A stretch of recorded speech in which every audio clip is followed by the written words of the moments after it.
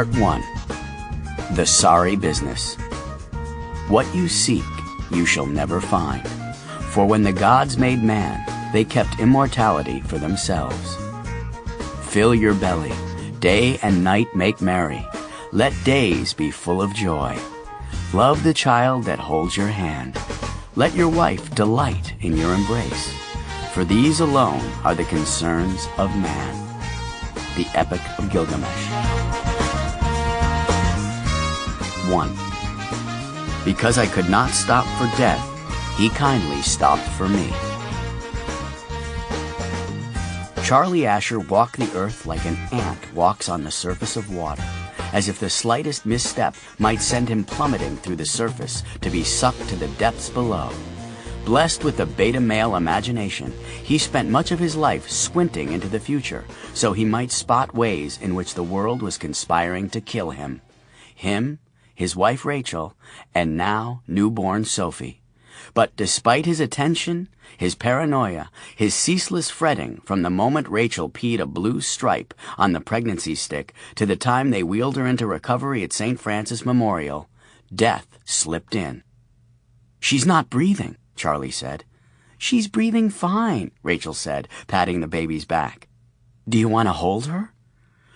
Charlie had held baby Sophie for a few seconds earlier in the day, and had handed her quickly to a nurse, insisting that someone more qualified than he do some of the finger and toe counting. He'd done it twice and kept coming up with 21.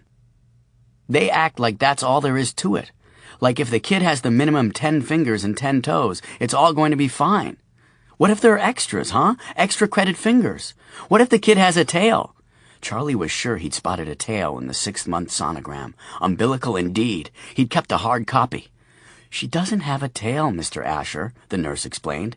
"And it's 10 and 10. We've all checked. Perhaps you should go home and get some rest." "I'll still love her, even with her extra finger." "She's perfectly normal. Or toe. We really do know what we're doing, Mr. Asher. She's a beautiful, healthy baby girl." "Or a tail." The nurse sighed. She was short, wide, and had a tattoo of a snake up her right calf that showed through her white nurse stockings.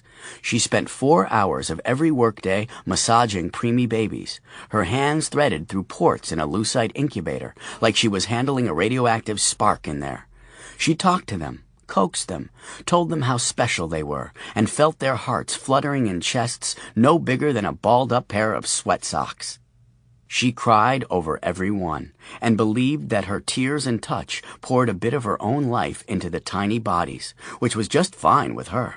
She could spare it. She had been a neonatal nurse for 20 years, and had never so much as raised her voice to a new father. "There's no goddamn tail, you doofus! Look!" She pulled down the blanket and aimed baby Sophie's bottom at him like she might unleash a fusillade of weapons-grade poopage such as the guileless beta male had never seen. Charlie jumped back. A lean and nimble 30 he was. Then, once he realized the baby wasn't loaded, he straightened the lapels of his tweed jacket in a gesture of righteous indignation. "You could have removed her tail in the delivery room, and we'd never know." He didn't know. He'd been asked to leave the delivery room, first by the OBGYN, and finally by Rachel. "Him or me," Rachel said. "One of us has to go." In Rachel's room, Charlie said, "If they removed her tail, I want it. She'll want it when she gets older." "Sophie, your papa isn't really insane. He just hasn't slept for a couple of days." "She's looking at me," Charlie said. "She's looking at me like I blew her college money at the track, and now she's going to have to turn tricks to get her MBA. Rachel took his hand. "Honey, I don't think her eyes can even focus this early. And besides, she's a little young to start worrying about turning tricks to get her MFA. MBA, Charlie corrected. They start very young these days. By the time I figure out how to get to the track, she could be old enough. God, your parents are going to hate me." "And that would be different how?" "New reasons, that's how. Now I've made their granddaughter a shiksa." "She's not a shiksa, Charlie. We've been through this. She's my daughter, so she's as Jewish as I am." Charlie went down on one knee next to the bed and took one of Sophie's tiny hands between his fingers. "Daddy's sorry he made you a shiksa." He put his head down, buried his face in the crook where the baby met Rachel's side.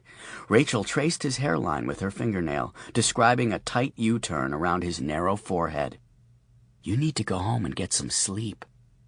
Charlie mumbled something into the covers. When he looked up, there were tears in his eyes. "She feels warm." "She is warm. She's supposed to be. It's a mammal thing. Goes with the breastfeeding. Why are you crying?" "You guys are so beautiful." He began arranging Rachel's dark hair across the pillow, brought a long lock down over Sophie's head, and started styling it into a baby hairpiece. "It'll be okay if she can't grow hair. There was that angry Irish singer who didn't have any hair, and she was attractive. If we had her tail, we could transplant plugs from that." "Charlie, go home. Your parents will blame me. Their bald shiksa granddaughter turning tricks and getting a business degree. It'll be all my fault." Rachel grabbed the buzzer from the blanket and held it up like it was wired to a bomb. "Charlie, if you don't go home and get some sleep right now, I swear I'll buzz the nurse and have her throw you out." She sounded stern, but she was smiling. Charlie liked looking at her smile, always had. It felt like approval and permission at the same time. Permission to be Charlie Asher. "Okay, I'll go." He reached to feel her forehead. "Do you have a fever? You look tired." "I just gave birth, you squirrel!" "I'm just concerned about you." He was not a squirrel. She was blaming him for Sophie's tail. That's why she'd said squirrel, and not doofus like everyone else. "Sweetie, go. Now, so I can get some rest." Charlie fluffed her pillow, checked her water pitcher, tucked in the blankets, kissed her forehead, kissed the baby's head, fluffed the baby, then started to rearrange the flowers that his mother had sent, moving the big stargazer lily in the front, accenting it with a spray of baby's breath. "Charlie!" "I'm going, geez." He checked the room one last time, then backed toward the door. "Can I bring you anything from home?" "I'll be fine. The ready kit you packed covered everything, I think. In fact, I may not even need the fire extinguisher. Better to have it and not need it than to need it. Go! I'll get some rest. The doctor will check Sophie out, and we'll take her home in the morning." That seems soon. It's standard. Should I bring more propane for the camp stove? We'll try to make it last. But Rachel held up the buzzer. As if her demands were not met, the consequences could be dire. "Love you," she said. "Love you too," Charlie said. "Both of you." "Bye, Daddy." Rachel puppeted Sophie's little hand in a wave. Charlie felt a lump rising in his throat. No one had ever called him Daddy before, not even a puppet. He had once asked Rachel, "Who's your daddy?" during sex, to which she had replied, "Saul Goldstein," thus rendering him impotent for a week and raising all kinds of issues that he didn't really like to think about.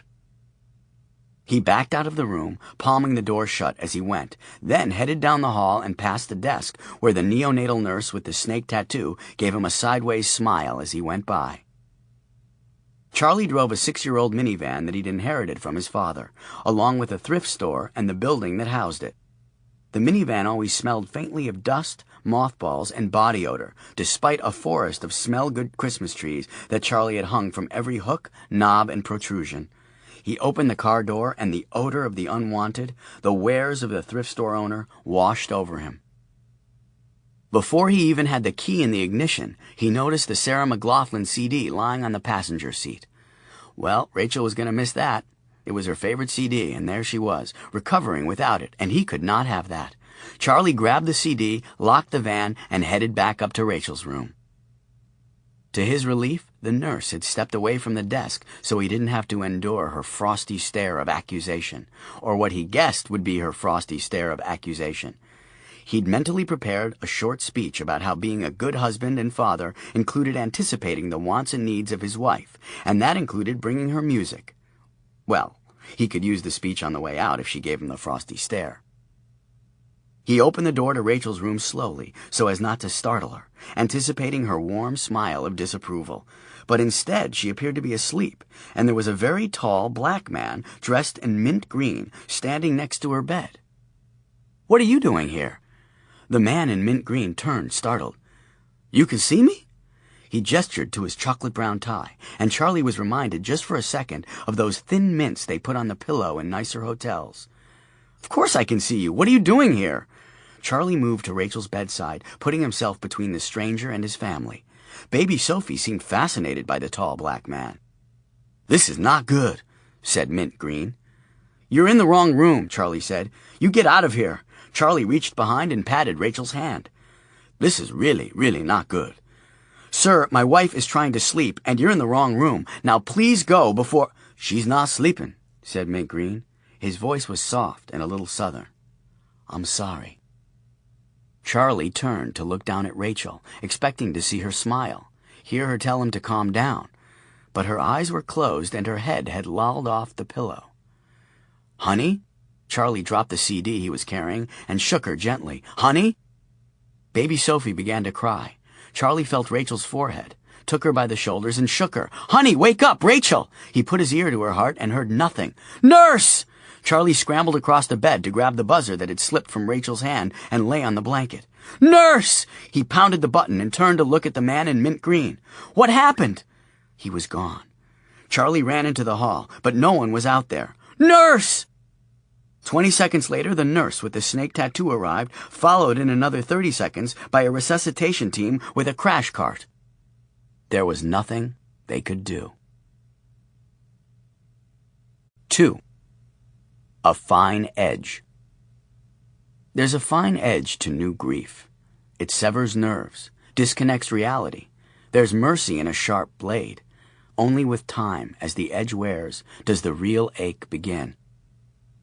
So Charlie was barely even aware of his own shrieks in Rachel's hospital room, of being sedated, of the filmy electric hysteria that netted everything he did for that first day. After that, it was a memory out of a sleepwalk, scenes filmed from a zombie's eye socket, as he ambled undead through explanations, accusations, preparations, and ceremony. "It's called a cerebral thromboembolism," the doctor had said. "A blood clot forms in the legs or pelvis during labor, then moves to the brain, cutting off the blood supply. It's very rare, but it happens. There was nothing we could do. Even if the crash team had been able to revive her, she'd have had massive brain damage. There was no pain. She probably just felt sleepy and passed." Charlie whispered to keep from screaming. "The man in the mint green. He did something to her. He injected her with something. He was there and he knew that she was dying. I saw him when I brought her CD back." They showed him the security tapes.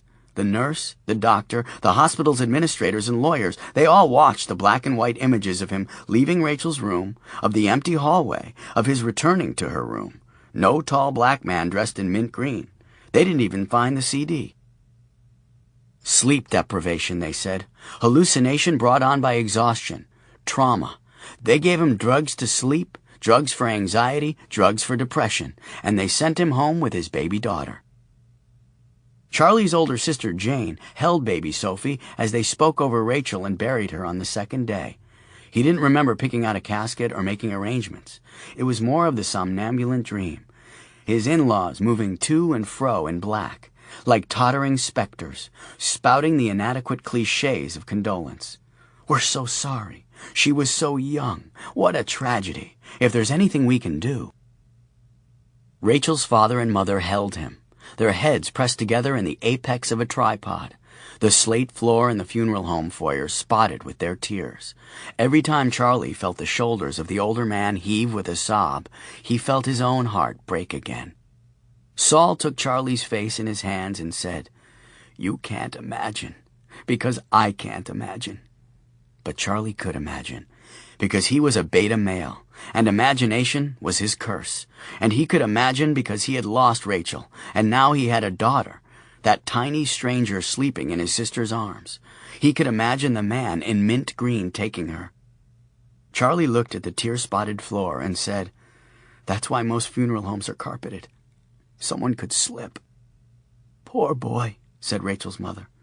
"We'll sit shiva with you, of course." Charlie made his way across the room to his sister, Jane, who wore a man's double-breasted suit and charcoal pinstripe gabardine. That, along with her severe 80s pop star hairstyle and the infant in the pink blanket that she held, made her appear not so much androgynous as confused. Charlie thought the suit actually looked better on her than it did on him, but she should have asked him for permission to wear it nonetheless. "I can't do this," he said. He let himself fall forward until the receded peninsula of dark hair touched her gelled flock of seagulls' platinum flip. It seemed like the best posture for sharing grief, this forehead lean, and it reminded him of standing drunkenly at a urinal and falling forward until his head hit the wall. despair. "You're doing fine," Jane said. "Nobody's good at this." "What the fuck's a Shiva?" "I think it's that Hindu god with all the arms." "That can't be right. The Goldsteins are going to sit on it with me." "Didn't Rachel teach you anything about being Jewish?" "I wasn't paying attention. I thought we had time." Jane adjusted baby Sophie into a half-back, one-armed carry and put her free hand on the back of Charlie's neck. "You'll be okay, kid." 7, said Mrs. Goldstein. "Shiva means 7. We used to sit for 7 days, grieving for the dead, praying. That's orthodox. Now most people just sit for 3. They sat Shiva in Charlie and Rachel's apartment that overlooked the cable car line at the corner of Mason and Vallejo streets. The building was a 4-story brick Edwardian, architecturally not quite the grand courtesan couture of the Victorians, but enough tardy trim and trash to toss off a sailor down a side street. Built after the earthquake and fire of 1906 had leveled the whole area of what was now North Beach, Russian Hill, and Chinatown. Charlie and Jane had inherited the building along with a thrift shop that occupied the ground floor when their father died 4 years before. Charlie got the business, the large double apartment they'd grown up in, and the upkeep on the old building, while Jane got half the rental income and one of the apartments on the top floor with a Bay Bridge view. At the instruction of Mrs. Goldstein, all the mirrors in the house were draped with black fabric and a large candle was placed on the coffee table in the center of the living room. They were supposed to sit on low benches or cushions, neither of which Charlie had in the house, so for the first time since Rachel's death, he went downstairs into the thrift shop looking for something they could use. The back stairs descended from a pantry behind the kitchen into the stockroom, where Charlie kept his office among boxes of merchandise waiting to be sorted, priced, and placed in the store. The shop was dark, except for the light that filtered in the front window from the streetlights out on Mason Street. Charlie stood there at the foot of the stairs, his hand on the light switch, just staring. Amid the shelves of knickknacks and books, the piles of old radios, the racks of clothes, all of them dark, just lumpy shapes in the dark, he could see objects glowing a dull red, nearly pulsing, like beating hearts. A sweater in the racks, a porcelain figure of a frog in a curio case, out by the front window, an old Coca-Cola tray, a pair of shoes, all glowing red. Charlie flipped the switch. Fluorescent tubes fired to life across the ceiling, flickering at first, and the shop lit up. The red glow disappeared. "Okay," he said to himself, calmly, like everything was just fine now. He flipped off the lights. Glowing red stuff. On the counter, close to where he stood, there was a brass business card holder cast in the shape of a whooping crane, glowing dull red. He took a second to study it, just to make sure there wasn't some red light source from outside refracting around the room and making him uneasy for no reason. He stepped into the dark shop, took a closer look, got an angle on the brass cranes. Nope, the brass was definitely pulsing red. He turned and ran back up the steps as fast as he could.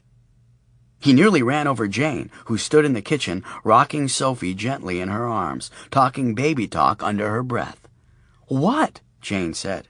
"I know you have some big cushions down in the shop somewhere." "I can't," Charlie said. "I'm on drugs."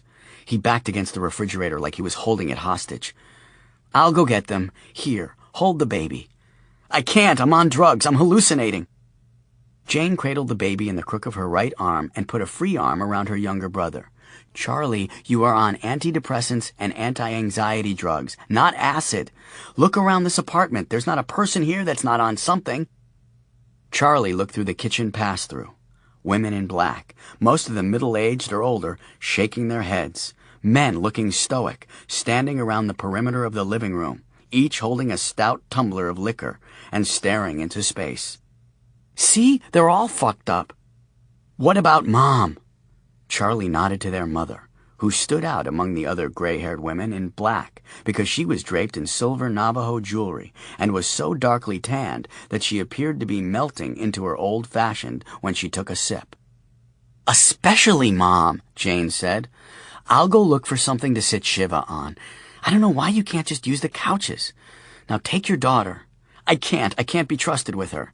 "Take her, bitch!" Jane barked in Charlie's ear, sort of a whisper bark. It had long ago been determined who was the alpha male between them, and it was not Charlie. She handed off the baby and cut to the stairs. "Jane!" Charlie called after her. "Look around before you turn on the lights. See if you see anything weird, okay?"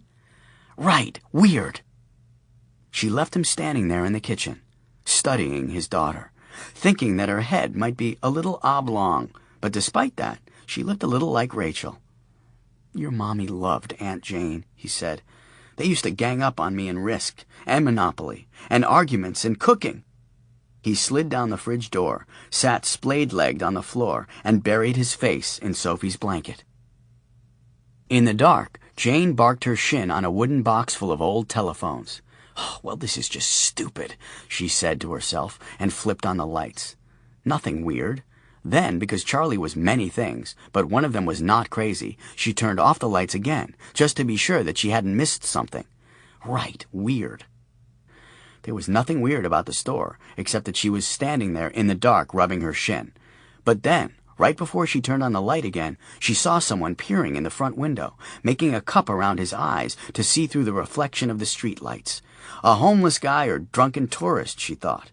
She moved through the dark shop, between columns of comic books stacked on the floor, to a spot behind a rack of jackets where she could get a clear view of the window, which was filled with cheap cameras, vases, belt buckles, and all manner of objects that Charlie had judged worthy of interest, but obviously not worthy of a smash and grab.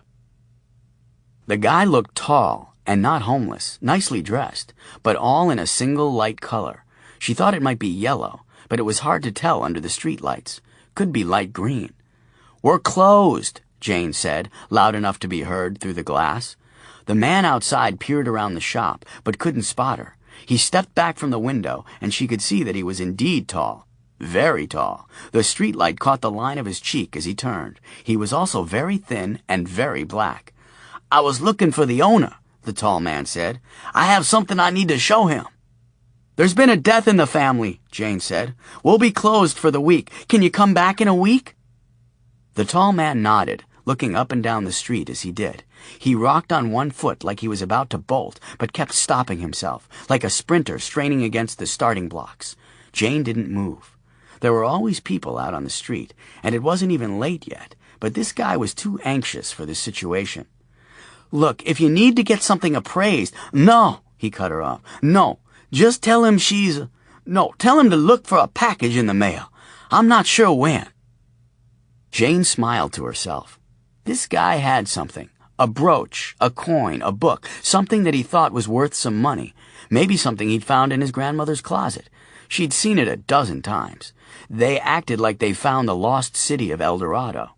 They'd come in with it tucked in their coats or wrapped in 1,000 layers of tissue paper and tape. The more tape, generally, the more worthless the item would turn out to be. There was an equation there somewhere. 9 times out of 10, it was crap. She'd watched her father try to finesse their ego and gently lower the owners into disappointment, convinced them that the sentimental value made it priceless, and that he, a lowly second-hand store owner, couldn't presume to put a value on it. Charlie, on the other hand, would just tell them that he didn't know about brooches or coins or whatever they had and let someone else bear the bad news.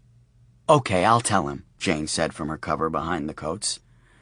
With that, the tall man was away, taking great praying mantis strides up the street and out of view.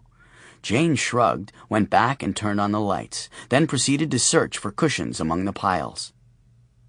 It was a big store, taking up nearly the whole bottom floor of the building, and not particularly well organized, as each system that Charlie adopted seemed to collapse after a few weeks under its own weight, and the result was not so much a patchwork of organizational systems, but a garden of mismatched piles. Lily, the maroon-haired goth girl, who worked for Charlie 3 afternoons a week, said that the fact that they ever found anything at all was proof of the chaos theory at work. Then she would walk away muttering and go out in the alley to smoke clove cigarettes and stare into the abyss, although Charlie noted that the abyss looked an awful lot like a dumpster. It took Jane 10 minutes to navigate the aisles and find 3 cushions that looked wide enough and thick enough that they might work for sitting Shiva, and when she returned to Charlie's apartment, she found her brother curled into the fetal position around baby Sophie, asleep on the kitchen floor. The other mourners had completely forgotten about him. "Hey, doofus!" She nudged his shoulder with her toe, and he rolled onto his back, the baby still in his arms. "These okay?" "Did you see anything glowing?" Jane dropped the stack of cushions on the floor. "What?" "Glowing red. Did you see things in the shop glowing, like pulsating red?" "No, did you?" "Kind of." "Give 'em up." "What?" "The drugs. Hand them over. They're obviously much better than you led me to believe." "But you said they were just anti-anxiety." "Give up the drugs. I'll watch the kid while you shiver." "You can't watch my daughter if you're on drugs." "Fine. Surrender the crumb snatcher and go sit." Charlie handed the baby up to Jane. "You have to keep Mom out of the way, too." "Oh, no, not without drugs." "They're in the medicine cabinet in the master bath, bottom shelf." He was sitting on the floor now, rubbing his forehead as if to stretch the skin out over his pain. She kneed him in the shoulder. "Hey, kid, I'm sorry. You know that, right? Goes without saying, right?" "Yeah," a weak smile. She held the baby up by her face, then looked down in adoration, Mother of Jesus style. "What do you think? I should get one of these, huh?" "You can borrow mine whenever you need to." "Nah, I should get my own. I already feel bad about borrowing your wife." "Jane! Kidding! Geez, you're such a wuss sometimes. Go sit shiva. Go, go, go!" Charlie gathered the cushions and went to the living room to grieve with his in-laws. Nervous because the only prayer he knew was, "Now I lay me down to sleep," and he wasn't sure that was going to cut it for 3 full days. Jane forgot to mention the tall guy from the shop. 3. Beneath the number 41 bus. It was 2 weeks before Charlie left the apartment and walked down to the auto teller on Columbus Avenue, where he first killed a guy. His weapon of choice was the number 41 bus, on its way from the Trans-Bay Station by the Bay Bridge to the Presidio by the Golden Gate Bridge. If you're going to get hit by a bus in San Francisco, you want to go with the 41, because you can pretty much figure on there being a nice bridge view. Charlie hadn't really counted on killing a guy that morning. He had hoped to get some 20s for the register at the thrift store, check his balance, and maybe pick up some yellow mustard at the deli. Charlie was not a brown mustard kind of guy. Brown mustard was the condiment equivalent of skydiving. It was okay for race car drivers and serial killers, but for Charlie, a fine line of French's yellow was all the spice that life required. After the funeral, friends and relatives had left a mountain of cold cuts in Charlie's fridge, which was all he'd eaten for the past 2 weeks. But now he was down to ham, dark rye, and pre-mixed Enfamil formula, none of which was tolerable without yellow mustard. He'd secured the yellow squeeze bottle and felt safer now with it in his jacket pocket. But when the bus hit the guy, mustard completely slipped Charlie's mind. It was a warm day in October. The light had gone autumn soft over the city. The summer fog had ceased its relentless crawl out of the bay each morning, and there was just enough breeze that the few sailboats that dotted the bay looked like they might have been posing for an impressionist painter. In the split second that Charlie's victim realized that he was being run over, he might not have been happy about the event, but he couldn't have picked a nicer day for it. The guy's name was William Creek. He was 32 and worked as a market analyst in the financial district, where he had been headed that morning when he decided to stop at the auto teller. He was wearing a light wool suit and running shoes. His work shoes were tucked into a leather satchel under his arm. The handle of a compact umbrella protruded from the side pocket of the satchel, and it was this that caught Charlie's attention. For while the handle of the umbrella appeared to be made of faux walnut burl, it was glowing a dull red, as if it had been heated in a forge. Charlie stood in the ATM line trying not to notice, trying to appear uninterested, but he couldn't help but stare. It was glowing, for fuck's sake. Didn't anyone see it? William Creek glanced over his shoulder as he slid his card into the machine, saw Charlie looking at him, then tried to will his suit coat to expand into great manta ray wings to block Charlie's view as he keyed in his PIN number. Creek snatched his card and the expectorated cash from the machine, turned and headed away quickly toward the corner. Charlie couldn't stand it any longer. The umbrella handle had begun to pulsate red, like a beating heart. As Creek reached the curb, Charlie said, excuse me, sir." When Creek turned, Charlie said, "Your umbrella." At that point, the number 41 bus was coming through the intersection at Columbus and Vallejo at about 35 miles per hour, angling toward the curb for its next stop. Creek looked down at the satchel under his arm where Charlie was pointing, and the heel of his running shoe caught the slight rise of the curb. He started to lose his balance, the sort of thing we all might do on any given day while walking through the city. Trip on a crack in the sidewalk and take a couple of quick steps to regain equilibrium. But William Creek took only one step. Back. Off the curb. You can't really sugarcoat it at this point, can you? The number 41 bus creamed him. He flew a good 50 feet through the air before he hit the back window of a Saab like a great gabardine sack of meat, then bounced back to the pavement and commenced to ooze fluids. His belongings, the satchel, the umbrella, a gold tie bar, a Tag Heuer watch, skittered on down the street, ricocheting off tires, shoes, manhole covers, some coming to rest nearly a block away. Charlie stood at the curb trying to breathe. He could hear a tooting sound, like someone was blowing a toy train whistle. It was all he could hear. Then someone ran into him, and he realized it was the sound of his own rhythmic whimpering. The guy with the umbrella, had just been wiped out of the world. People rushed, crowded around. A dozen were barking into cell phones. The bus driver nearly flattened Charlie as he rushed down the sidewalk toward the carnage. Charlie staggered after him. "I was just going to ask him." No one looked at Charlie. It had taken all of his will, as well as a pep talk from his sister, to leave the apartment, and now this. "I was just going to tell him that his umbrella was on fire," Charlie said, as if he was explaining to his accusers. But no one accused him, really. They ran by him, some headed toward the body, some away from it. They batted him around and looked back, baffled, like they'd collided with a rough air current or a ghost instead of a man. "The umbrella," Charlie said, looking for the evidence. Then he spotted it, almost down at the next corner, lying in the gutter, still glowing red, pulsating like failing neon. "There! See?" But people were gathered around the dead man in a wide semicircle, their hands to their mouths, and no one was paying any attention to the frightened thin man spouting nonsense behind them. He threaded his way through the crowd toward the umbrella, determined now to confirm his conviction, too far in shock to be afraid. When he was only 10 feet away from it, he looked up the street to make sure another bus wasn't coming before he ventured off the curb. He looked back just as a delicate, tar-black hand snaked out of the storm drain and snatched the compact umbrella off the street. Charlie backed away, looking around to see if anyone had seen what he had seen, but no one had. No one even made eye contact. A policeman trotted by, and Charlie grabbed his sleeve as he passed. But when the cop spun around and his eyes went wide with confusion, then what appeared to be real terror, Charlie let him go. "Sorry," he said. "Sorry. I can see you've got work to do. Sorry." The cop shuddered and pushed through the crowd of onlookers toward the battered body of William Creek.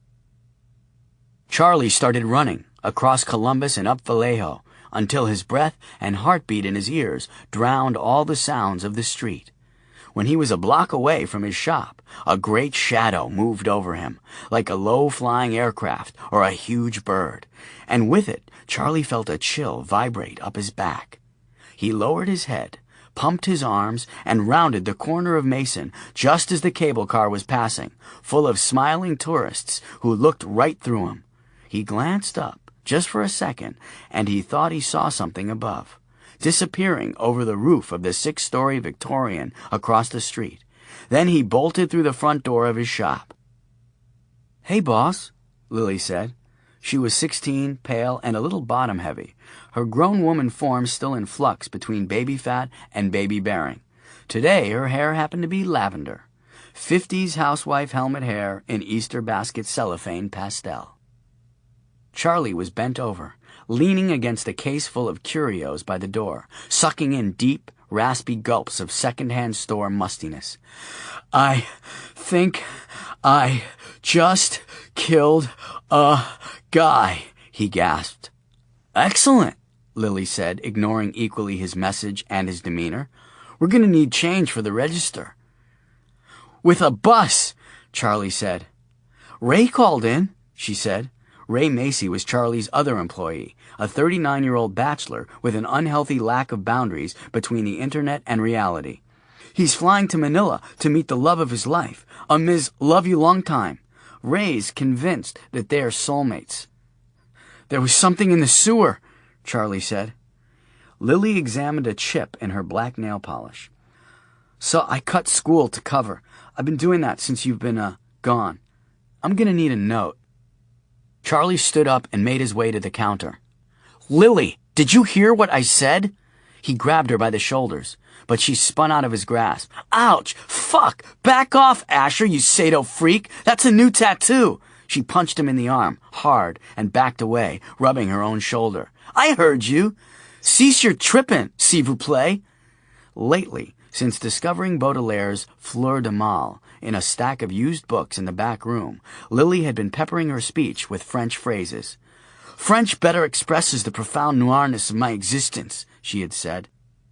Charlie put both hands on the counter to keep them from shaking, then spoke slowly and deliberately like he was speaking to someone for whom English was his second language.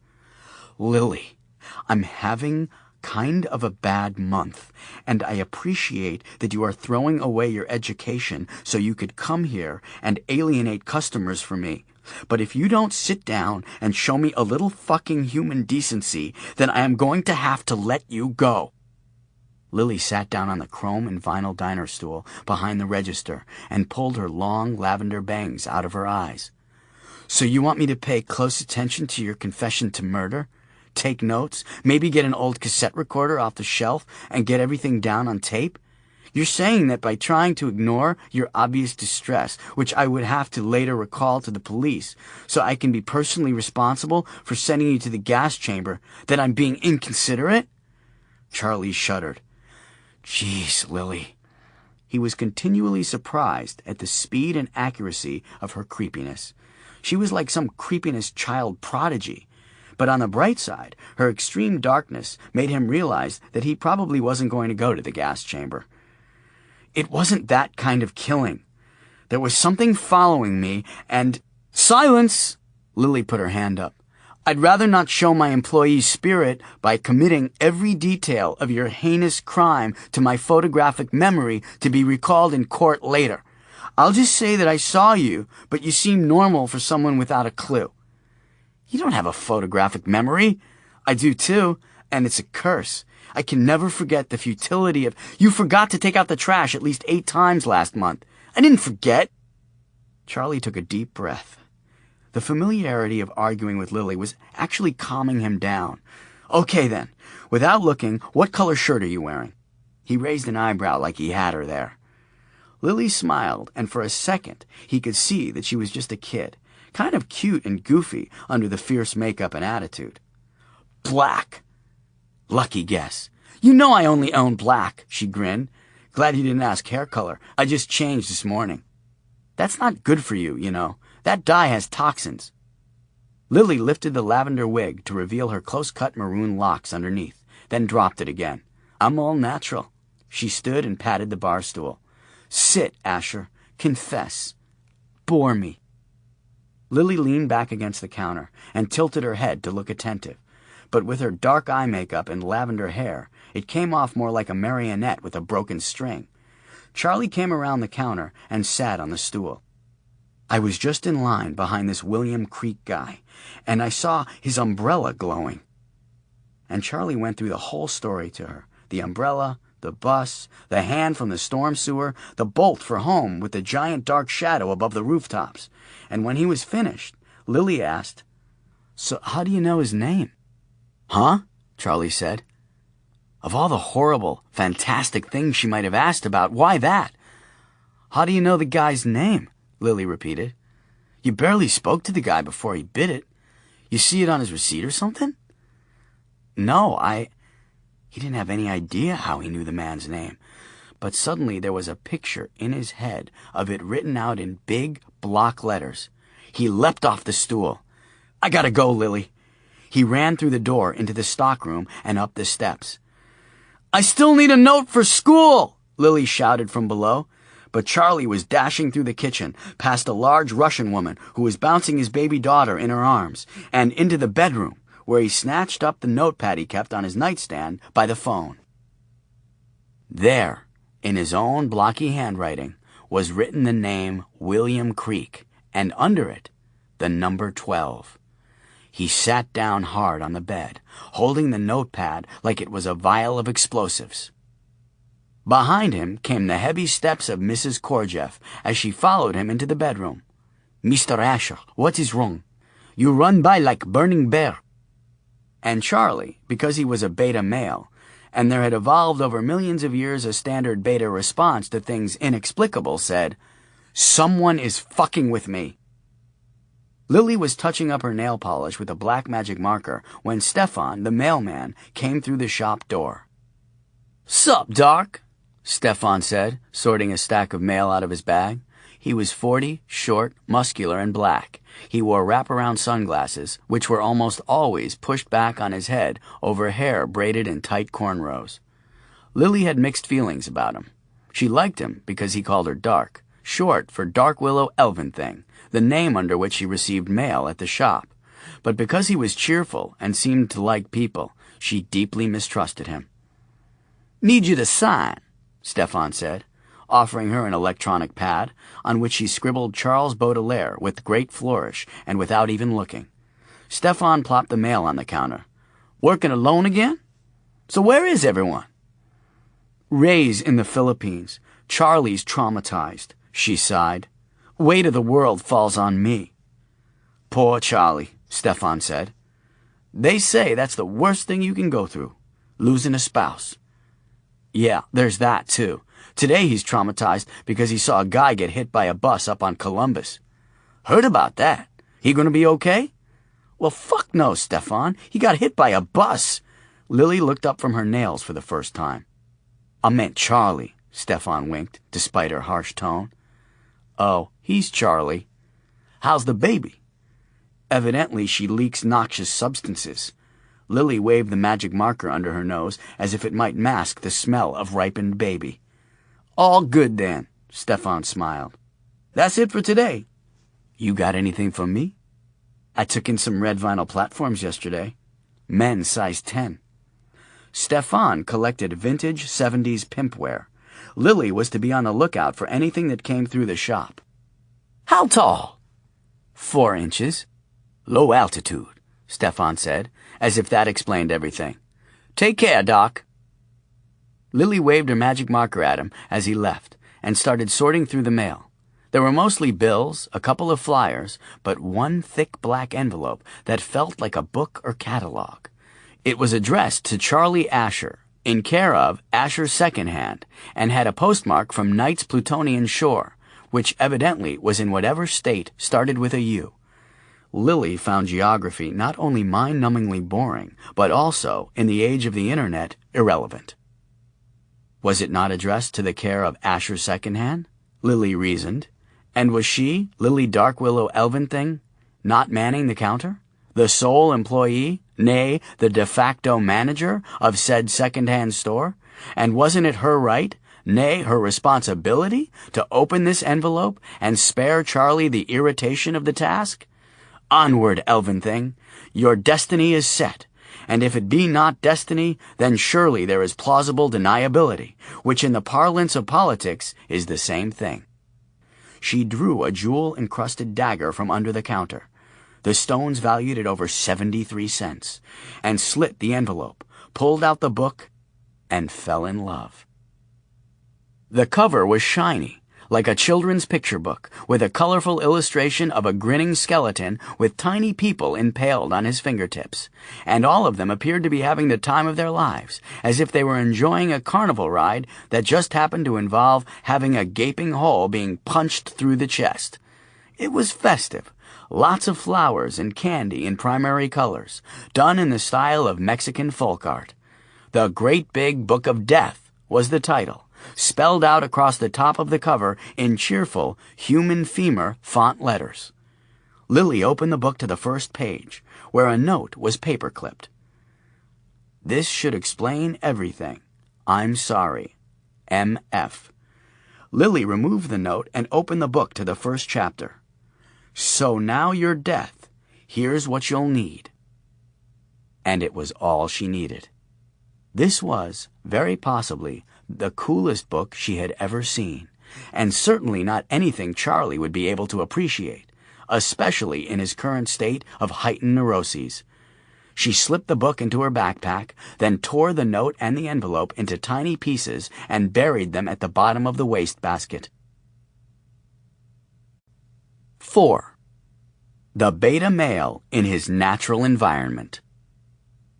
Jane, said Charlie, I am convinced by the events of the last few weeks that nefarious forces or people, unidentified but no less real, are threatening life as we know it, and in fact may be bent on unraveling the very fabric of our existence.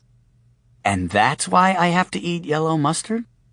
Jane was sitting at Charlie's breakfast counter, eating Little Smokey's cocktail sausages out of the package, dipping them in a ramekin of French's yellow. Baby Sophie was sitting on the counter, in her car seat bassinet Imperial Stormtrooper helmet thingy. Charlie paced the kitchen, marking off his evidentiary points in the air with a sausage as he went. First, there was the guy in Rachel's room that mysteriously disappeared from the security tapes. Because he was never there. Look, Sophie likes yellow mustard, like you. Second, Charlie continued, despite his sister's persistent indifference, all the stuff in the shop was glowing like it was radioactive. Don't put that in her mouth. Oh my God, Charlie, Sophie's straight. Look at her go after that little Smokey. And third, that Creek guy got hit by a bus up on Columbus yesterday. I knew his name, and he had an umbrella that was glowing red. I'm so disappointed, said Jane. I was looking forward to raising her on the all-girls team, giving her the advantages I never had.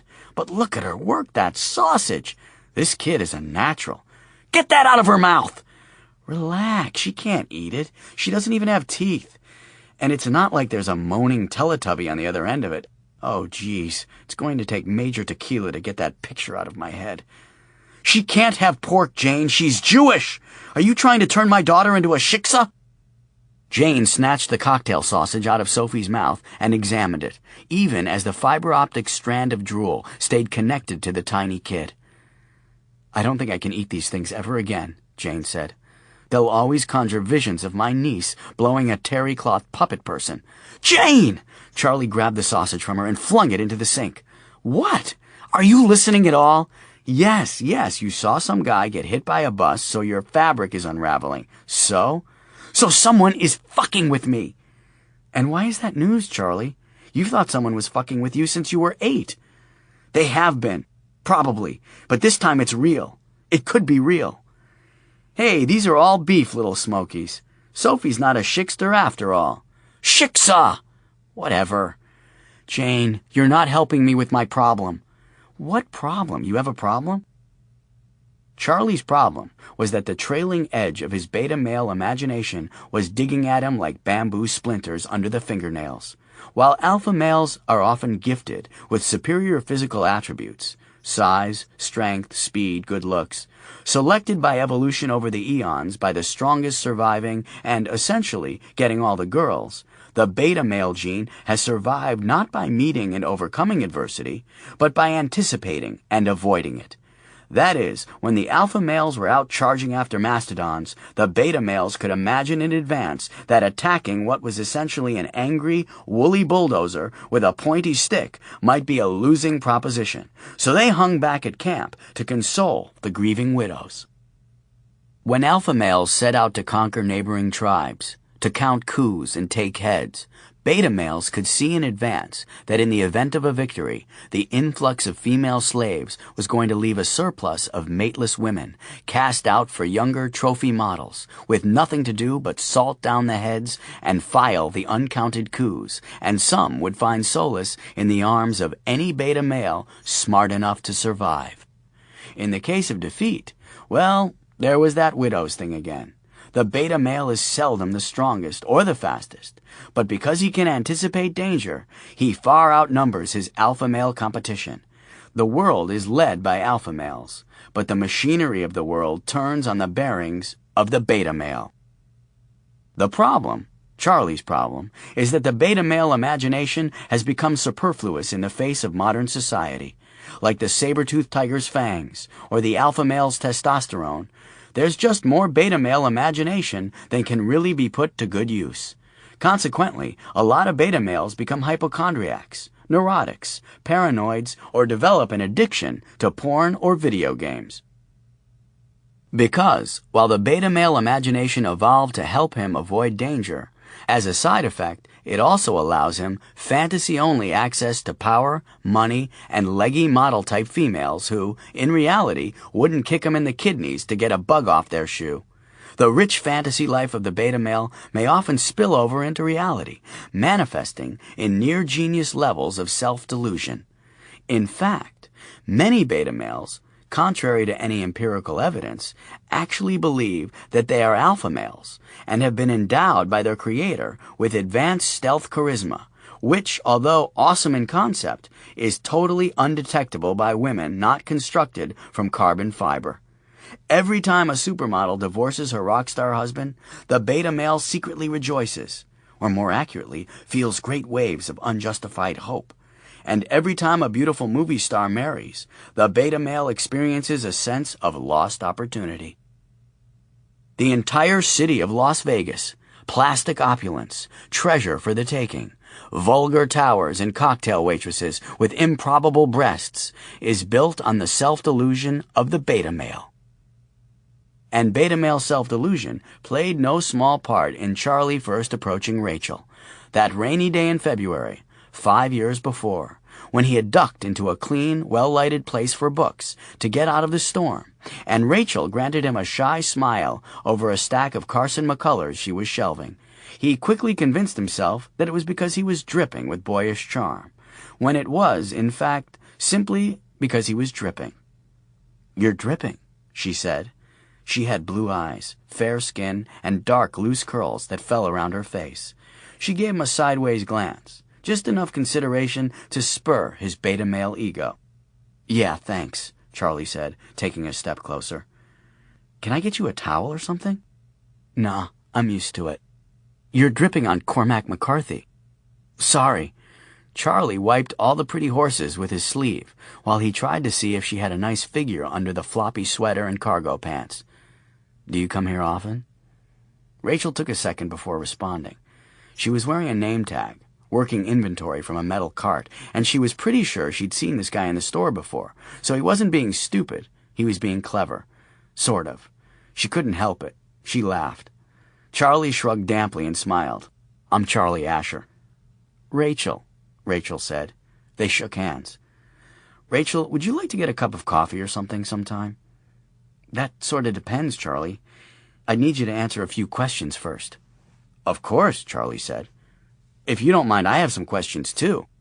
He was thinking, what do you look like naked, and how long before I can check? "Fine, then." Rachel put down the Ballad of the Sad Cafe and counted on her fingers. "Do you have a job, a car, and a place to live? And are the last two things the same thing?" She was 25 and had been single for a while. She'd learned to screen her applicants. Yes, yes, yes, and no." "Excellent. Are you gay?" She'd been single for a while in San Francisco. "I asked you out." "That means nothing. I've had guys not realize they were gay until we'd gone out a few times. Turns out that's my specialty." "Wow, you're kidding." He looked her up and down and decided that she probably had a great figure under the baggy clothes. "I could see it going the other way, but—" "Right answer. Okay. I'll have coffee with you." "Oh, not so fast. What about my questions?" Rachel threw out a hip and rolled her eyes. Sighed. "Okay, shoot. I don't really have any. I just didn't want you to think I was easy. You asked me out 30 seconds after we met. Can you blame me? There you were, eyes and teeth, hair dry, holding good books. Ask me! Do you think there's any chance, after we get to know each other, that you'll like me? I mean, can you see it happening?" It didn't matter that he was pushing it. Whether he was sly or just awkward, she was defenseless against his beta male charm, sans charisma, and she had her answer. Not a chance, she lied. I miss her, Charlie said, and he looked away from his sister as if there was something in the sink that really, really needed studying. His shoulders shook with a sob, and Jane went to him and held him as he slumped to his knees. I really miss her. I know you do. I hate this kitchen. Right there with you, kid. The good sister, she was. I see this kitchen, and I see her face, and I can't handle it. Yes, you can. You will. It will get better. Maybe I should move or something. You do what you think you need to, but pain travels pretty well. Jane rubbed his shoulders and his neck, as if his grief was a knot in a muscle that could be worked out under direct pressure. After a few minutes, he was back, functioning, sitting at the counter between Sophie and Jane, drinking a cup of coffee. You think I'm just imagining all this, then? Jane sighed. Charlie, Rachel was the center of your universe. Anyone who saw you guys together knew that. Your life revolved around her. With Rachel gone, it's like you have no center, nothing to ground you. You're all wobbly and unstable, so things seem unreal. But you do have a center. I do? It's you. I don't have a Rachel or anyone like her on the horizon, but I'm not spinning out of control. So you're saying I need to be self-centered? Like you? I guess I am. Do you think that makes me a bad person? Do you care? Good point. Are you going to be okay? I need to go buy some yoga DVDs. I'm starting a class tomorrow. If you're going to take a class, then why do you need DVDs? Well, I have to look like I know what I'm doing, or no one will go out with me. You going to be okay? I'll be okay. I just can't go in the kitchen, or look at anything in the apartment, or listen to music, or watch TV. Okay then. Have fun, Jane said, tweaking the baby's nose on the way out the door. When she was gone, Charlie sat at the counter for a while, looking at baby Sophie. Strangely enough, she was the only thing in the apartment that didn't remind him of Rachel. She was a stranger. She looked at him, those wide blue eyes, with sort of an odd, glazed look. Not with the adoration or wonder that you might expect. More like she'd been drinking and would be leaving as soon as she found her car keys. Sorry, Charlie said, averting his gaze to a stack of unpaid bills by the phone. He could feel the kid watching him, wondering, he thought, how many terry-cloth puppet people she'd have to blow to get a decent father over here. Still, he checked that she was securely strapped in her chair, then went off to grab the undone laundry, because he was, in fact, going to be a very good father. Beta males almost always make good fathers. They tend to be steady and responsible, the kind of guys a girl, if she was resolved to do without the 7-figure salary or the 36-inch vertical leap, would want as a father for her children. Of course, she'd rather not have to sleep with him for that to happen, but after you've been kicked to the curb by a few alpha males, the idea of waking up in the arms of a guy who will adore you, if for no other reason than gratitude for sex, and will always be there, even past a point where you can stand to have him around, is a comfortable compromise. For the beta male, if nothing else, is loyal. He makes a great husband as well as a great best friend. He will help you move and bring you soup when you are sick. Always considerate, the beta male thanks a woman after sex, and is often quick with an apology as well. He makes a great house sitter, especially if you aren't especially attached to your house pets. A beta male is trustworthy. Your girlfriend is generally in safe hands with a beta male friend, unless, of course, she is a complete slut. In fact, the complete slut through history may be exclusively responsible for the survival of the beta male gene. For loyal as he may be, the beta male is helpless in the face of charging, unimaginary bosoms. And while the beta male has the potential to be a great husband and father, the skills still need to be learned. So for the next few weeks, Charlie did little but care for the tiny stranger in his house. She was an alien, really, a sort of eating, pooping tantrum machine, and he didn't understand anything about her species. But as he tended to her, talked to her, lost a lot of sleep over her, bathed her, watched her nap, and admonished her for the disgusting substances that oozed and erped out of her, he started to fall in love. One morning, after a particularly active night of the feed and change parade, he awoke to find her staring goofily at the mobile over her crib, and when she saw him, she smiled. That did it. Like her mother before her, she set the course of his life with a smile, and as it had with Rachel, that wet morning in the bookstore, his soul lit up. The weirdness, the bizarre circumstances of Rachel's death, the red glowing items in the shop, the dark winged thing above the street, all of it took a back seat to the new light of his life. He didn't understand that she loved him unconditionally, so when he got up in the middle of the night to feed her, he put on a shirt and combed his hair and tested to see that his breath was free of funk. Within minutes of getting poleaxed with affection for his daughter, he started to develop a deep fear for her safety, which, over the course of a few days, blossomed into a whole new garden of paranoia. "It looks like Nerf World in here," Jane said, one afternoon when she brought in the bills from the store and the checks for Charlie to sign. Charlie had padded every sharp corner or edge in the apartment with foam rubber and duct tape, put plastic covers on all of the electrical outlets, child-proof locks on all the cabinets, installed new smoke, carbon monoxide, and radon detectors, and activated the V-chip on the TV so that now he was incapable of watching anything that didn't feature baby animals or learning the alphabet. "Accidents are the #1 cause of death among children in America," Charlie said. "But she can't even roll over on her stomach yet." "I want to be ready. Everything I read says that one day you're breastfeeding them and the next day you wake up and they're dropping out of college." He was changing the baby on the coffee table and had used 10 baby wipes so far, if Jane had the count right. "I think that might be a metaphor, for how fast they grow up." "Well, it's done when she's ready to crawl." "Why don't you just make a big foam rubber suit for her? It's easier than padding the world." "Charlie, it's scary looking in here. You can't bring a woman here. She'd think you're nuts." Charlie looked at his sister for a long second without saying anything, just frozen there, holding a disposable diaper in one hand and his daughter's ankles scissored between the fingers of the other.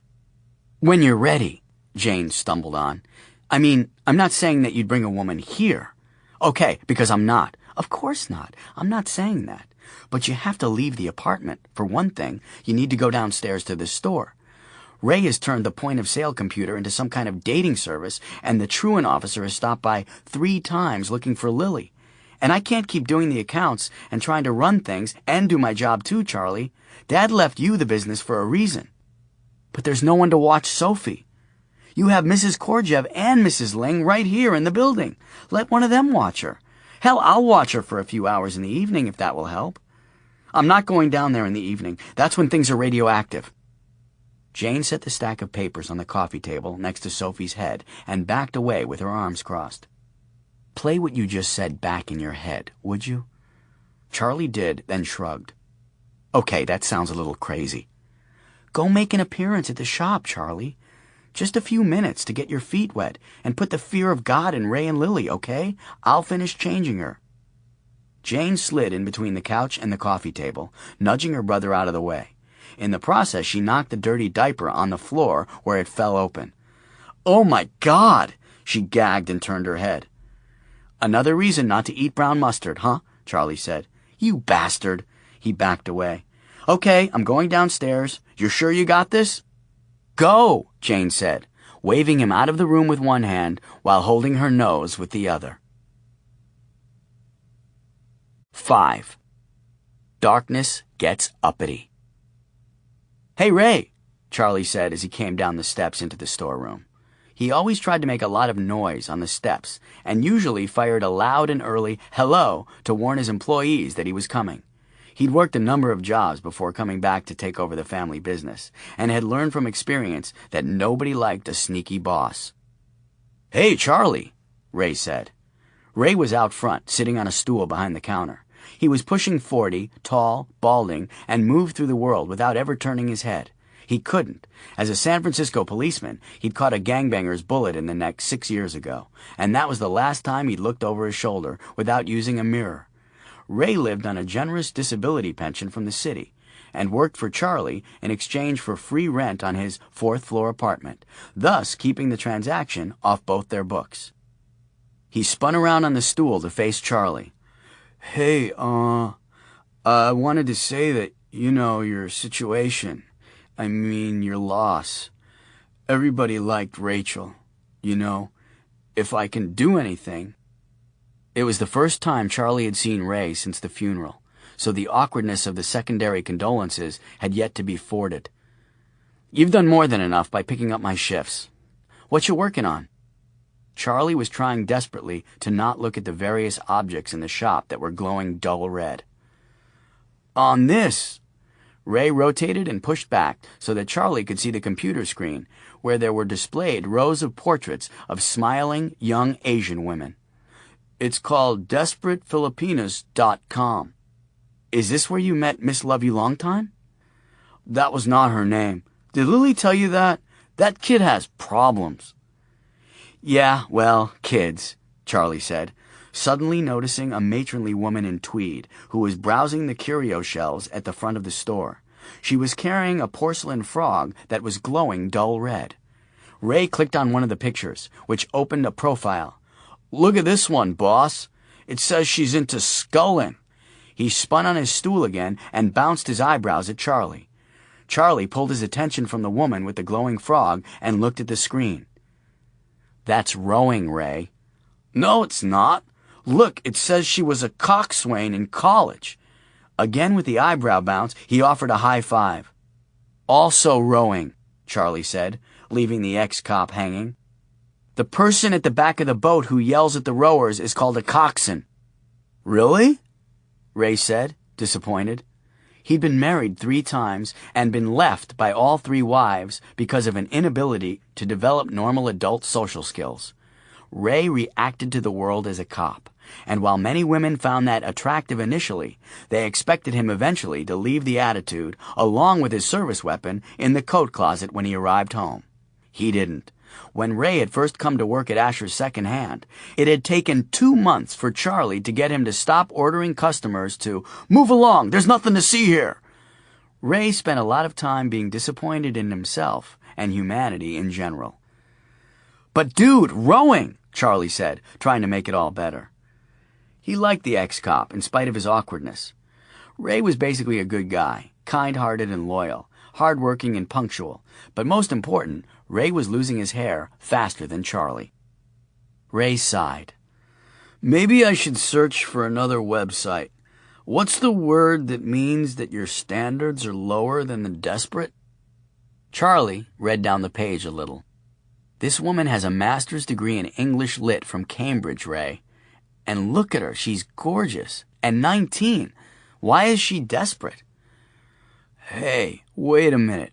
A master's degree at 19? This girl is too smart for me."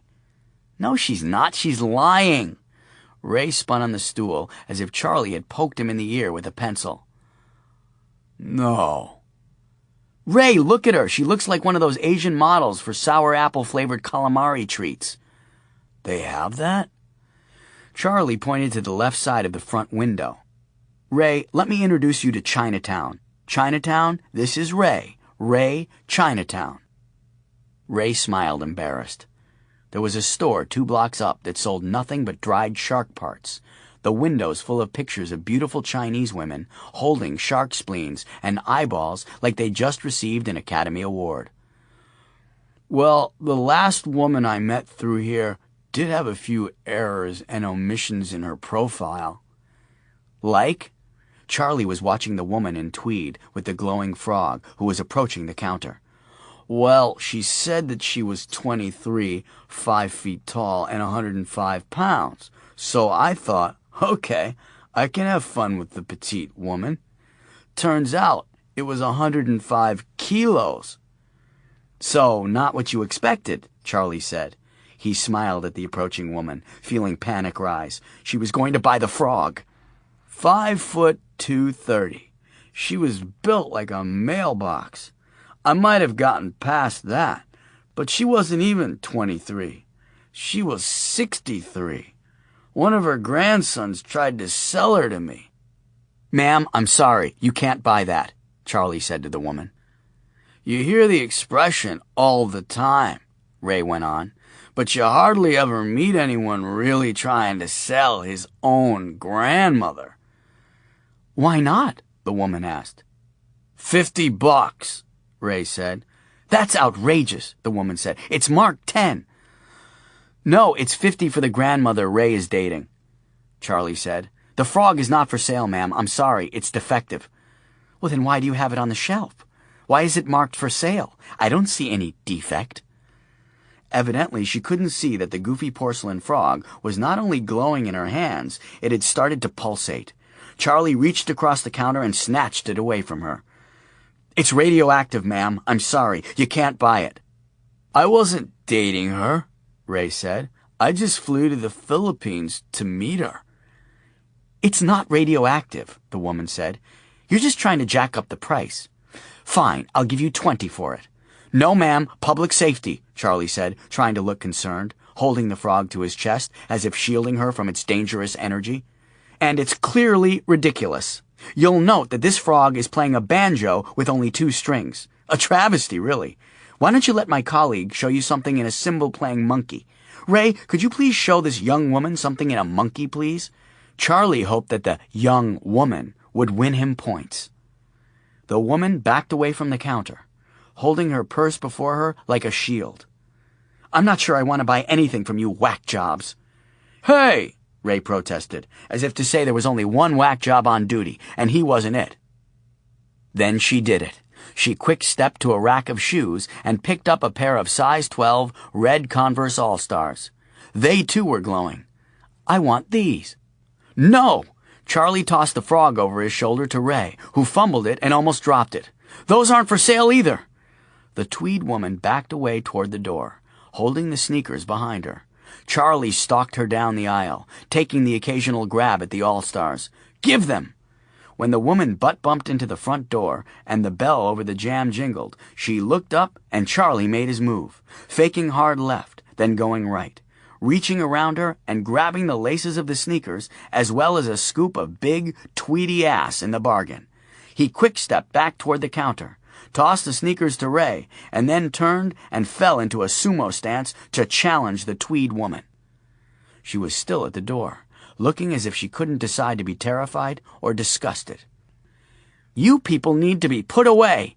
I'm reporting you to the Better Business Bureau and the local Merchants Association. And you, Mr. Asher, can tell Ms. Severo that I will be back."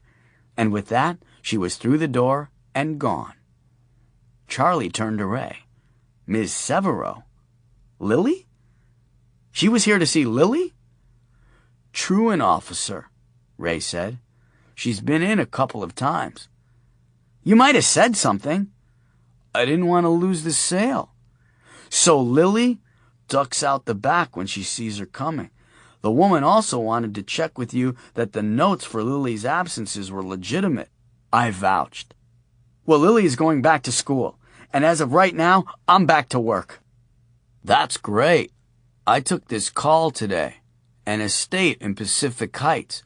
Lots of nice women's clothes." Ray tapped a piece of notepaper on the counter. "I'm not really qualified to handle it." "I'll do it. But first, we have a lot to catch up on. Flip the close sign and lock the front door, would you, Ray?"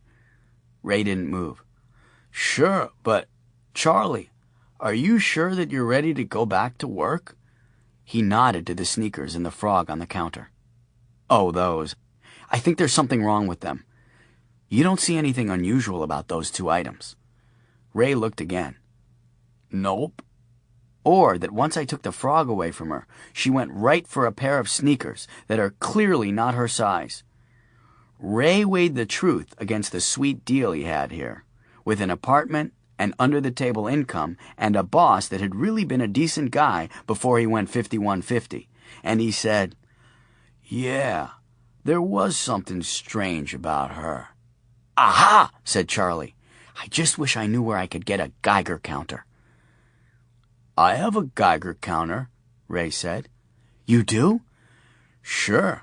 You want me to get it? Maybe later, Charlie said. Just lock up and help me gather up some of the merchandise. Over the next hour, Ray watched as Charlie moved a set of what seemed randomly chosen items from the store to the back room, directing him to under no circumstances put them back out or sell them to anyone. Then he retrieved the Geiger counter that he'd obtained on a sweet trade for a stringless, oversized tennis racket and tested each item as Charlie instructed. And, of course, they were as inert as dirt. "And you don't see any glowing or pulsating or anything in this pile?" Charlie asked. "Sorry." Ray shook his head, feeling a little embarrassed that he was witnessing this. "Good first day back to work, though," Ray said, trying to make it all better. "Maybe you should call it a day. Go check on the baby and make that estate call in the morning. I'll box this stuff up and mark it so Lily won't sell or trade it." "Okay," Charlie said, "but don't throw it out either. I'm going to figure this out." "You betcha, boss. See you in the morning." "Yeah, thanks, Ray. You can go home when you finish." Charlie went back to his apartment, checking his hands the whole way to see if any of the red glow from the pile of objects had rubbed off on them, but they seemed normal. He sent Jane home, fed and bathed Sophie, and read her to sleep with a few pages from Slaughterhouse-Five, then went to bed early and slept fitfully. He awoke the next morning in a haze, then sat bolt upright in bed, eyes wide and heart pounding, when he saw the note sitting on the nightstand. Another one. Then he noticed that this time it wasn't his handwriting, and the number was obviously a phone number, and he sighed. It was the estate appointment that Ray had made for him. He put it on the nightstand so he wouldn't forget. Mr. Michael Mainhart, it read. Then upscale women's clothing and furs, with a double underline. The phone number had a local exchange. He picked up the note, and under it was a second piece of notepaper, this one with the same name written in his own handwriting, and under it the numeral 5. He didn't remember writing any of it. At that moment, something large and dark passed by the second-story bedroom window, but by the time he looked up, it was gone. A blanket of fog lay over the bay, and from Pacific Heights, the great orange towers of the Golden Gate Bridge jutted through the fog bank like carrots from the faces of sleeping conjoined twin snowmen. In the heights, the morning sun had already opened the sky, and workmen were scurrying about, tending yards and gardens around the mansions. When he arrived at the home of Michael Mainhart, the first thing Charlie noticed was that no one noticed him. There were 2 guys working in the yard, to whom Charlie waved as he passed, but they did not wave back. Then the mailman, who was coming off the big porch, drove him off the walkway into the dewy grass, without so much as an "excuse me." "Excuse me," Charlie said sarcastically, but the mailman was wearing headphones and listening to something that was inspiring him to bob his head like a pigeon feeding on amphetamines, and he bopped on. Charlie was going to shout something devastatingly clever, then thought better of it. For although it had been some years since he'd heard of a postal employee perpetrating a massacre, as long as the term going postal referred to anything besides choosing a shipping carrier, he felt he shouldn't press his luck.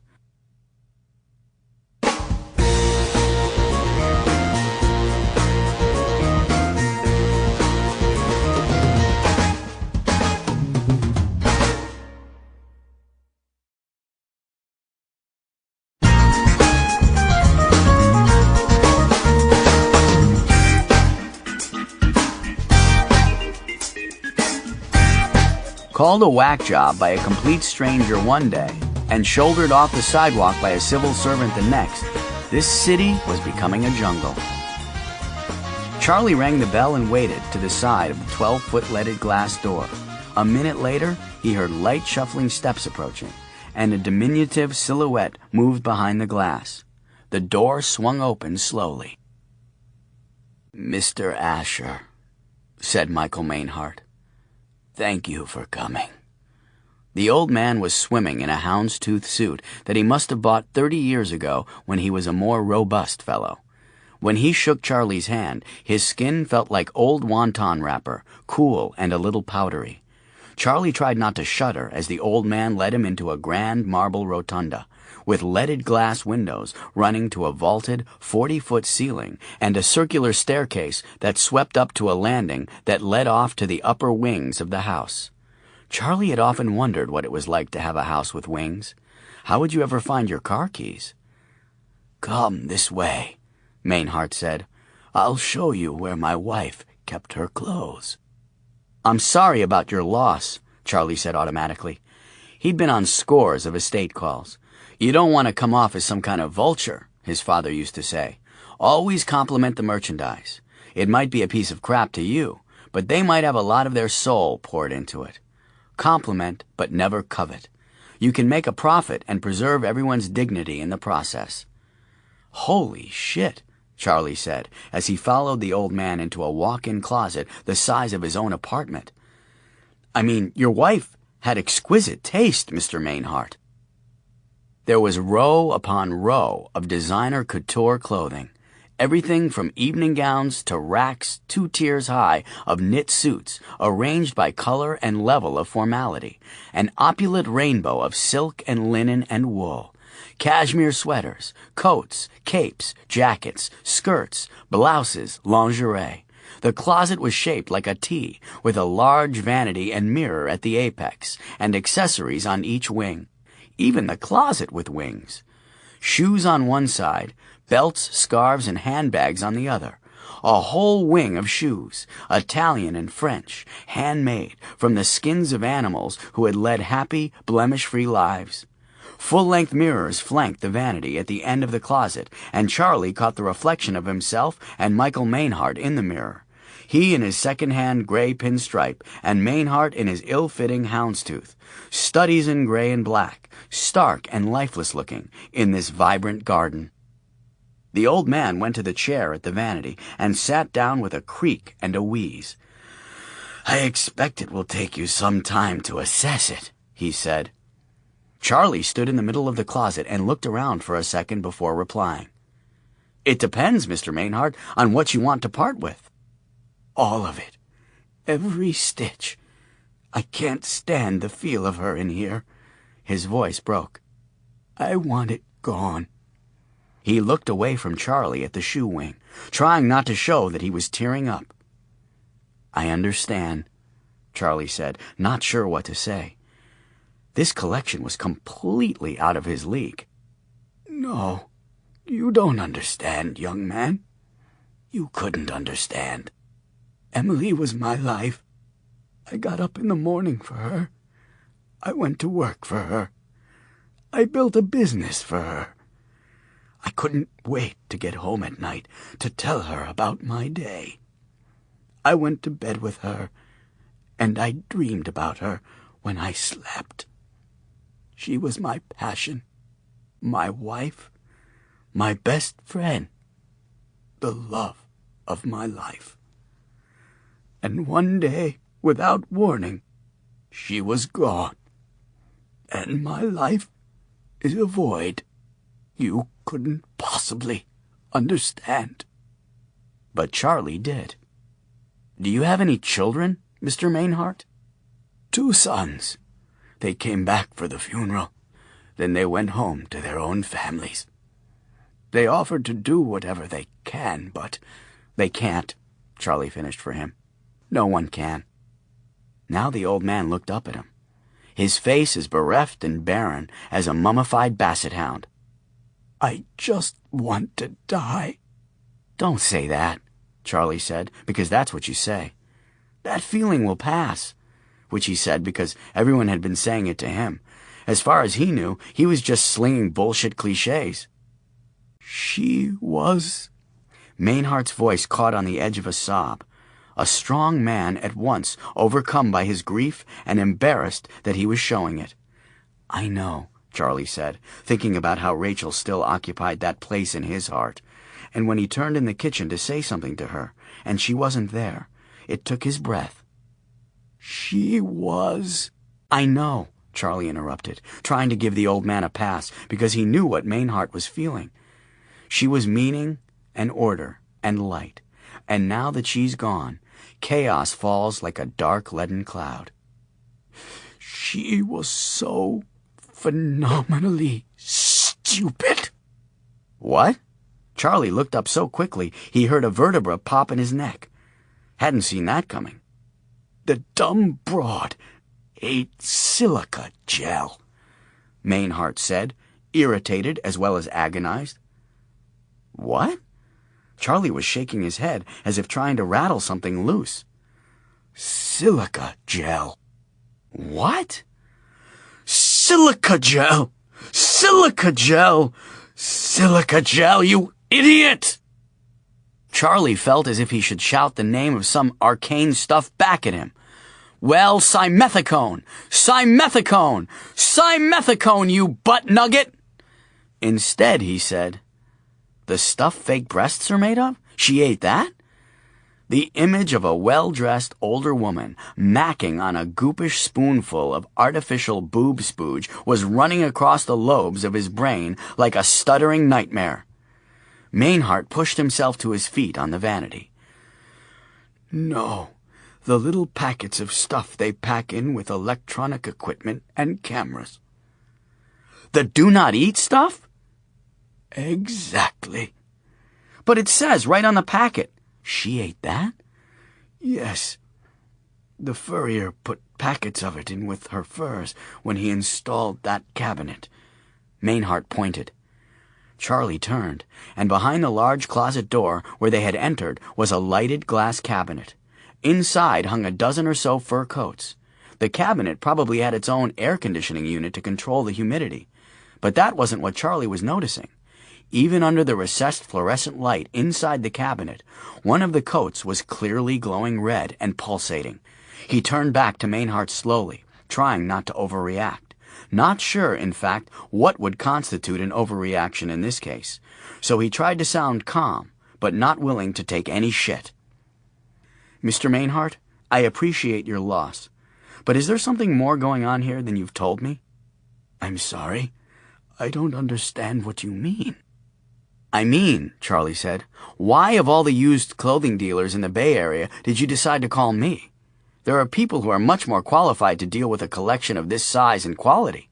Charlie stormed over to the fur cabinet and pulled open the door. It made a floof sound that the seal on the refrigerator door makes when opened. He grabbed the glowing jacket. Fox fur, it appeared to be. Or was it this? Did the call have something to do with this? Charlie brandished the jacket like he was holding a murder weapon before the accused. In short, he thought about adding, are you fucking with me? You were the first used clothing dealer in the phone book. Charlie let the jacket drop. Asher's second hand? Starts with an A, Mainhart said, slowly, carefully, obviously resisting the urge to call Charlie an idiot again.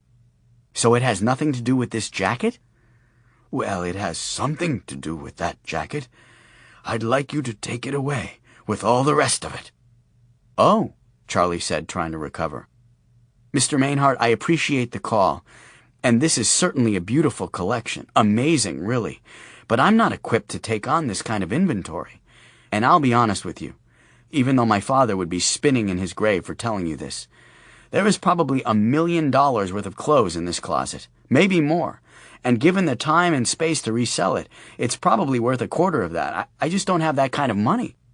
We can work something out, Mainhart said, just to get it out of the house. I could take some of it on consignment, I suppose. $500. What? Give me $500 and get it out of here by tomorrow, and it's yours. Charlie started to object, but he could feel what felt like the ghost of his father rising up to bonk him on the head with a spittoon if he didn't stop himself. We provide a valuable service, son. We are like an orphanage to art and artifact because we are willing to handle the unwanted. We give them value. I couldn't do that, Mr. Mainhart. I feel as if I'd be taking advantage of your grief. Oh, for Christ's sake, you fucking loser. You are no son of mine. I have no son. Was that the ghost of Charlie's father rattling chains in his head? Why, then, did it have the voice and vocabulary of Lily? Can a conscience be greedy? You would be doing me a favor, Mr. Asher.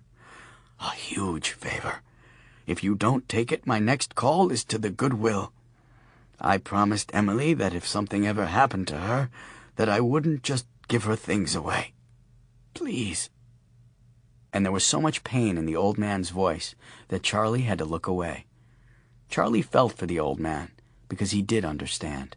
He couldn't do anything to help. Couldn't say it will get better, like everyone kept saying to him. It wasn't getting better. Different, but not better.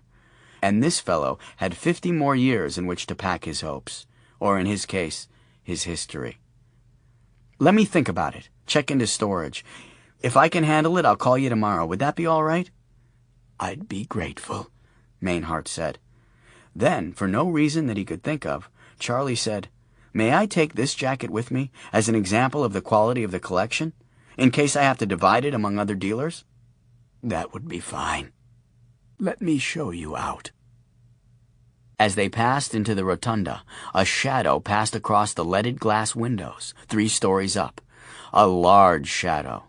Charlie paused on the steps and waited for the old man to react, but he just tottered on down the staircase, leaning heavily on the railing as he went. When Mainhart reached the door, he turned to Charlie, extending his hand. "I'm sorry about that, outburst upstairs. I haven't been myself since—" As the old man began to open the door, a figure dropped outside, casting the silhouette of a bird as tall as a man through the glass. "No!" Charlie dove forward, knocking the old man aside and slamming the door on the great bird's head, the heavy black beak stabbing through and snapping like hedge clippers, rattling an umbrella stand and scattering its contents across the marble floor. Charlie's face was only inches from the bird's eye, and he shoved the door with his shoulder, trying to keep the beak from snapping off one of his hands.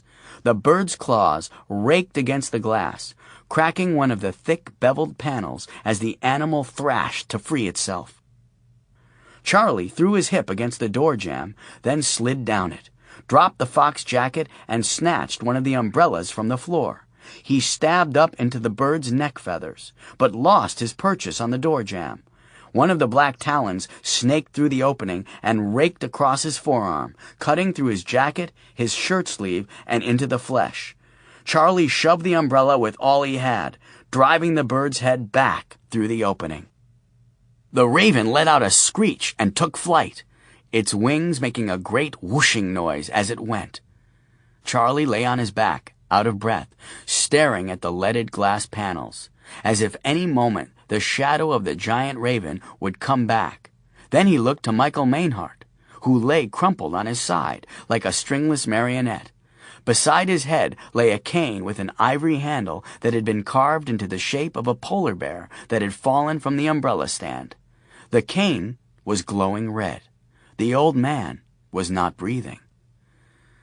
"Well, that's fucked up," Charlie said. 6. Variable Speed Heroes. In the alley behind Asher's second hand, the Emperor of San Francisco hand-fed olive focaccia to the troops and tried to keep dog snot from fouling his breakfast. "Patience, Bummer," the Emperor said to the Boston Terrier, who was leaping at the day-old wheel of flatbread like a furry superball, while Lazarus, the solemn golden retriever, stood by waiting for his share. Bummer snorted an impatient reply, thus the dog snot.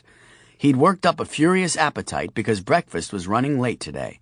The Emperor had slept on a bench by the Maritime Museum, and during the night his arthritic knee had snaked out of his wool overcoat into the damp cold, making the walk to North Beach and the Italian bakery that gave them free day-old a slow and painful ordeal. The Emperor groaned and sat down on an empty milk crate. He was a great rolling bear of a man, his shoulders broad but a little broken from carrying the weight of the city. A white tangle of hair and beard wreathed his face like a storm cloud. As far as he could remember, he and the troops had patrolled the city streets forever, but upon further consideration, it might have just been since Wednesday. He wasn't entirely sure. The Emperor decided to make a proclamation to the troops about the importance of compassion in the face of the rising tide of heinous fuckery and political weaselosity in the nearby kingdom of the United States. He found his audience was most attentive to his proclamations when the meat-laced focaccia were still nuzzled in the larder of his overcoat pockets, and presently a pepperoni and parmesan reposed fragrant in the woolly depths, so the royal hounds were rapt. But just as he cleared his throat to begin, a cargo van came screeching around the corner, went up on 2 wheels as it plowed through a row of garbage cans, and slid to a stop not 50 feet away. The driver's side door flew open, and a thin man in a suit leapt out, carrying a cane and a woman's fur coat, and made a beeline for the back door of Asher's. But before he got 2 steps, the man fell to the concrete as if hit from behind, then rolled on his back and began flailing at the air with the cane and the coat. The Emperor, who knew most everyone, recognized Charlie Asher. Bummer erupted into a fit of yapping, but the more level-headed Lazarus growled once and took off toward Charlie. "Lazarus!" the Emperor shouted, but the retriever charged on, followed now by his bug-eyed brother in arms. Charlie was back on his feet and swinging the cane as if he was fencing with some phantom, using the coat like a shield.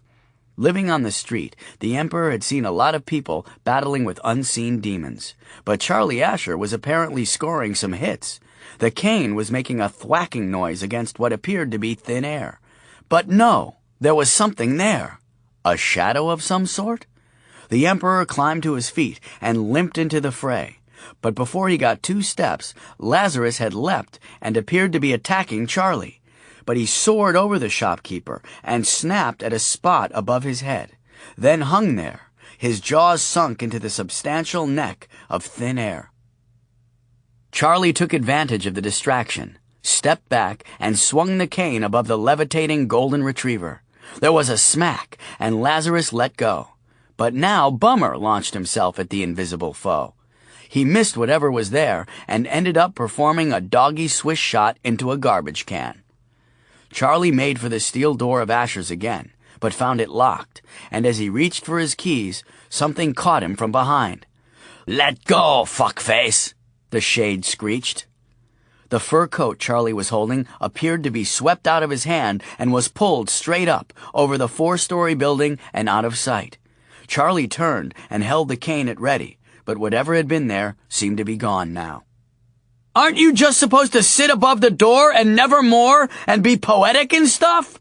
he shouted at the sky, then for good measure added, "You evil fuck!" Lazarus barked, then whined. A sharp and metallic yapping rose from Bummer's garbage can. "Well, you don't see that every day," said the Emperor as he limped up to Charlie. "You could see that?" "Well, no, not really. Merely a shadow. But I could see that something was there. There was something there, wasn't there, Charlie?" Charlie nodded, trying to catch his breath. "It'll be back. It followed me across the city." He dug into his pocket for his keys. "You guys should duck into the store with me, Your Majesty." Of course, Charlie knew the Emperor. Every San Franciscan knew the Emperor. The Emperor smiled. "That's very kind of you, but we will be perfectly safe. For now I need to free my charge from his galvanized prison." The big man tipped the garbage can, and Bummer emerged, snorting and tossing his head as if ready to tear the ass out of any man or beast foolhardy enough to cross him. And he would have, as long as they were knee-high or shorter. Charlie was still having trouble with the key. He knew he should have had the lock replaced, but it worked if you finessed it a little, so he'd never made it a priority. Who the hell thought you'd ever have to get in quick to escape a giant bird? Then he heard a screech and turned to see not one, but 2 huge ravens coming over the roof and diving into the alley. The dogs arfed a frantic barking salvo at the avian intruders, and Charlie put so much body English into wiggling the key in the lock that he felt an atrophied dancing muscle tear in his hip. "They're back! Cover me!" Charlie threw the cane to the Emperor and braced himself for the impact. But as soon as the cane touched the old man's hand, the birds were gone. You could almost hear the pop of the air replacing the space they had taken up. The dogs caught themselves in mid-ruff. Bummer whimpered. "What?" the Emperor said. "What?" "They're gone." The Emperor looked at the sky. "You sure?" "For now." "I saw 2 shadows. Really saw them this time," the Emperor said. "Yes, there were 2 this time." What are they? I have no idea, but when you took the cane, they disappeared. You really saw them? I'm sure of it. Like smoke with a purpose. Finally, the key turned in the lock, and the door to Asher's back room swung open. You should come in. Rest. I'll order something to eat. No. The men and I must be on our rounds. I've decided to make a proclamation this morning, and we need to see the printer. You'll be needing this. The Emperor presented the cane to Charlie like he was turning over a sword of the realm. Charlie started to take it, then thought better of it. Your Majesty, I think you'd better keep that. It looks as if you might be able to use it. Charlie nodded toward the Emperor's creaky knee. The Emperor held the cane steady. I am not a worshipper of the material, you know. I understand that.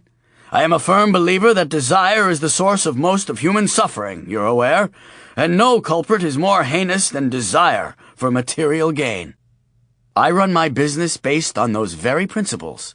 Still, I insist you keep the cane, as a favor to me, if you would. Charlie found himself affecting the Emperor's formal speech patterns, as if somehow he had been transported to a royal court, where a nobleman was distinguished by breadcrumbs in his beard and the royal guard were not above licking their balls. Well, as a favor, I will accept. It is a fine piece of craftsmanship. But more importantly, it will permit you to make your rounds in good time. The Emperor now betrayed the desire in his heart, as he let fly a wide grin and hugged the cane to his chest. It is fine, indeed. Charlie, I must confess something to you, but I ask you to grant me the credulity due a man who has just shared witness, with a friend, of two giant, raven-shaped shades. Of course, Charlie smiled, when even a moment before he would have thought his smile lost somewhere in the months past. I hope you won't think me base, but the second I touched this, I felt as if I had been waiting for it my whole life. Then, for no reason that he could think of, Charlie said, I know. A few minutes before, inside the store, Lily had been brooding. It wasn't her general brood, the reaction to a world where everyone was stupid and life was meaningless, and the mere act of living was futile, especially if your mother forgot to get coffee at the store. This one was a more specific brood that had started out when she arrived at work, and Ray had pointed out that it was her turn to wear the vacuuming tiara, and insisted that if she wore the tiara, she actually vacuumed the store. In fact, she liked wearing the rhinestone tiara that Charlie, in a move of blatant bourgeois sneakiness, had designated be worn by whoever did the vacuuming and sweeping each day, and no other time. It was the vacuuming and sweeping she objected to. She felt manipulated, used, and generally taken advantage of, and not in the fun way. But today, after she'd put the tiara and the vacuum away, and had finally gotten a couple of cups of coffee in her system, the brooding had gone on, building to full-scale angst, when it began to dawn on her that she was going to have to figure out this college career thing, because despite what the great big book of death said, she had not been chosen as a dark minion of destruction. Fuck! She stood in the back room looking at all the items that Charlie had piled there the day before. Shoes, lamps, umbrellas, porcelain figures, toys, a couple of books, and an old black and white television, and a painting of a clown on black velvet. He said this stuff was glowing? She asked Ray, who stood in the doorway to the store. Yes, he made me check it all with my Geiger counter. Ray, why the fuck do you have a Geiger counter? Lily, why do you have a nose stud shaped like a bat?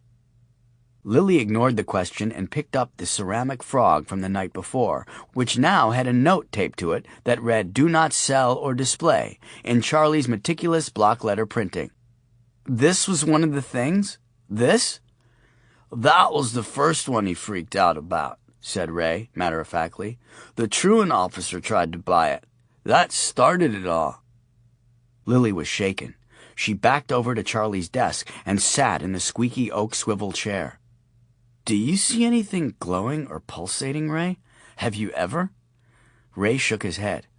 He's under a lot of stress, losing Rachel and taking care of the baby. I think maybe he needs to get some help. I know after I had to leave the force."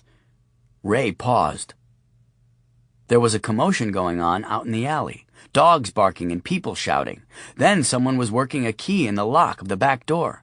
A second later, Charlie came in, a little breathless, his clothes smudged here and there with grime, one sleeve of his jacket torn and blood-stained. "Asher?" Lily said. "You're hurt." She quickly vacated his chair while Ray took Charlie by the shoulders and sat him down. "I'm fine," Charlie said. "No big deal." "I'll get the first aid kit," Ray said. "Get that jacket off him, Lily." "I'm fine," Charlie said. "Quit talking about me like I'm not here." "He's delirious," Lily said, trying to pry Charlie out of his jacket. "Do you have any painkillers, Ray?" "I don't need painkillers," Charlie said. "Shut up, Asher. They're not for you," Lily said, automatically. Then she considered the book, Ray's story, the notes on all the items in the back room, and she shuddered. It appeared that Charlie Asher might not be the hapless geek she always thought him to be. "Sorry, boss. Let us help you." Ray came back from the front with a small plastic first aid kit. He peeled back Charlie's sleeve and began to clean the wounds with gauze and peroxide. "What happened?" "Nothing," Charlie said. "I slipped and fell in some gravel." "The wound's pretty clean. No gravel in it. That must have been some fall." "Long story," Charlie sighed. "Ouch!" "What was all the noise in the alley?" Lily asked, needing badly to smoke, but unable to pull herself away. She just couldn't imagine that Charlie Asher was the one. How could it be him? He was so unworthy. He didn't understand the dark underbelly of life the way she did. Yet he was the one seeing the glowing objects. He was it. She was crestfallen. "Just the Emperor's dogs after a seagull in the dumpster. No big deal. I fell off a porch in Pacific Heights." "The estate?" Ray said. "How'd that go?" "Not well. The husband was grief-stricken and had a heart attack while I was there." "You're kidding." "No, he just sort of became overwhelmed thinking about his wife and collapsed. I gave him CPR until the EMTs came and took him off to the hospital." "So," Lily said, did you get anything special?"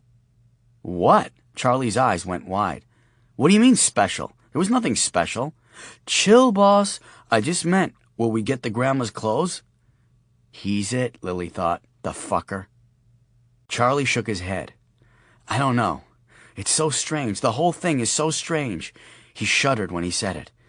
"Strange how?" Lily said. "Strange in a cool and dark way, or strange because you're Asher and you're out of it most of the time?" "Lily!" Ray snapped. "Go out front. Dust something." "You're not the boss of me, Ray. I'm just showing my concern." "It's okay, Ray." Charlie looked like he was considering how, exactly, to define strange, and not coming up with anything that was working.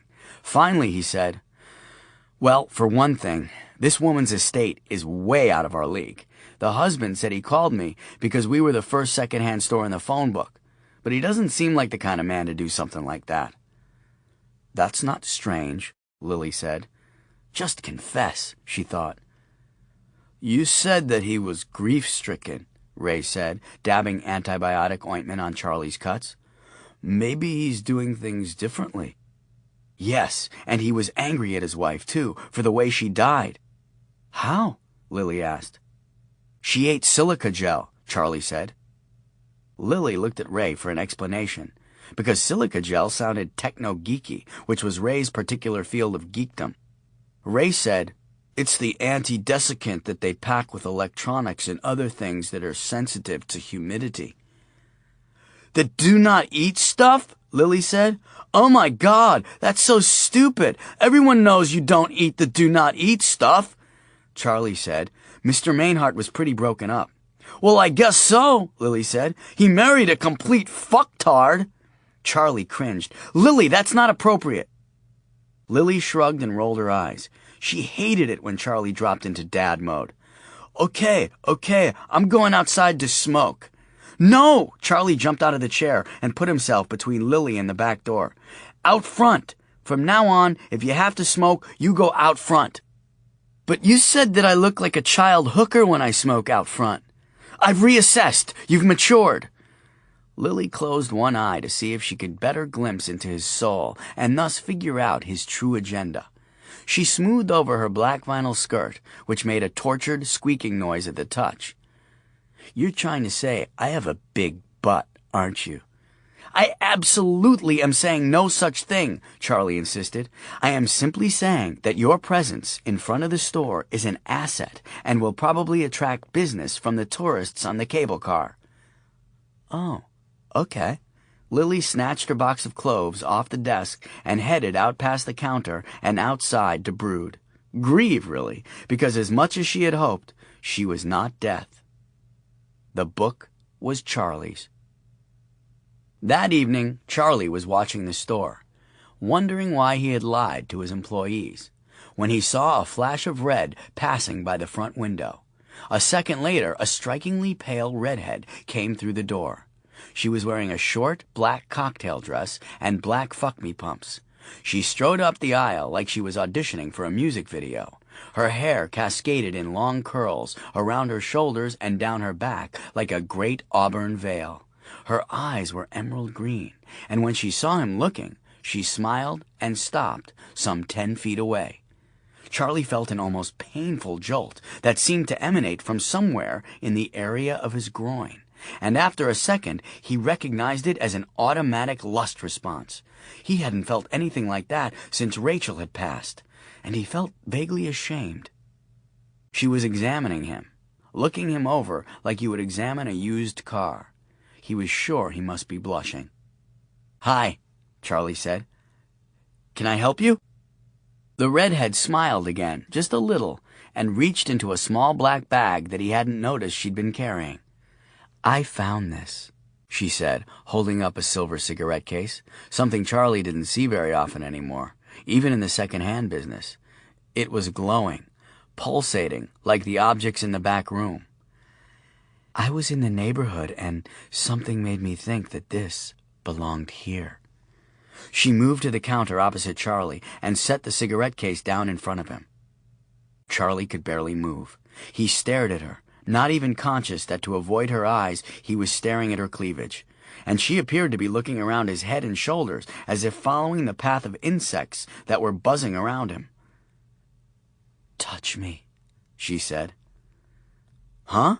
He looked up, saw she was serious. She held out her hand. Her nails were manicured and painted the same deep red as her lipstick. He took her hand. As soon as she touched him, she pulled away. "You're warm." "Thanks." In that moment, he realized that she wasn't. Her fingers had been ice cold. "Then you're not one of us." He tried to think of what us might be. Irish? Low blood pressure? Nymphomaniac? Why did he even think that? "Us? What do you mean, us?" She backed away a step. "No, you don't just take the weak and the sick, do you? You take anyone." "Take? What do you mean, take?" "You don't even know, do you?" "Know what?" Charlie was getting very nervous. As a beta male, he found it difficult enough to function under the attention of a beautiful woman, but she was just plain spooky. "Wait, can you see this thing glowing?" He held out the cigarette case. "No glow. It just felt like it belonged here," she said. "What's your name?" "Charlie Asher. This is Asher's." "Well, Charlie, you seem like a nice guy, and I don't know exactly what you are, and it doesn't seem like you know. You don't, do you?" "I've been going through some changes," Charlie said, wondering why he felt compelled to share this at all. The redhead nodded, as if confirming something to herself. "Okay, I know what it's like to, find yourself thrown into a situation where forces beyond your control are changing you into something you don't have an owner's manual for. I understand what it is to not know. But someone, somewhere, does know. Someone can tell you what's going on." "What are you talking about?" but he knew what she was talking about. What he didn't know was how she could possibly know. "You make people die, don't you, Charlie?" She said it like she had worked up the courage to tell him that he had some spinach in his teeth, more of a service to him than an accusation. How did she? "Because it's what I do. Not like you, but it's what I do. Find them, Charlie. Backtrack and find whoever was there when your world changed." Charlie looked at her, then at the cigarette case, then at the redhead again, who was no longer smiling, but was stepping backward toward the door. Trying to stay in touch with normal, he focused on the cigarette case and said, "I suppose I can do an appraisal." He heard the bell over the door jingle, and when he looked up, she was gone. He didn't see her moving by the windows on either side of the door. She was just gone. He ran to the front of the store and out the door onto the sidewalk. The Mason Street cable car was just topping the hill up by California Street, and he could hear the bell. There was a thin fog coming up from the bay that threw colorful halos around the neon signs of the other businesses. But there was no striking redhead on the street. He went to the corner and looked down Vallejo Street. But again no redhead, just the Emperor, sitting against the building with his dogs. "Good evening, Charlie." "Your Majesty, did you see a redhead go by here just now?" "Oh, yes, spoke to her. I'm not sure you have a chance there, Charlie. I believe she's spoken for, and she did warn me to stay away from you." "Why? Did she say why?" "She said that you were death." "I am?" Charlie said. "Am I?" His breath caught in his throat as the day played back in his head. "What if I am?" "You know, son," the Emperor said, "I am not an expert in dealing with the fairer sex, but you might want to save that bit of information until the third date or so, after they've gotten to know you a little." 7. Thanatos.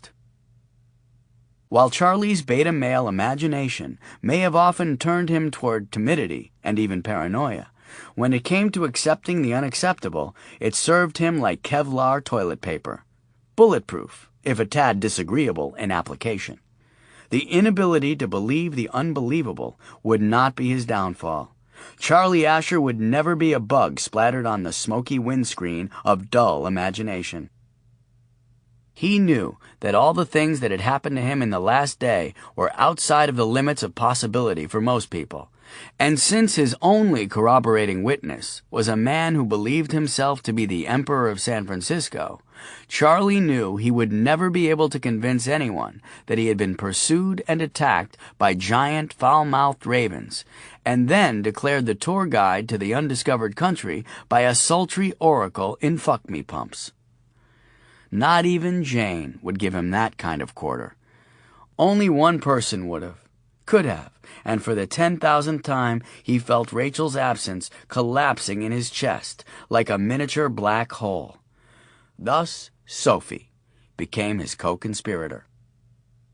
The tiny kid, dressed in Elmo overalls and baby Doc Martens, courtesy of Aunt Jane, was propped up in her car seat on the breakfast bar next to the goldfish bowl. Charlie had bought her 6 big goldfish about the time she'd started to notice moving objects. A girl needs pets. He named them after TV lawyers. Currently, Matlock was tracking Perry Mason, trying to eat a long strand of fish stew that was trailing out of Perry's poop chute. Sophie was starting to show some of her mother's dark hair, and if Charlie saw it right, the same expression of bemused affection toward him, plus a drool slick. "So I am death," Charlie said as he tried to construct a tuna fish sandwich. "Daddy is death, sweetie." He checked the toast, not trusting the pop-up mechanism, because the toaster people sometimes just like to fuck with you. "Death," Charlie said, as the can opener slipped and he barked his bandaged hand on the counter. "Damn it!" Sophie gurgled and let loose a happy baby burble, which Charlie took to mean, "Do tell, Daddy. Please, go on, pray tell." "I can't even leave the house, for fear of someone dropping dead at my feet." "I'm death, honey." "Sure, you laugh now, but you'll never get into a good preschool with a father who puts people down for their dirt nap." Sophie blew a spit bubble of sympathy. Charlie popped the toast up manually. It was a little rare, but if he pushed it down again, it would burn, unless he watched it every second and popped it up manually again. So now he'd probably be infected with some rare and debilitating undercooked toast pathogen. Mad toast disease. Fucking toaster people. This is the toast of death, young lady. He showed her the toast. Death's toast. He put the toast on the counter and went back to attacking the tuna can. Maybe she was speaking figuratively. I mean, maybe the redhead just meant that I was, deadly boring. Of course, that didn't really explain all the other weird stuff that had been happening. You think? He asked Sophie. He looked for an answer, and the kid was wearing that Rachel-esque smart-ass grin, minus teeth. She was enjoying his torment, and strangely enough, he felt better knowing that. The can opener slipped again, spurting tuna juice on his shirt and sending his toast scooting to the floor. And now there was fuzz on it. Fuzz on his toast. Fuzz on the toast of death. What the hell good was it to be the lord of the underworld if there was fuzz on your underdone toast? Fuck! He snatched the toast from the floor and sent it sailing by Sophie into the living room.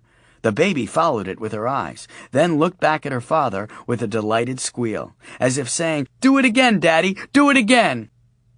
Charlie picked her up out of the car seat and held her tight, smelling her sour, sweet baby smell, his tears squeezing out onto her overalls. He could do this if Rachel was here, but he couldn't, he wouldn't without her. He just wouldn't go out. That was the solution. The only way to keep the people of San Francisco safe was to stay in his apartment. So for the next 4 days, he stayed in the apartment with Sophie, sending Mrs. Ling from upstairs out for groceries.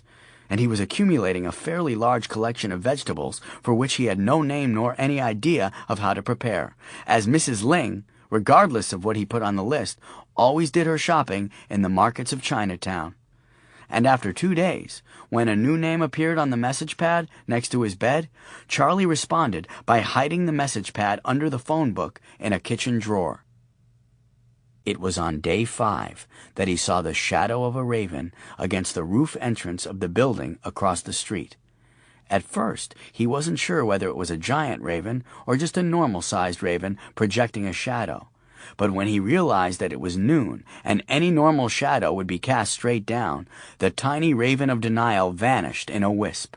He pulled the blinds on that side of the apartment and sat in the locked bedroom with Sophie, a box of Pampers, a basket of produce, a 6-pack each of baby formula and orange soda, and hid out until the phone rang. "What do you think you're doing?" said a very deep man's voice on the other end of the line. "Are you insane?" Charlie was taken aback. From the caller ID, he'd expected a wrong number. "I'm eating this thing I think is either a melon or a squash." He looked at the green thing, which tasted like a melon, but looked more like a squash, with spikes. Mrs. Ling had called it, "Shut up and eat it, good for you." The man said, "You're screwing up. You have a job to do. Do what the book says, or everything that means anything to you will be taken away. I mean it." "What book? Who is this?" Charlie asked. He thought the voice sounded familiar, and it immediately sent him into alarm mode for some reason. "I can't tell you that. I'm sorry," the man said. "I really am." "I've got caller ID, you nit. I know where you're calling from." "Oops," said the man. "You should have thought of that. What kind of ominous power of darkness do you think you are if you don't even block caller ID?" The little readout on the phone said fresh music and a number. Charlie called the number back, but no one answered. He ran into the kitchen, dug the phone book out of the drawer, and looked up fresh music. It was a record store off Upper Market in the Castro district. The phone rang again, and he grabbed the handset off the counter so violently he nearly chipped a tooth in answering. "You merciless bastard!" Charlie screamed into the phone. "Do you have any idea what I've been going through, you heartless monster?" "Well, fuck you, Asher," Lily said. "Just because I'm a kid doesn't mean I don't have feelings." And she hung up. Charlie called back. "Asher's second hand," Lily answered. "Family owned by bourgeoisie douche waffles for over 30 years. "Lily, I'm sorry. I thought you were someone else. What did you call about?" "Moi?" Lily said. "Je me fous de ta gueule, espèce de gaffre de douche." "Lily, stop speaking French. I said I was sorry." "There's a cop down here to see you," she said. Charlie had Sophie strapped to his chest like a terrorist baby bomb when he came down the back steps. She had just gotten to the point where she could hold up her head, so he had strapped her in face out so she could look around. The way her arms and legs waved around as Charlie walked, she looked as if she was skydiving and using a skinny nerd as a parachute. The cop stood at the counter opposite Lily, looking like a cognac ad in an Italian-cut double-breasted suit in indigo raw silk with a buff linen shirt and yellow tie. He was about 50, Hispanic, lean, with sharp facial features and the aspect of a predatory bird. His hair was combed straight back, and the gray streaks at the temples made it appear that he was moving toward you even when he stood still. "Inspector Alphonse Rivera," the cop said, extending his hand. "Thanks for coming down. The young lady said you were working last Monday night." Monday. The day he'd battled the ravens back in the alley. The day the pale redhead had come into the store. "You don't have to tell him anything, Asher," Lily said, obviously renewing her loyalty in spite of his douche waffleosity. Thanks, Lily. Why don't you take a break and go see how things are going in the abyss?"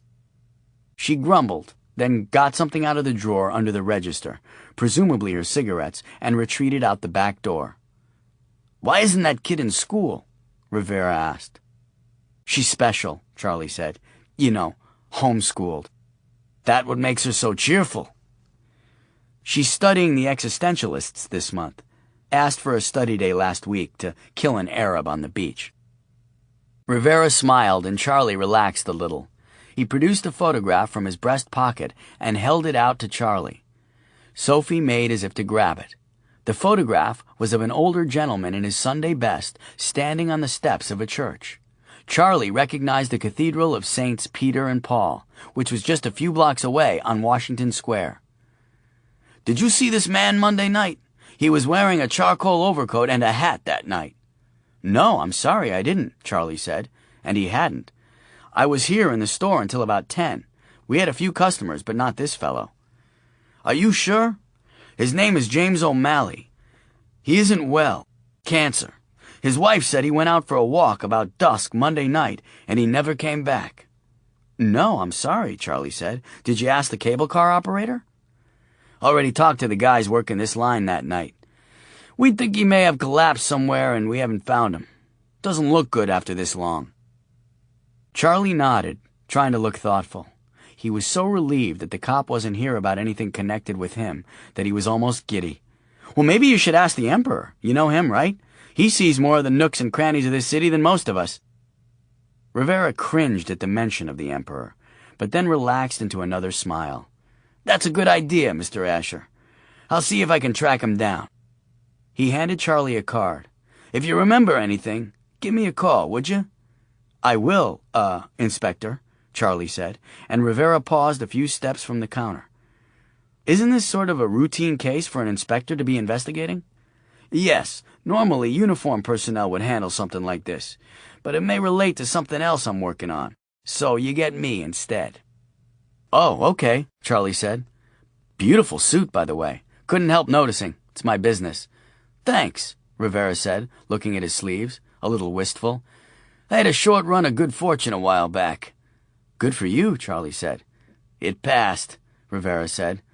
"Cute baby. You two take care, huh?" And he was out the door. Charlie turned to go back upstairs and nearly ran into Lily.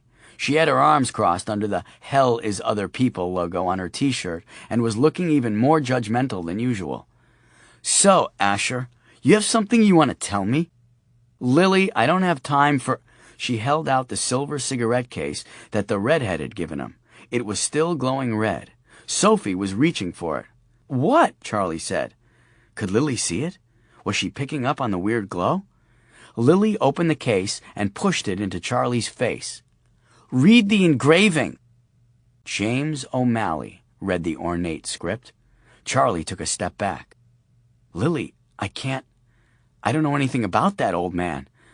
Look, I have to get Mrs. Ling to watch Sophie and get over to the Castro. I'll explain later, okay? I promise." She thought about it for a second, staring at him accusingly, like she'd caught him feeding Fruit Loops to her bête noire, and then relented. "Go," she said. 8. A streetcar named Confusion. Into the breach of the Castro district Charlie Asher charged, an antique sword cane from the store on the van seat beside him, his jaw set like a bayonet, his visage a study in fearsome intensity. Half a block, half a block, half of a block onward, into the valley of overpriced juice bars and outlandish hair highlights, rode the righteous beta male. And woe be unto the foolish ne'er-do-well who had dared to fuck with this second-hand death dealer, for his raggedy life would be fast for the bargain table. There's going to be a showdown in Gaytown, Charlie thought, and I am gunning for justice. Well, not really gunning, since he had a sword concealed in a walking stick, not a gun, more of a poking for justice, which didn't really have the avenging angel connotation he was looking for. He was mad and ready to kick ass, that's all. So, just watch out.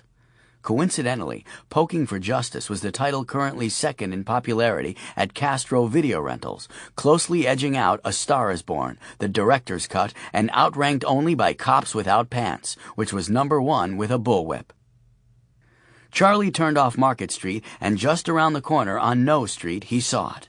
Fresh music, the sign done in blocky, craftsman-style stained glass, and he felt the hair at the back of his neck bristle and an urgency in his bladder. His body had gone into fight-or-flight mode, and for the second time in a week he was going against his beta male nature and choosing to fight. Well, so be it, he thought, so be it. He would confront his tormentor and lay him low as soon as he found a parking place, which he didn't. He circled the block, cutting between cafes and bars, both of which were in abundance in the Castro. He drove up and down the side streets, lined with rows of immaculately kept, exorbitantly priced, Victorians, and found no quarter for his trusty steed. After a half hour of orbiting the neighborhood, he headed back uptown and found a spot in a parking garage in the Fillmore, then took the antique streetcar back down Market Street to the Castro. A cute, little green, Italian-made antique streetcar, with oak benches, brass railings, and mahogany window frames, a charming brass bell, and a top speed of about 20 miles per hour. This is how Charlie Asher charged into battle. He tried to imagine a horde of Huns hanging off the sides, waving wicked blades and firing arrows as they passed the murals in the Mission District. Perhaps Viking raiders, shields fastened to the sides of the car, a great drum pounding as they rode in to pillage the antique shops, the leather bars, the sushi bars, the leather sushi bars, don't ask, and the art galleries in the Castro. And here, even Charlie's formidable imagination failed him. He got off the car at Castro and Market and walked back a block to fresh music, then paused outside the shop, wondering what in the hell he was going to do now. What if the caller had just borrowed the phone? What if he stormed in screaming and threatening, and there was just some confused kid behind the counter? But then he looked in the door, and there, standing behind the counter, all alone, was an extraordinarily tall black man dressed completely in mint green. And at that point, Charlie lost his mind. "You killed her!" Charlie screamed as he stormed by the racks of CDs toward the man in mint. He drew the sword as he ran, or tried to, hoping to bring it out in a single fluid movement from the cane sheath and across the throat of Rachel's killer. But the sword cane had been in the back of Charlie's shop for a long time, and except for 3 times when Lily's friend Abby tried to leave with it, once trying to buy it, when Charlie refused to sell it to her, then twice trying to steal it, the sword hadn't been drawn in years.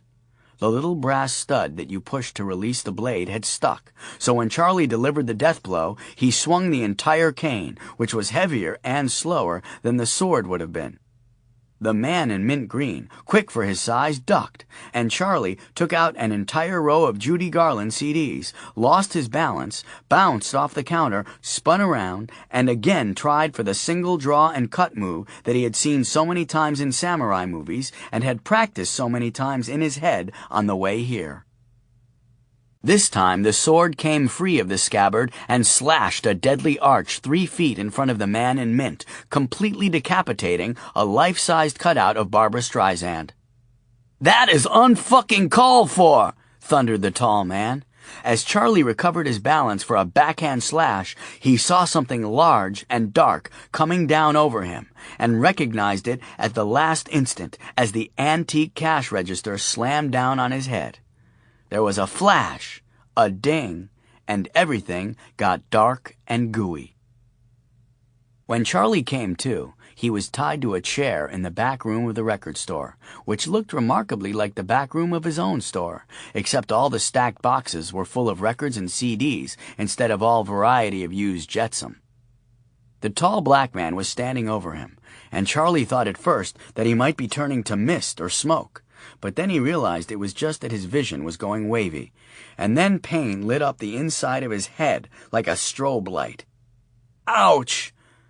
How's your neck?" asked the tall man. "Does your neck feel broken? Can you feel your feet?" "Go ahead and kill me, you fucking coward," said Charlie, bucking around in the chair, trying to lunge at his captor and feeling a little like the Black Knight in Monty Python's Holy Grail after his arms and legs had been hacked off. If this guy took one step closer, Charlie could headbutt him in the nads. He was sure of it. The tall man stomped on Charlie's toes, a size 18 glove-leather loafer driven by 270 pounds of death and used record dealer. "Ouch!" Charlie hopped his chair in a little circle of pain. "God damn it! Ouch!" "So you do have feeling in your feet." "Get it over with. Go ahead." Charlie stretched his neck as if offering his throat to be cut. His strategy was to lure his captor into range, then sever the tall man's femoral artery with his teeth, then gloat as the blood coursed all over his mint-green slacks onto the floor.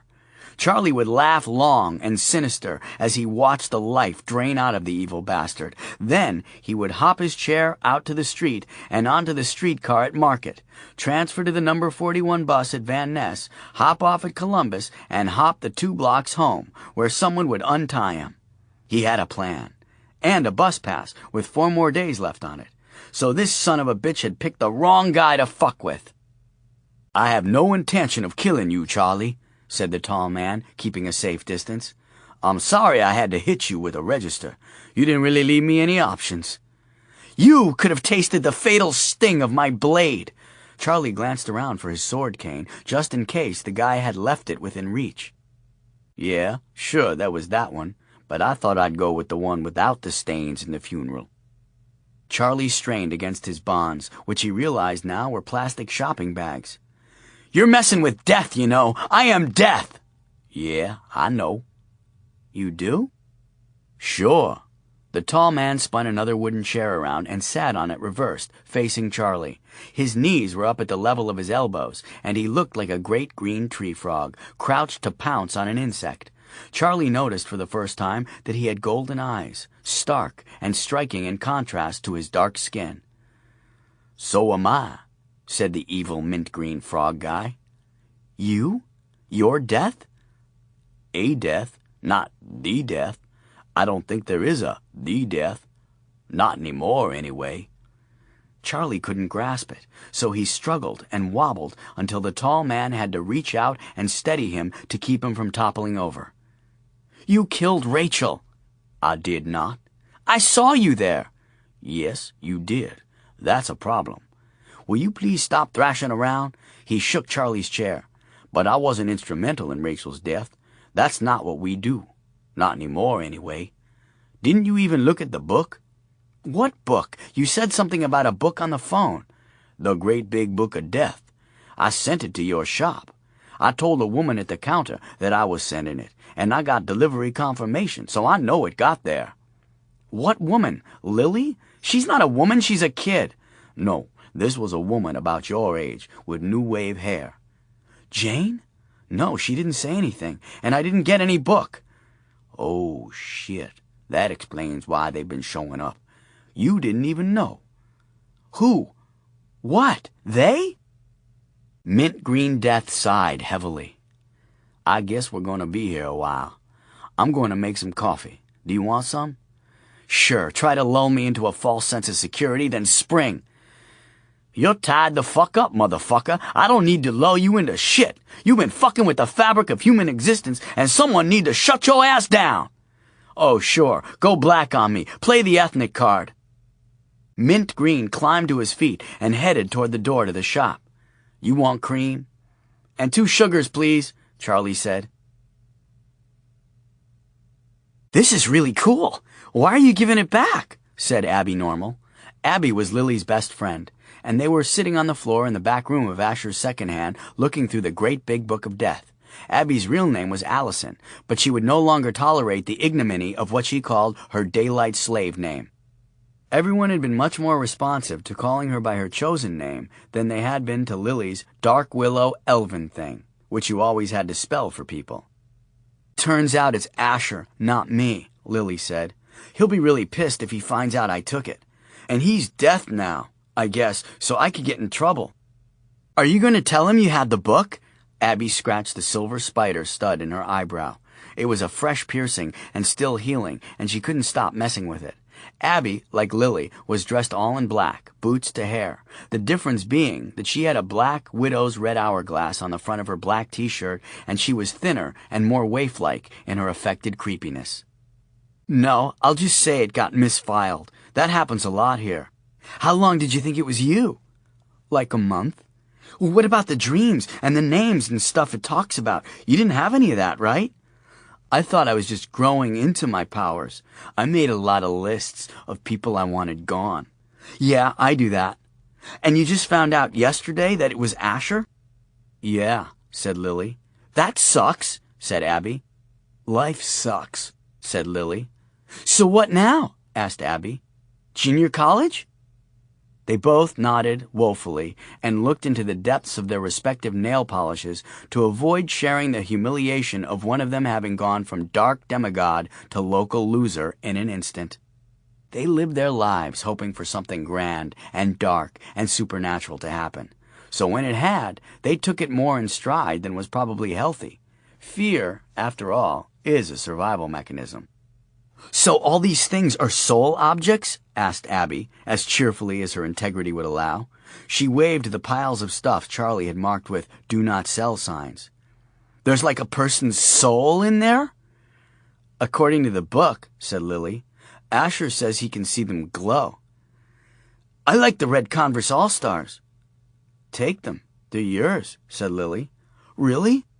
"Yeah," Lily said. She took the All-Stars off the shelf and held them out. "He'll never miss them." "Cool. I have the perfect pair of red fishnets I can wear with them."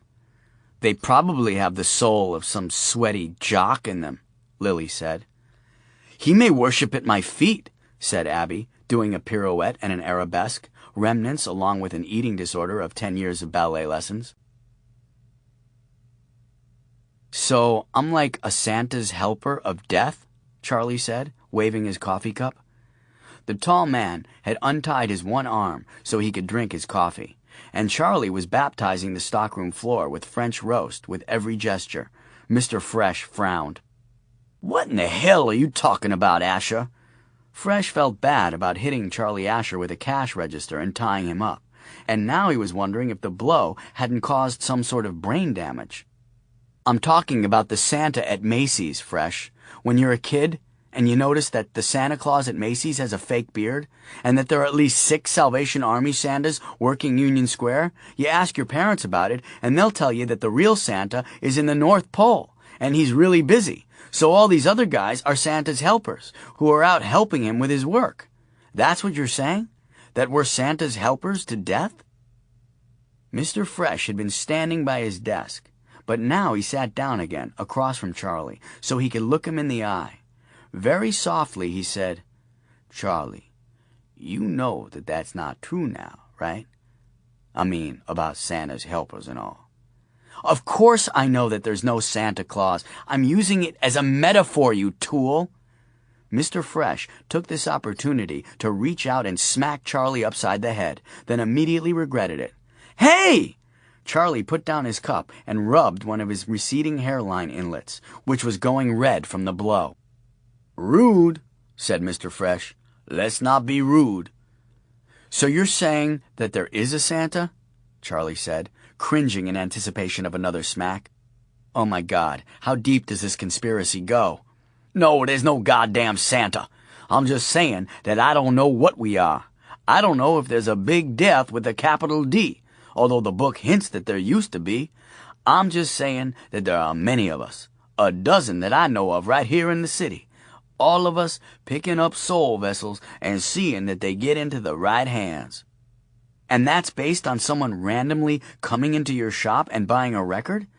Then Charlie's eyes went wide as it hit him. Rachel's Sarah McLaughlin CD. You took it. Yes. Fresh looked at the floor, not because he was ashamed, but to avoid seeing the pain in Charlie Asher's eyes. Where is it? I want to see it, said Charlie. I sold it. To who? Find it. I want Rachel back. I don't know. To a woman. I didn't get her name, but I'm sure it was meant for her. You'll be able to tell.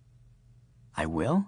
Why will I? He asked. Why me? I don't want to kill people. We don't kill people, Mr. Asher. That's a misconception. We simply facilitate the ascendance of the soul. Well, one guy died because I said something to him, and another had a heart attack because of something I did. A death that results from your actions is basically killing someone, unless you're a politician, right? So why me? I'm not that highly skilled at bullshit, so why me? Mr. Fresh considered what Charlie was saying, and felt like something sinister had crawled up his spine. In all his years, he didn't remember ever having his actions directly result in someone's death, nor had he heard of it happening with the other death merchants. Of course, you occasionally showed up at the time when the person was passing, but not often, and never as a cause. Well, Charlie said. Mr. Fresh shrugged. Because you saw me. Surely you've noticed that no one sees you when you're out to get a soul vessel. I've never gone out to get a soul vessel. Yes, you have, and you will. At least you should be. You need to get with the program, Mr. Asher. Yeah, so you said. So we're invisible when we're out getting these soul vessels? Not invisible, so to speak. It's just that no one sees us. You can go right into people's homes, and they'll never notice you standing right beside them. But if you speak to someone on the street, they'll see you. Waitresses will take your order. Cabs will stop for you. Well, not me, I'm black, but you know they would. It's sort of a will thing, I think. I've tested it. Animals can see us, by the way. You'll want to watch out for dogs when you're retrieving a vessel. So that's how you got to be what do they call us? Death merchants. Get out. Really? It's not in the book. I came up with it. It's very cool. Thanks. Mr. Fresh smiled, relieved for a moment not to be thinking about the gravity of Charlie's unique transition to death merchant. Actually, I think it's a character from an album cover. Guy behind the cash register, eyes glowing red, but I didn't know that when I came up with it. Well, it makes perfect sense. Yeah, I thought so, said Mr. Fresh. More coffee? Please. Charlie held out his empty cup. So, someone saw you. That's how you became a death merchant. No, that's how you became one. I think that you may, Fresh didn't want to mislead this poor guy, but on the other hand, he didn't actually know what had happened. I think you may be different from the rest of us. No one saw me. I was working security for a casino in Vegas when that went sour for me. I have a problem with authority, I'm told. So I came to San Francisco and opened this shop, started dealing in used records and CDs, mostly jazz at first. After a while, it just started happening. The glowing soul vessels. People coming in with them, finding them at estate sales.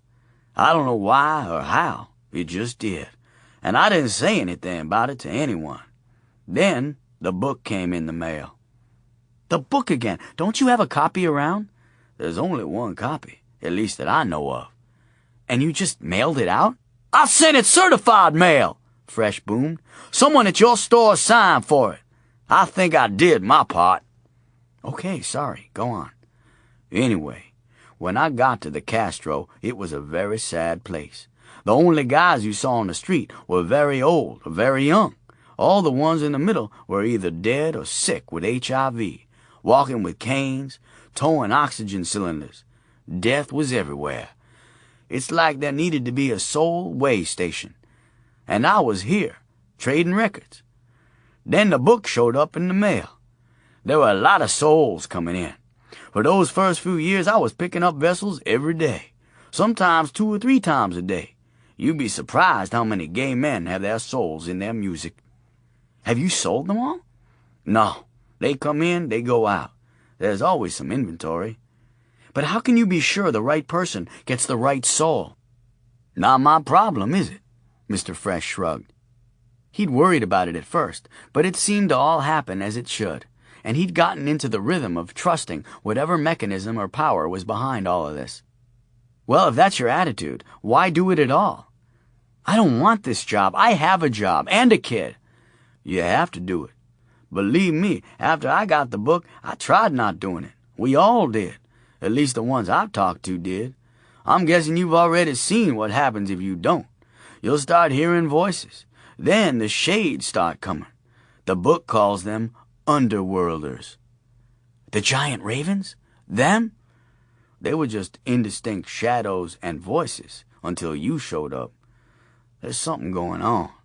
Starting with you and continuing with you. You let them get a soul vessel, didn't you? Me? You said there's a bunch of death merchants. The others know better. It was you. You fucked up. I thought I saw one flying over earlier in the week. Then today I was out walking, and the voices were bad, really bad. That's when I called you. It was you, wasn't it? Charlie nodded. I didn't know. How could I know? So they got one. 2, Charlie said.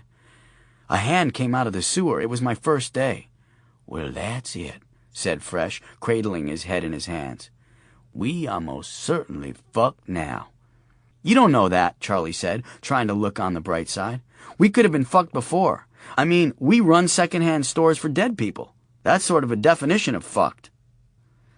Mr. Fresh looked up. The book says if we don't do our jobs, everything could go dark, become like the underworld. I don't know what the underworld is like, Mr. Asher, but I've caught some of the road show from there a couple of times, and I'm not interested in finding out. How about you? Maybe it's Oakland, Charlie said. What's Oakland? The underworld. Oakland is not the underworld? Mr. Fresh leapt to his feet. He was not a violent man.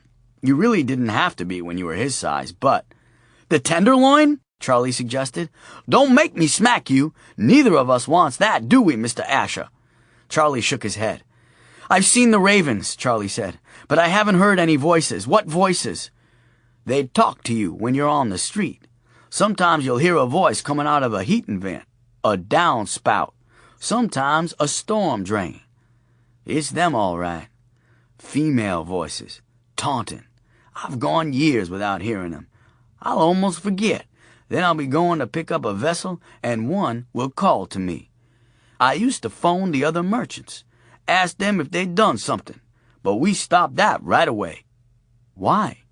Because that's part of what we think brings them up. We're not supposed to have any contact. Took us a while to figure that out.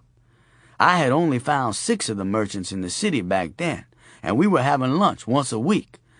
Talking about what we knew, comparing notes, that's when we saw the first of the shades. In fact, just to be safe, this'll be the last time that you and I have contact.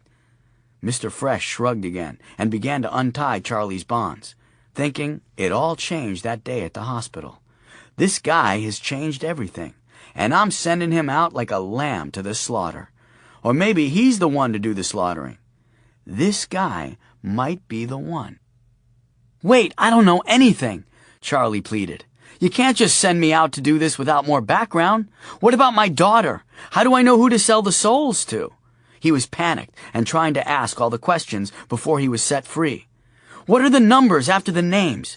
Do you get the names like that? How long do I have to do this before I can retire? Why are you always dressed in mint green? As Mr. Fresh untied one ankle, Charlie was trying to tie the other back to the chair. My name, said Mr. Fresh. Pardon? Charlie stopped tying himself up. I dress in mint green because of my first name. It's Minty. Charlie completely forgot what he was worried about. Minty? Your name is Minty Fresh? Charlie appeared to be trying to stifle a sneeze, but then snorted an explosive laugh, then ducked.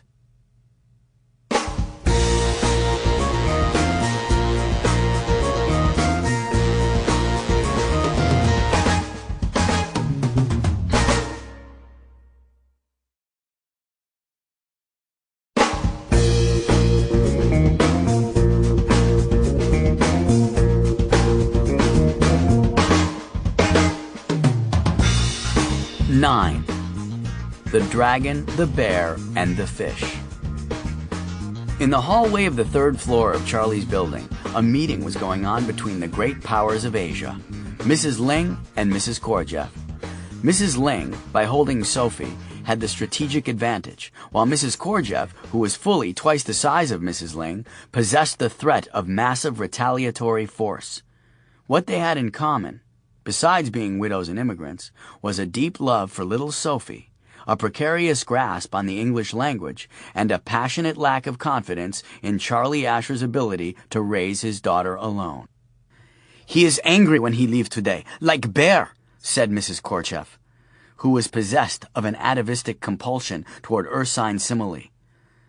"He say no pork," said Mrs. Ling, who limited herself to English verbs in the present tense only, as a devotion to her Chan Buddhist beliefs, or so she claimed. "Who give pork to baby?" "Pork is good for child, make her grow strong," said Mrs. Kordjeff, who then quickly added, "like bear." "He say it turn her into Shih Tzu. Shih Tzu is dog. What kind of father think little girl turn into dog?" Mrs. Ling was especially protective of little girls, as she had grown up in a province of China where each morning a man with a cart came around to collect the bodies of baby girls who had been born during the night and hurled into the street. She was lucky that her own mother had spirited her away to the fields and refused to come home until the new daughter was accepted as part of the family. "Not Shih Tzu," corrected Mrs. Kordjeff. "Shiksa." "Okay, Shiksa. Dog is dog," said Mrs. Ling. "Is irresponsible." Not once was the letter R heard in Mrs. Ling's pronunciation of irresponsible. "Is Yiddish word for not a Jew girl. Rachel is Jew, you know?" Mrs. Kordjeff, unlike most of the Russian immigrants left in the neighborhood, was not a Jew. Her people had come from the steppes of Russia, and she was, in fact, descended from Cossacks, not generally considered a Hebrew-friendly race. She atoned for the sins of her ancestors by being ferociously protective, not unlike a mother bear, of Rachel and now Sophie. "The flowers need water today," said Mrs. Kordjeff. At the end of the hallway was a large bay window that looked out on the building across the street and a window box full of red geraniums. On afternoons, the two great Asian powers would stand in the hallway, admire the flowers, talk of the cost of things, and complain about the increasing discomfort of their shoes. Neither dared start her own window box of geraniums, lest it appear that she had stolen the idea from across the street, and in the process set off an escalating window box competition that could ultimately end in bloodshed. They agreed, tacitly, to admire, but not covet, the red flowers. Mrs. Kordjeff liked the very redness of them.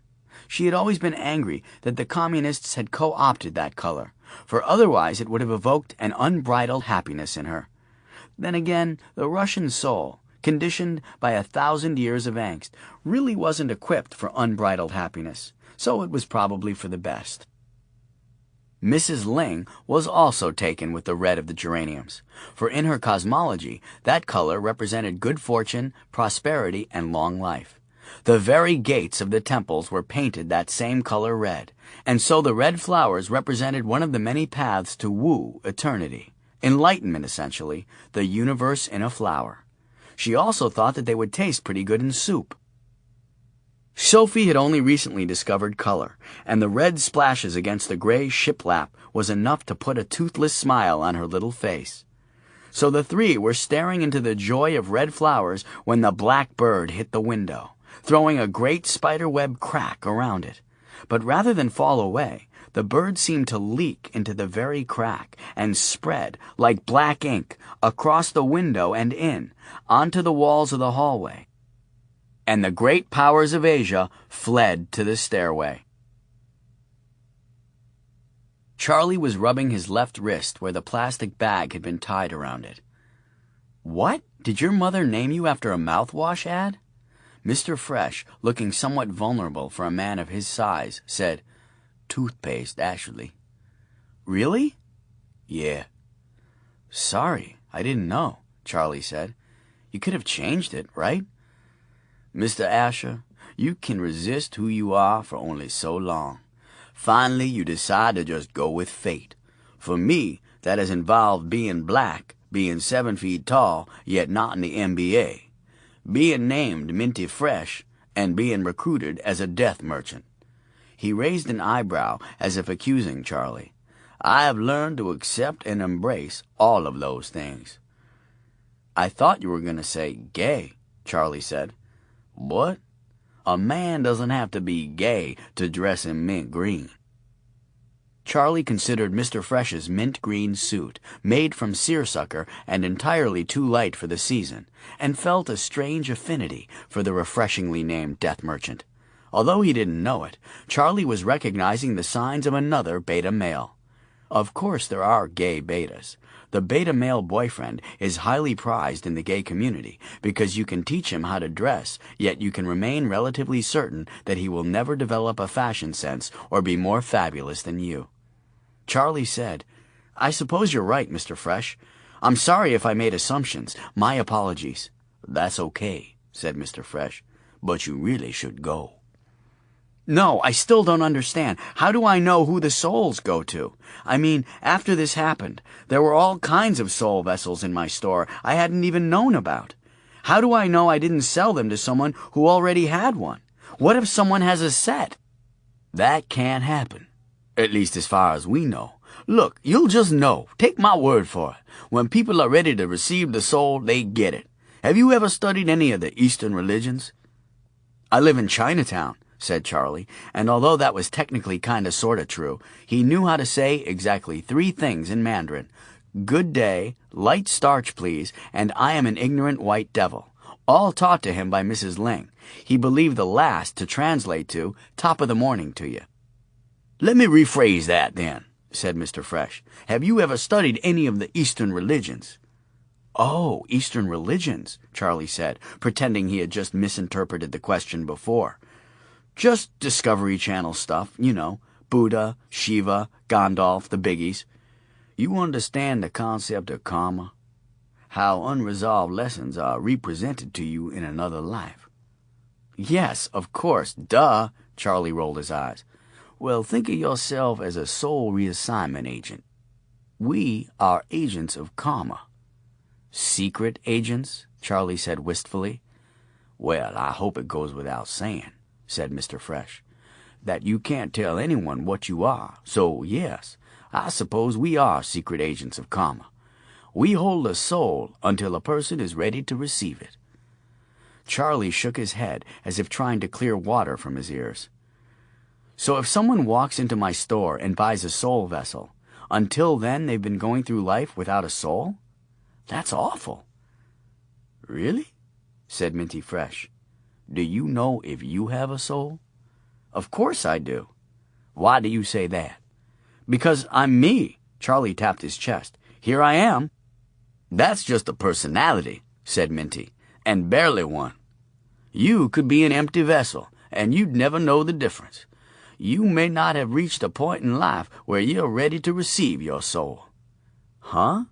Your soul may be more evolved than you are right now. If a kid fails 10th grade, do you make him repeat grades K through 9? No, I guess not. No, you just make him start over at the beginning of 10th grade. Well, it's the same with souls. They only ascend. A person gets a soul when they can carry it to the next level, when they are ready to learn the next lesson. So if I sell one of those glowing objects to someone, they've been going through life without a soul? That's my theory, said Minty Fresh. I've read a lot on the subject over the years, texts from every culture and religion, and this explains it better than anything else I can come up with. Then it's not all in the book you sent? That's just the practical instructions. There's no explanations. It's Dick and Jane simple. It says to get a calendar and put it next to your bed, and the names will come to you. It doesn't tell you how you'll find them, or what the object is, just that you have to find them. Get a day planner. That's what I use. But what about the number? When I would find a name written next to the bed, there was always a number next to it. Mr. Fresh nodded and grinned a little sheepishly. That's how many days you'll have to retrieve the soul vessel. You mean it's how long before the person dies? I don't want to know that. No, not how long before the person dies. How long you have to retrieve the vessel. How many days are left. I've been looking at this for a long time, and the number is never above 49. I thought that might be significant, so I started looking for it in literature about death and dying. 49 days just happens to be the number of days of Bardo, the term used in the Tibetan Book of the Dead for the transition between life and death. Somehow, we death merchants are the medium for moving these souls, but we have to get there within the 49 days. That's my theory anyway. Don't be surprised sometimes if the person has been dead for weeks before you get his name. You still have the number of days left in Bardo to get the soul vessel. And if I don't make it in time? Charlie asked. Minty Fresh shook his head dolefully. Shades, ravens, dark shit rising from the underworld, who knows? Thing is, you have to find it in time. And you will. How, if there's no address or instructions, like it's under the mat? Sometimes, most of the time, in fact, they come to you. Circumstances line up. Charlie thought about the stunning redhead bringing him the silver cigarette case. You said sometimes. Fresh shrugged. Sometimes you have to really search. Find the person. Go to their house. Once I even hired a detective to help me find someone. But that started to bring the voices.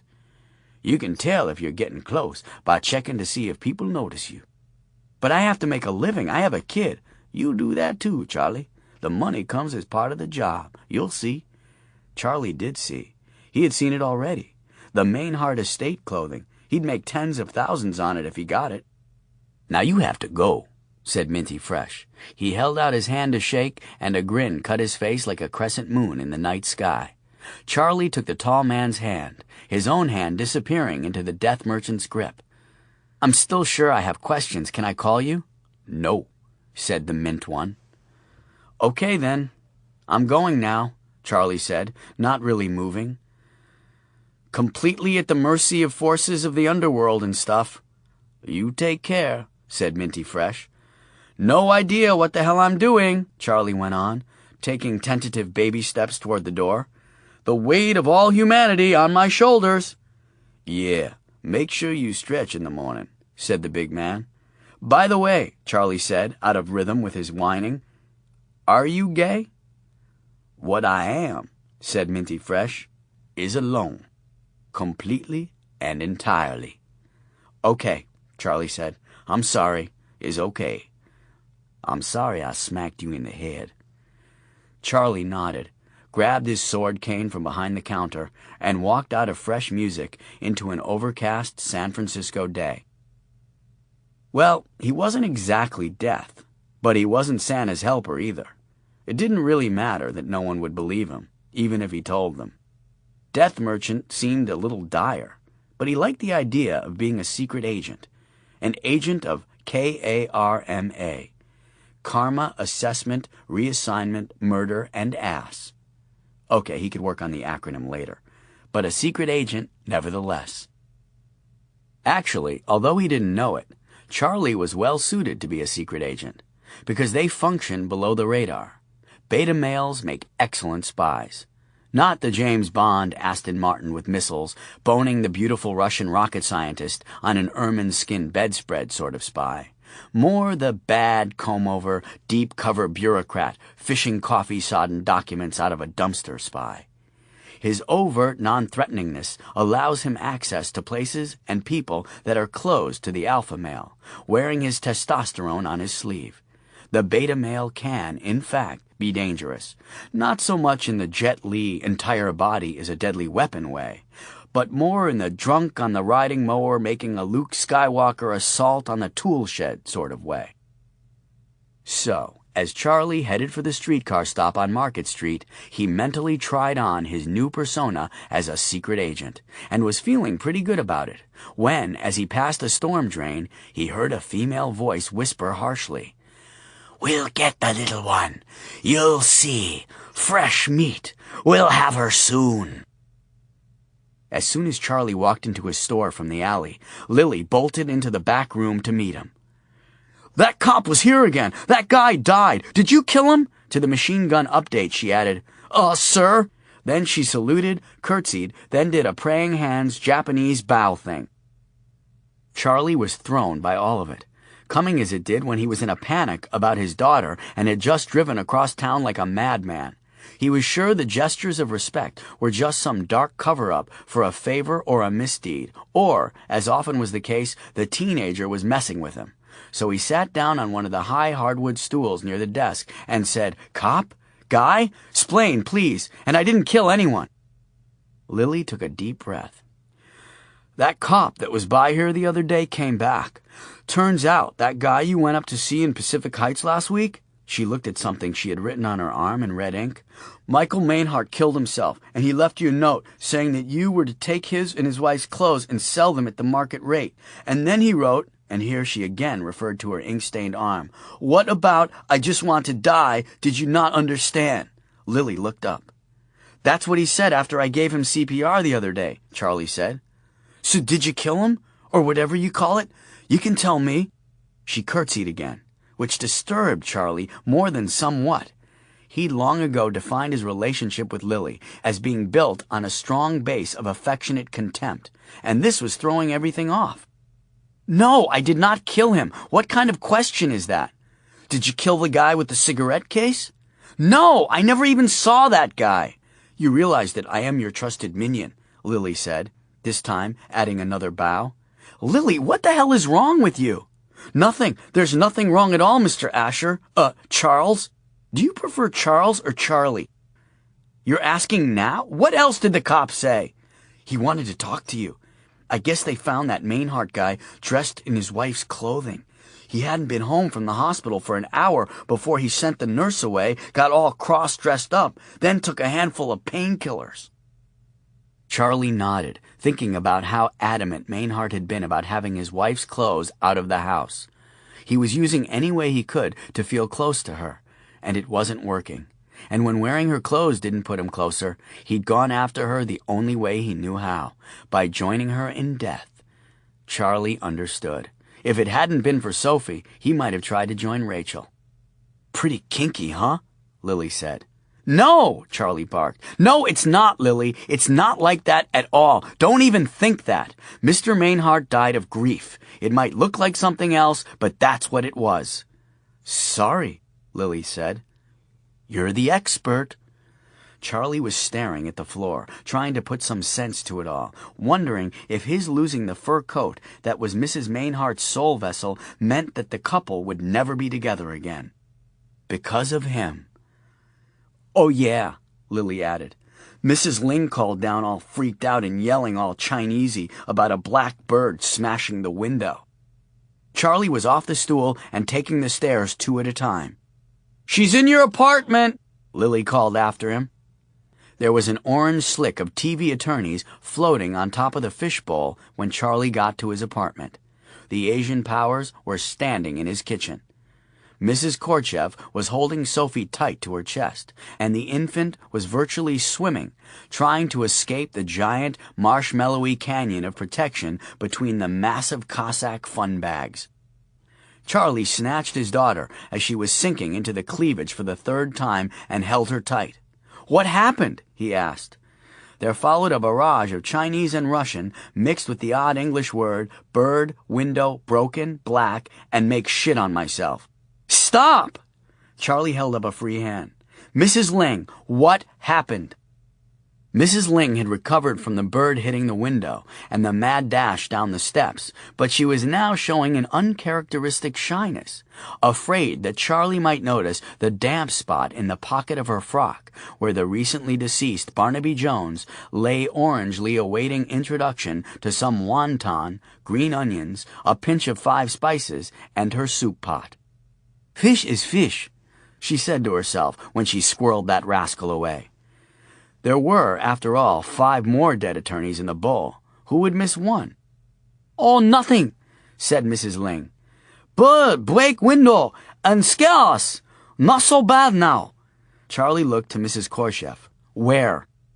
On our floor, we are talking in hall, speaking of what is best for Sophie, when boom, bird hits window and black ink runs through window. We run here and lock door. Both the widows had keys to Charlie's apartment. I'll have it fixed tomorrow, Charlie said, but that's all? Nothing? No one came in? It's third floor, Charlie. No one comes in. Charlie looked to the fishbowl. What happened there? Mrs. Ling's eyes went wide. I have to go. Mahjong night at temple. We come in, lock door, explained Mrs. Korchev. Fish are fine. Put Sophie in car seat like always we are doing. Then go look in hallway for coast to be clear. When Mrs. Ling look back, fish are dead. Not me! It's Russian who see dead fish, said Mrs. Ling. It's okay, Charlie said. Did you see any birds? Anything dark in the apartment? The two women shook their heads. Only upstairs, Mrs. Ling said. Let's go look, Charlie said, moving Sophie to his hip and picking up his sword cane. He led the two women to the little elevator, did a quick assessment of Mrs. Korchev's size versus the cubic footage, and led them up the stairs. When he saw the broken bay window, he felt a little weak in the knees. It wasn't so much the window, it was what was on the roof across the street. Refracted 1,000 times in the spider-webbed safety glass was the shadow of a woman that was cast on the building. He handed the baby to Mrs. Korchev, approached the window, and knocked a hole in the glass to see better. As he did, the shadow slid down the side of the building, across the sidewalk, and into the storm drain next to where a dozen tourists had just disembarked from a cable car. None of them appeared to have seen anything. It was just past 1, and the sun was casting shadows nearly straight down. He looked back at the two widows. Did you see that? You mean break window? Mrs. Ling said, slowly approaching the window and peering through the hole Charlie had made. Oh, no. What? What? Mrs. Ling looked back at Mrs. Korchev. You are right. Flowers need water. Charlie looked through the hole in the window and saw that Mrs. Ling was referring to a window box full of dead, black geraniums. Safety bars on all the windows. Tomorrow, Charlie said. Not far away, as the crow flies, under Columbus Avenue, in a wide pipe junction where several storm sewers met, Orcus, the ancient one, paced, bent over like a hunchback, the heavy spikes that jutted from his shoulders scraping the sides of the pipe, throwing off sparks and the smell of smoldering peat. You're going to fuck up your spikes if you keep pacing like that, said Babbed. She was crouched in one of the smaller pipes to the side, next to her sisters, Nemain and Macha. Except for Nemain, who was beginning to show a gunmetal relief of bird feathers over her body, they were devoid of depth, flat absences of light, absolute black, even in the gloom filtering down through the storm grates. Shadows, silhouettes, really, the darker ancestors of the modern mudflap girls. Shades, delicate and female and fierce. Sit, have a snack. What good to take the above if you look like hell in the end? Orcus growled and spun on the Morrigan, the three. Too long out of the air, too long! From the basket on his belt, he hooked a human skull on one of his claws, popped it in his mouth, and crunched down on it. The Morrigan laughed, sounding like wind through the pipes, pleased that he was enjoying their gift. They'd spent much of the day under San Francisco's graveyards digging out the skulls, Orcus liked them decoffinated, and polishing off the dirt and detritus until they shone like bone china. We flew, said Nemain. She took a moment to admire the blue-black feather shapes on her surface. Above, she added unnecessarily. They're everywhere, like cherries waiting to be stolen. Not stolen, said Orcus. You think like a crow. They are ours for the taking. Oh, yeah. Well, where were you? I got these. The shade held up William Creek's umbrella in one hand and the fur jacket she'd ripped away from Charlie Asher in the other. They still glowed red, but were rapidly dimming. Because of these, I was above. I flew. When no one reacted, Nemain added, above. I flew too, said Babbed timidly. A little. She was a tad self-conscious that she'd manifested no feather patterns or dimension. Orcus hung his great head.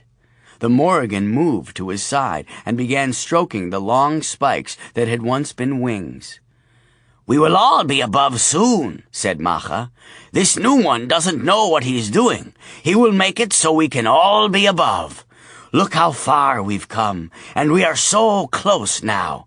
2 above in such a short time. This new meat, this ignorant one, he may be all we need. Orcus lifted his bull-like head and grinned, revealing a sawmill of teeth. They will be like fruit for the picking. See? Said Nemain. Like I said, did you know that above you can see really far? Miles, and the wonderful smells. I never realized how damp and musty it is down here. Is there any reason that we can't have a window? Shut up, growled Orcus. Geez, bite my head off, why don't you? Don't tease, said the bull-headed Death. He rose and led the other Deaths, the Morrigan, down the pipe toward the financial district, to the buried gold rush ship, where they made their home. Part 2. Second-hand Souls. Do not seek death. Death will find you. But seek the road which makes death a fulfillment. Dag Hammarskjöld. 10. Death takes a walk. Mornings Charlie walked. At 6, after an early breakfast, he would turn the care of Sophie over to Mrs. Korchef or Mrs. Ling, whoever's turn it was, for the workday, and walk. Stroll, really, pacing out the city with the sword cane, which had become part of his daily regalia, wearing soft, black leather walking shoes and an expensive, second-hand suit that had been retailored at his cleaner's in Chinatown. Although he pretended to have a purpose, Charlie walked to give himself time to think, to try on the size of being death, and to look at all the people out and about in the morning. He wondered if the girl at the flower stand, from whom he often bought a carnation for his lapel, had a soul, or would give hers up while he watched her die. He watched the guy in North Beach make cappuccinos with faces and fern leaves drawn in the foam, and wondered if a guy like that could actually function without a soul. Or was his soul collecting dust in Charlie's back room? There were a lot of people to see and a lot of thinking to be done.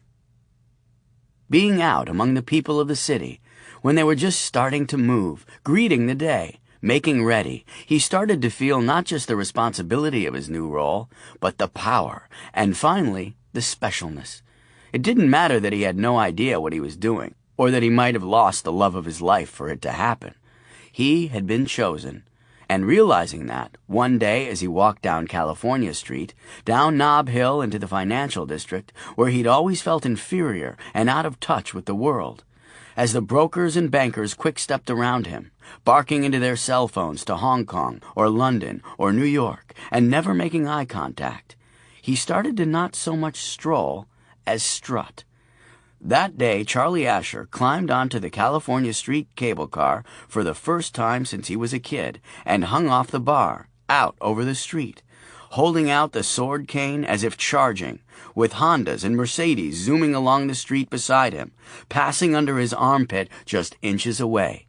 He got off at the end of the line, bought a Wall Street Journal from a machine, then walked to the nearest storm drain, spread out the journal to protect his trousers against oil stains, then got down on his hands and knees and screamed into the drain grate, "I have been chosen, so don't fuck with me!"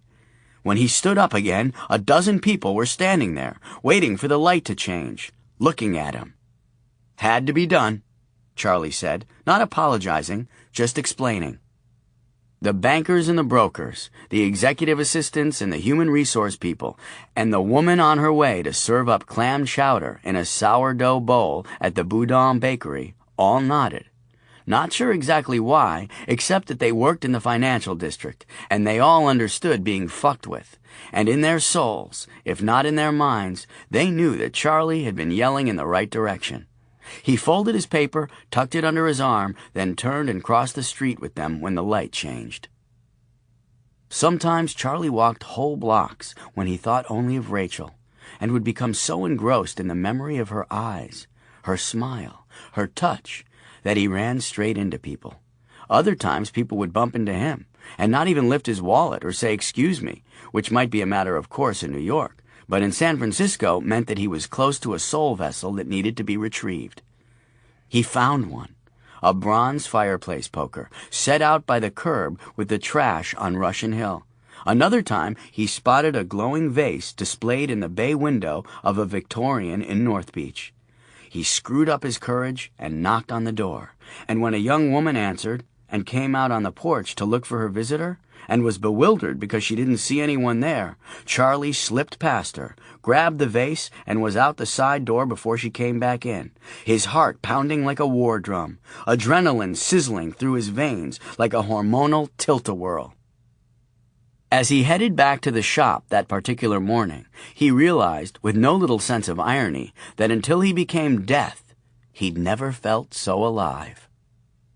Every morning, Charlie tried to walk in a different direction.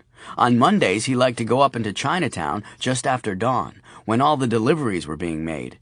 Crates of produce, carrots, lettuce, broccoli, cauliflower, melons, and a dozen varieties of cabbage, tended by Latinos in the Central Valley and consumed by Chinese in Chinatown, having passed through Anglo hands just long enough to extract the nourishing money. On Mondays, the fishing companies delivered their fresh catches, usually strong Italian men whose families had been in the business for 5 generations, handing off their catch to inscrutable Chinese merchants whose ancestors had bought fish from the Italians off horse-drawn wagons 100 years before. All sorts of live and recently live fish were moved across the sidewalk: snapper and halibut and mackerel, sea bass and lingcod and yellowtail, clawless Pacific lobster, Dungeness crab, ghastly monkfish, with their long saber-like teeth and a single spine that jutted from their head, bracing a luminous lure they used to draw in prey, so deep in the ocean that the sun never shone. Charlie was fascinated by the creatures from the very deep sea, the big-eyed squid, cuttlefish, the blind sharks that located prey with electromagnetic impulses, creatures who never saw light. They made him think of what might be facing him from the underworld, because even as he fell into a rhythm of finding names at his bedside, and soul vessels in all manner of places, and the appearance of the ravens and the shades subsided, he could feel them under the street whenever he passed a storm sewer. Sometimes he could hear them whispering to one another, hushing quickly in the rare moments when the street went quiet. To walk through Chinatown at dawn was to become part of a dangerous dance, because there were no back doors or alleys for loading, and all the wares went across the sidewalk. And although Charlie had enjoyed neither danger nor dancing up till now, he enjoyed playing dance partner to the 1,000 tiny Chinese grandmothers in black slippers or jelly-colored plastic shoes who scampered from merchant to merchant, squeezing and smelling and thumping, looking for the freshest and the best for their families, twanging orders and questions to the merchants in Mandarin, all the while just a second or a slip away from being run over by sides of beef, great racks of fresh duck, or hand trucks stacked high with crates of live turtles. Charlie was yet to retrieve a soul vessel on one of his Chinatown walks, but he stayed ready, because the swirl of time and motion forecast that one foggy morning someone's granny was going to get knocked out of her moo shoes. One Monday, just for sport, Charlie grabbed an eggplant that a spectacularly wizened granny was going for. But instead of twisting it out of his hand with some mystic kung fu move as he expected, she looked him in the eye and shook her head. Just a jog, barely perceptible, really. It might have been a tick, but it was the most eloquent of gestures.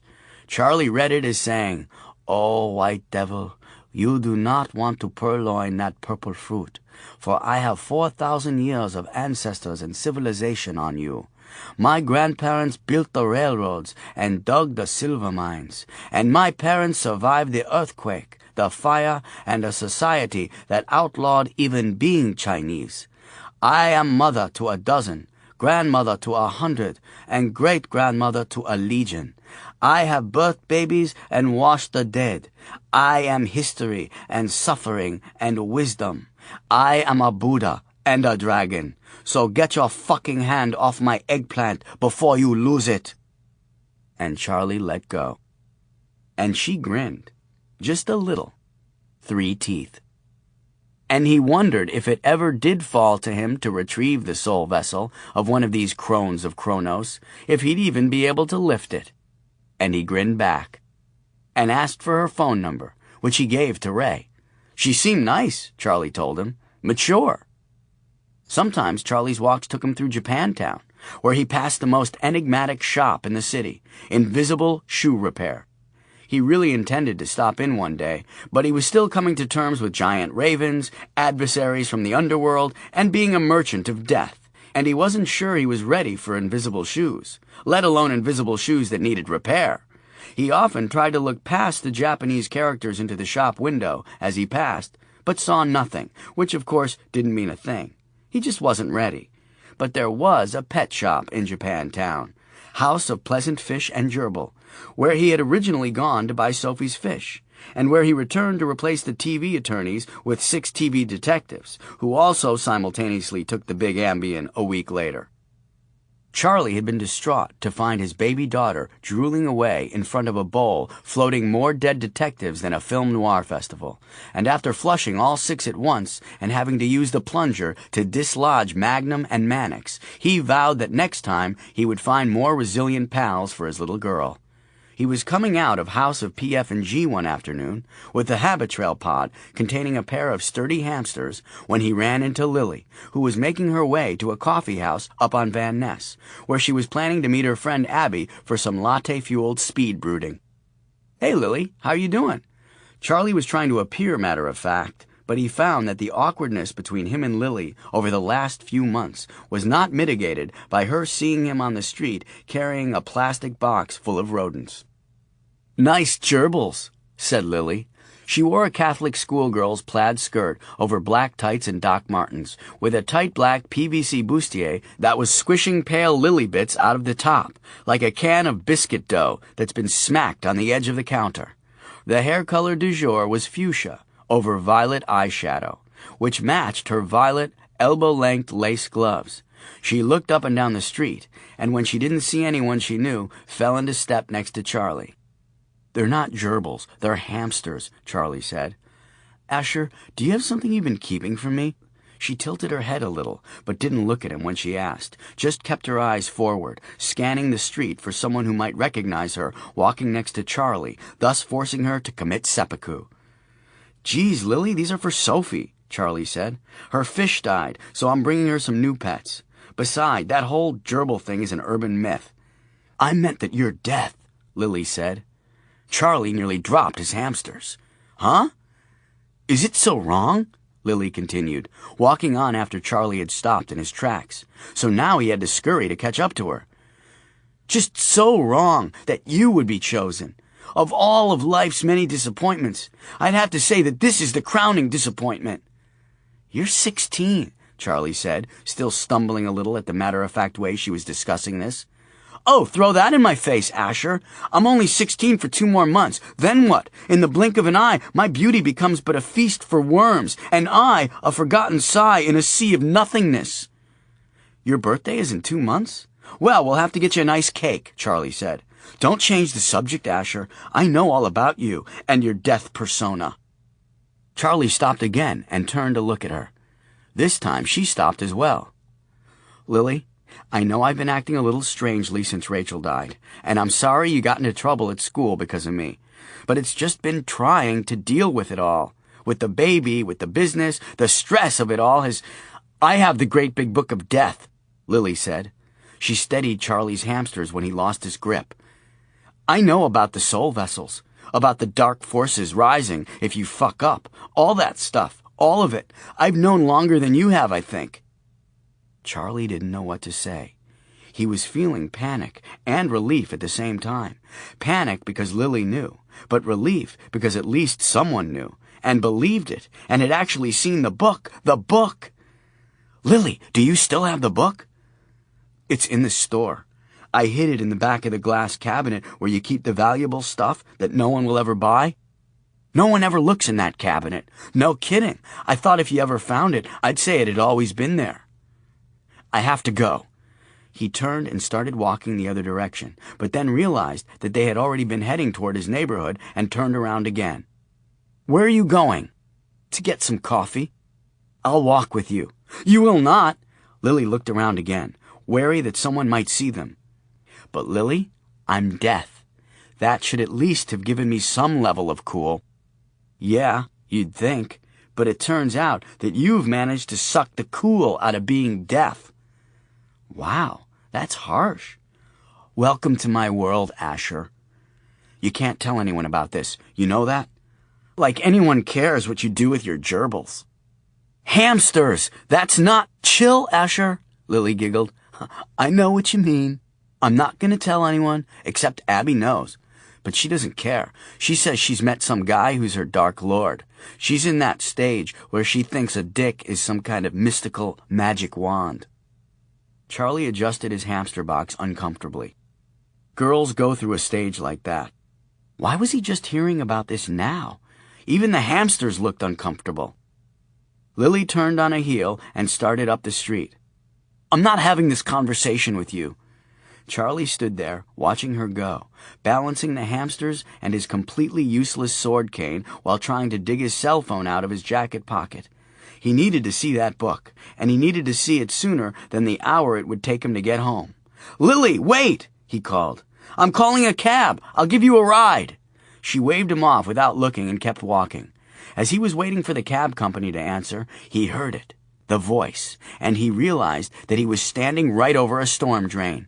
It had been over a month since he'd heard them, and he thought maybe they'd gone. "We'll have her too, Meat. She's ours now." He felt the fear rise in his throat like bile. He snapped the phone shut and ran after Lily, cane rattling and hamsters bouncing as he went. "Lily, wait! Wait!" She spun around quickly, and her fuchsia wig only did the quarter turn instead of the half, so her face was covered with hair when she said, "One of those ice cream cakes from 31 flavors, okay? After that, despair and nothingness." "We'll put that on the cake," Charlie said. 11. The girls can get a little dark at times. The great big book of death, as it turned out, wasn't that big, and certainly wasn't that comprehensive. Charlie read through it a dozen times, took notes, made copies, ran searches trying to find some reference to any of the stuff covered. But all of the material in the 28 lavishly illustrated pages boiled down to this. 1. Congratulations, you have been chosen to act as death. It's a dirty job, but someone has to do it. It is your duty to retrieve soul vessels from the dead and dying and see them on to their next body. If you fail, darkness will cover the world and chaos will reign. 2. Some time ago, the Luminatus, or the Great Death, who kept balance between light and darkness, ceased to be. Since then, forces of darkness have been trying to rise from below. You are all that stands between them and destruction of the collective soul of humanity. 3. In order to hold off the forces of darkness, you will need a number 2 pencil and a calendar, preferably one without pictures of kitties on it. 4. Names and numbers will come to you. The number is how many days you have to retrieve the soul vessel. You will know the vessels by their crimson glow. 5. Don't tell anyone what you do, or dark forces, etc., etc., etc. 6. People may not see you when you are performing your death duties, so be careful crossing the street. You are not immortal. 7. Do not seek others. Do not waver in your duties, or the forces of darkness will destroy all that you care about. 8. You do not cause death. You do not prevent death. You are a servant of destiny, not its agent. Get over yourself. 9. Do not under any circumstances let a soul vessel fall into the hands of those from below, because that would be bad. A few months passed before Charlie worked the shop again alone with Lily. She asked him, "Well, did you get a number 2 pencil?" "No, I got a number 1 pencil." "You rogue, Asher! Hello, forces of darkness!" If the world without this luminatus is so precariously balanced that my buying a pencil with 1 grade harder lead is going to cast us all into the abyss, then maybe it's time. "Whoa, whoa, whoa, whoa, whoa," Lily chanted, like she was trying to bring a spooked horse under control. "It's one thing for me to be all nihilistic and stuff. For me, it's a fashion statement. I have the outfits for it. You can't be all horny for the grave wearing your stupid Savile Row suits." Charlie was proud of her for recognizing that he was wearing one of his expensive second-hand Savile Rows. She was learning the trade in spite of herself. "I'm tired of being afraid," he said. "I've dealt with the forces of darkness or whatever, Lily, and you know what? We're 1 and 1. "Should you be telling me this? I mean, the book said—" "I think I'm different than what the book says, Lily. The book says that I don't cause death, but there have been 2 now that have died more or less because of my actions. And I repeat, should you be telling me this? As you have pointed out many times, I am a kid and wildly irresponsible. It's wildly irresponsible, right? I'm never listening that closely." "You're the only one who knows," Charlie said. "And you're 17 now, not a kid. You're a young woman now. Don't fuck with me, Asher. If you keep talking like that, I'll get another piercing. Take X until I'm dehydrated like a mummy. Talk on my cell phone until the battery is dead, then find some skinny, pale guy and suck him until he cries." "So it'll be like a Friday?" Charlie said. "What I do with my weekends is my own business." "I know. Well, then shut up." "I'm tired of being afraid, Lily." "Well, then stop being afraid, Charlie." They both looked away, embarrassed. Lily pretended to shuffle through the day's receipts, while Charlie pretended to be looking for something, in what he called his walking satchel, and Jane called his man purse. "Sorry," Lily said, without looking up from the receipts. "It's okay," Charlie said. "Me too." Still not looking up, Lily said, "But really, should you be telling me any of this?" "Probably not," Charlie said. "It's sort of a big burden to carry. Sort of a dirty job?" Lily looked up now and grinned. "Yeah," Charlie smiled, relieved. "I won't bring it up again." "That's okay. It's kind of cool." "Really?" Charlie couldn't remember anyone ever referring to him as cool. He was touched. "Not you. The whole death thing." "Yeah, right," Charlie said. "Yes, still batting 1,000 on the 0 cool quotient. But you're right, it's not safe. No more talk about my, avocation." "And I'll never call you Charlie again," Lily said. "Ever." "That would be fine," Charlie said. "We'll act like this never happened. Excellent. Good talk. Resume your thinly veiled contempt." "Fuck off, Asher." "Atta girl." They were waiting for him the next morning when he took his walk. He expected it, and he wasn't disappointed. He'd stopped in the shop to pick up an Italian suit he'd just taken in, as well as a cigar lighter that had languished in a curio case in the back for 2 years, which he stuffed in his satchel with the glowing porcelain bear that was the soul vessel of someone who had passed long ago. Then he stepped outside and stood just above the opening of the storm drain, waved at the tourists on the cable car as it clanked by. "Good morning," he said cheerily. Anyone watching him might have thought he was greeting the day, since there was no one around. "We'll peck out her eyes like ripe plums," hissed a female voice out of the drain. "Bring us up, meat. Bring us up so we can lap your blood from the gaping wound we tear in your chest." "And crunch your bones in our jaws like candy," added a different voice, also female. "Yeah," agreed the first voice, "like candy." "Yeah," said a third. Charlie felt his entire body go to gooseflesh, but he shook it off and tried to keep his voice steady. "Well, today would be a good day for it," Charlie said. "I'm well rested from sleeping in my comfy bed with the down comforter. Not like I spent the night in a sewer or anything." "Bastard!" a hissing female chorus. "Well, talk to you on the next block." Strolled up the block into Chinatown, pacing out the sidewalk jauntily with his sword cane, the suit inside a light garment bag thrown over his shoulder. He tried whistling, but thought that might be a little too cliché. They were already under the next corner when he got there. "I'm going to suck the baby's soul out through her soft spot while you watch, meat." "Oh, nice," Charlie said, gritting his teeth and trying not to sound as horrified as he was. "She's starting to crawl around pretty well now, so don't miss breakfast that day, because if she has her little rubber spoon, she'll probably kick your ass." There was a screech of anger from the sewers, and a harsh, hissing chatter. "He can't say that! Can he say that? Does he know who we are?" "Taking a left at the next block. See you there." There was a young Chinese man dressed in hip-hop wear who looked at Charlie and took a quick step to the side so as not to catch whatever kind of crazy this well-dressed lopak, white man, was carrying.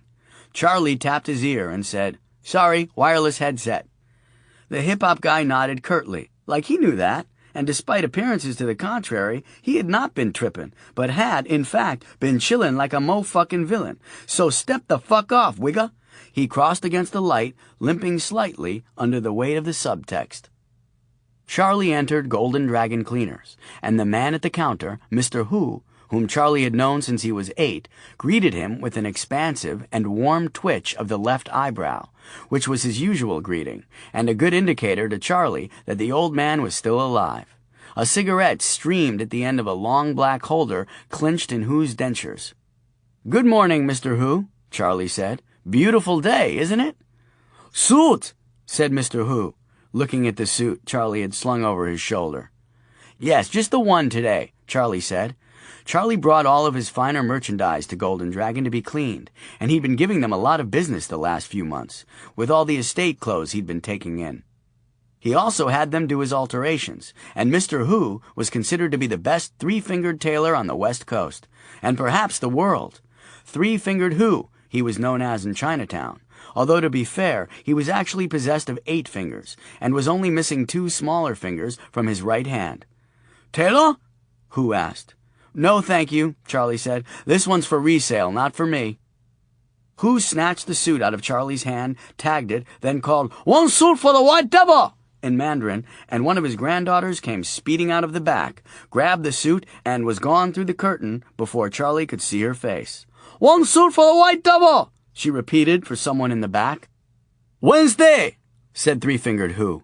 He handed Charlie the ticket. "There's something else," Charlie said. "Okay, Tuesday," said Hu, "but no discount." "No, Mr. Hu, I know it's been a long time since I needed it, but I wonder if you still have your other business." Mr. Hu closed one eye and looked at Charlie for a full minute before he replied. When he did, he said, "Come!" then disappeared behind the curtain, leaving a cloud of cigarette smoke. Charlie followed him into the back, through a noisy, steaming hell of cleaning fluids, mangle irons, and a dozen scurrying employees to a tiny plywood-walled office in the back, where Hu closed the door and locked them in as they did their business, something they'd first done over 20 years ago. The first time Three-Fingered Hu had led Charlie Asher through the Stygian back room of Golden Dragon Cleaners, the 10-year-old beta male was sure that he was going to be kidnapped and sold into dry-cleaning slavery, butchered and turned into dim sum, or forced to smoke opium and fight 50 kung fu fighters at once while still in his PJs. Charlie had a very tenuous grasp of his neighbor's culture at age 10. But despite his fear, he was driven by a passion that had been embedded in his very genes millions of years ago. A quest for fire. Yes, it was a crafty beta male who first discovered fire. And true, it was almost immediately taken away from him by an alpha male. Alphas missed out on the discovery of fire, but because they did not understand about grabbing the hot, orangey end of the stick, they are credited with inventing the third-degree burn. Still, the original spark burns bright in every beta's veins. When alpha boys have long since moved on to girls and sports, betas will still be pursuing pyrotechnics well into adolescence, and sometimes beyond. Alpha males may lead the armies of the world, but it's the betas who actually get the shit blowed up. And what better testimonial for a purveyor of fireworks than to be missing critical digits? Three-fingered Who. When Who opened his thick, trifold case across the desk, revealing his wares, young Charlie felt he had passed through the fires of hell to arrive, at last, in paradise, and he gladly handed over his wad of crumpled, sweaty dollar bills, and even his long silver ashes from Who's cigarette fell over the fuses like deadly snow. Charlie picked his pleasure. He was so excited he nearly peed himself. The death-dealing Charlie, who walked out of Golden Dragon Cleaners that morning with a compact paper parcel tucked under his arm, felt a similar excitement, for as much as it was against his nature, he was rushing once again into the breach. He headed to the storm sewer grate and, waving the glowing porcelain bear from his satchel at the street, shouted, "I'm going over 1 block and up 4, bitches! Join me!" "The White Devil has finally gone around the bend," said Three-Fingered Who's 11th grandchild, Cindy Lou who stood at the counter next to her venerated and digitally challenged ancestor. "His money not crazy," said Three. Charlie had noticed the alley on one of his walks to the financial district. It lay between Montgomery and Kearny streets and had all the things a good alley should have: fire escapes, dumpsters, various steel doors tagged with graffiti, a rat, 2 seagulls, assorted filth, a guy passed out under some cardboard, and a half-dozen no parking signs, 3 with bullet holes. It was the platonic ideal of an alley. But what distinguished it from other alleys in the area was that it had 2 openings into the storm drain system, spaced not 50 yards apart, one on the street end and one in the middle, concealed between 2 dumpsters. Having recently developed an eye for storm drains, Charlie couldn't help but notice. He chose the drain that was hidden from the street, crouched down about 4 feet away, and opened the parcel from Three-Fingered Who. He removed 8 M80s and trimmed the 2-inch-long waterproof fuses to about a ½ inch with a pair of nail clippers he kept on his keychain. An M80 is a very large firecracker, purported to have the explosive power of a quarter of a stick of dynamite. Rural children use them to blow up mailboxes or school plumbing, but in the city they have largely been replaced by the 9mm Glock pistol as the preferred instrument of mischievous fun. "Kids!" Charlie called into the drain. "You with me? Sorry I didn't get your names." He drew the sword from his cane, set it by his knee, then dug the porcelain bear out of his satchel and sat it by his other knee. "There you go," he called. There was a vicious hiss from the drain, and even as he thought it was completely dark, it got even darker. He could see silver disc shapes moving in the blackness, like coins tumbling through a dark ocean. But these were paired up. Eyes. "Give it, meat! Give it!" whispered a female voice. "Come and get it," Charlie said, trying to fight down the greatest case of the willies he'd ever felt. It was like dry ice was being applied to his spine, and it was all he could do not to shiver. The shadow in the drain started to leak out across the pavement, just an inch or so, but he could see it, like the light had changed. But it hadn't. The shadow took the shape of a female hand and moved another 6 inches toward the glowing bear. That's when Charlie grabbed the sword and snapped it down on the shadow. It didn't hit pavement, but connected with something softer, and there was a deafening screech. "You piece of shit!" screamed the voice, now in anger, not pain. "You worthless little... you!" "Quick and the dead, ladies," Charlie said. "Quick and the dead. Come on, give it another shot." A second hand-shaped shadow snaked out of the drain on the left, then another on the right. Charlie pushed the bear away from the drain as he pulled the cigar lighter from his pocket. He lit the short fuses of 4 of the M80s and tossed them into the drain, even as the shadows were reaching out.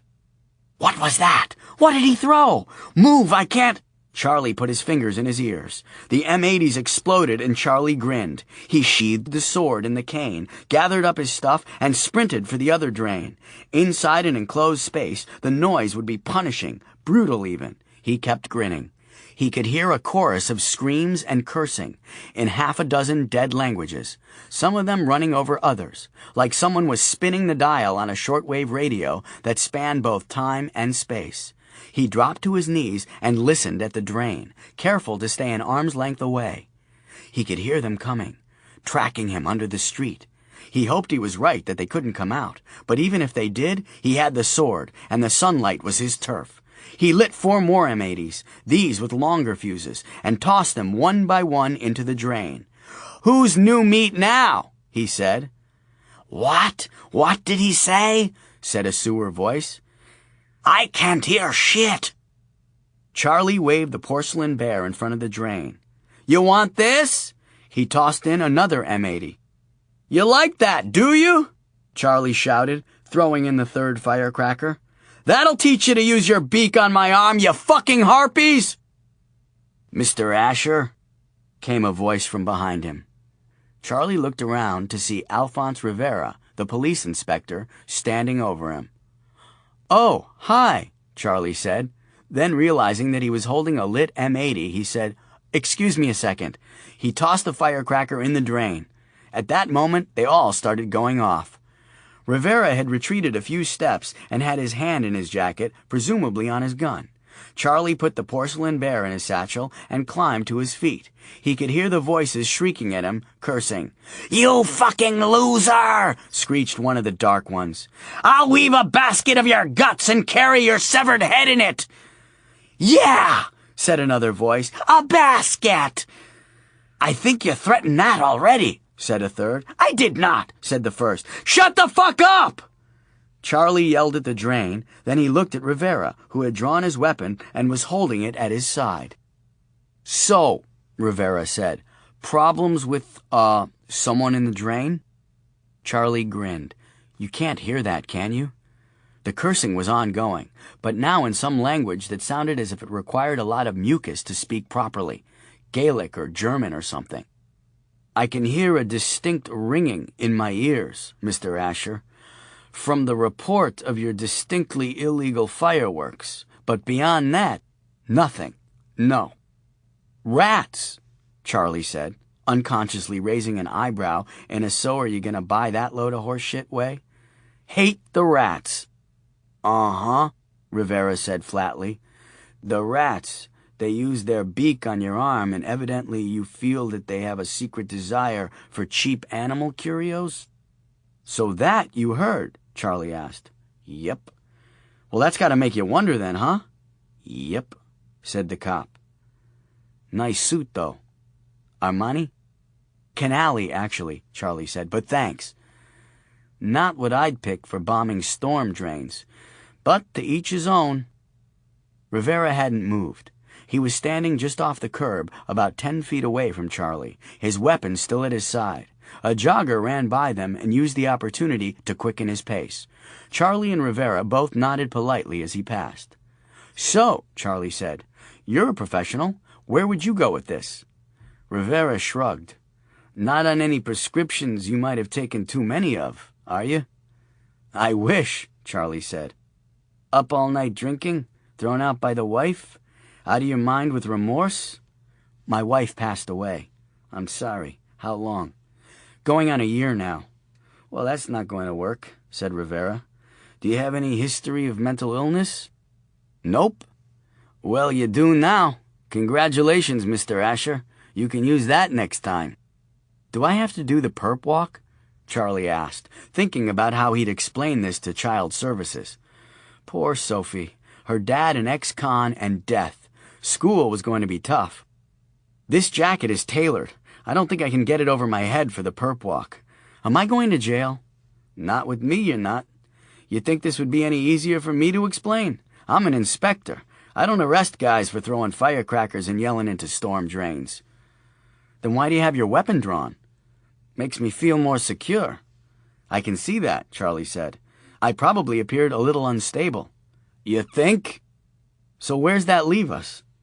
That the rest of your stash?" Rivera nodded toward the paper bag of firecrackers under Charlie's arm. Charlie nodded. "How about you toss that down the storm drain and we'll call it a day?"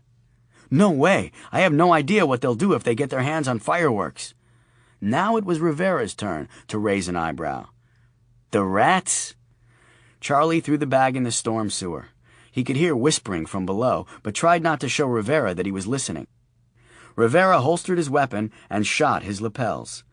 "So do you take suits like that into your shop very often?" he asked.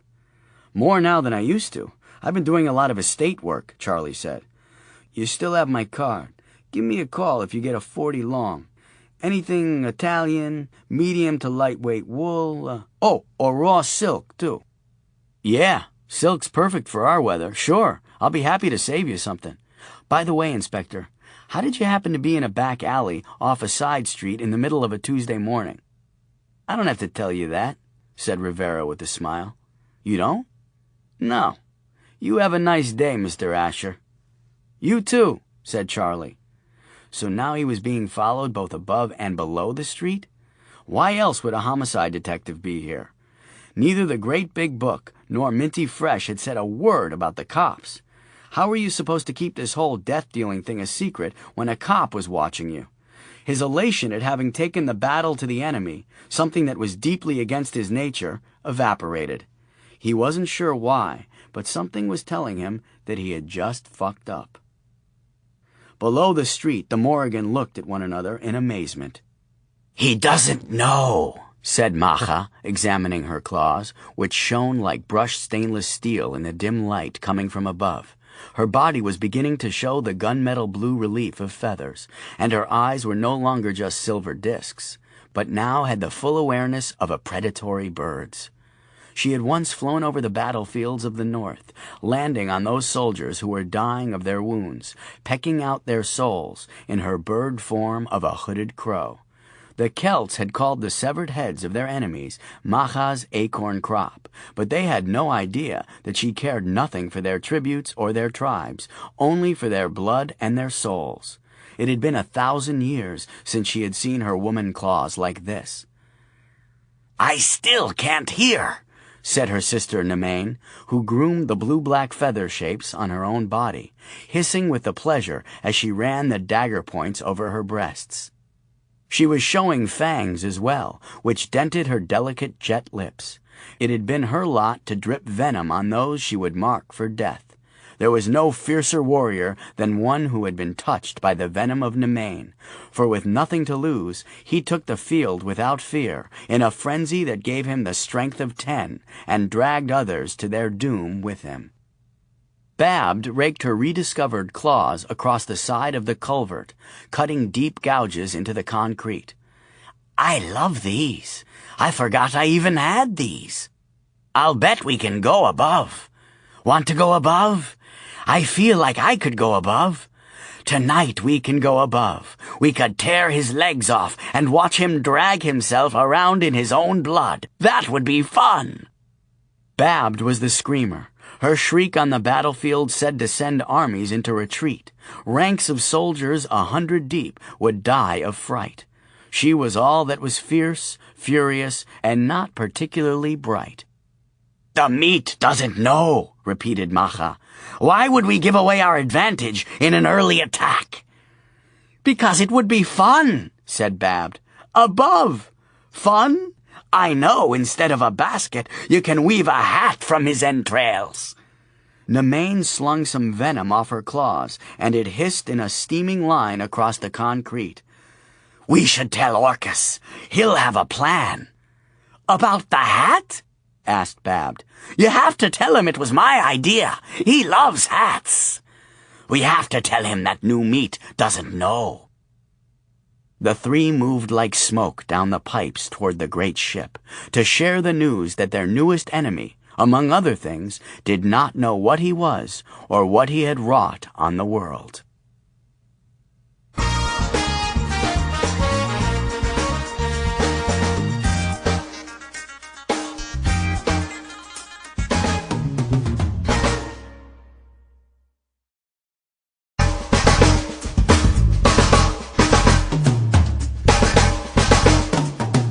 12. The Bay City Book of the Dead. Charlie named the hamsters Parmesan and Romano, or Parm and Rami for short, because when the time came for thinking up names, he just happened to be reading the label on a jar of Alfredo sauce. That was all the thought that went into it, and that was enough. In fact, Charlie thought he might have even gone overboard, considering that when he returned home the day of the great firecracker sewer debacle, he found his daughter gleefully pounding away on the tray of her high chair with a stiff hamster. Romano was the poundee. Charlie could tell because he'd put a dot of nail polish between his little ears so he could tell it apart from its companion, Parmesan, who was equally stiff inside the plastic Habitrail box. In the bottom of the exercise wheel, actually. Dead at the wheel. "Mrs. Ling!" Charlie called. He pried the expired rodent from his darling daughter's little hand and dropped it in the cage. "Is Vladlina, Mr. Asher?" came a giant voice from the bathroom.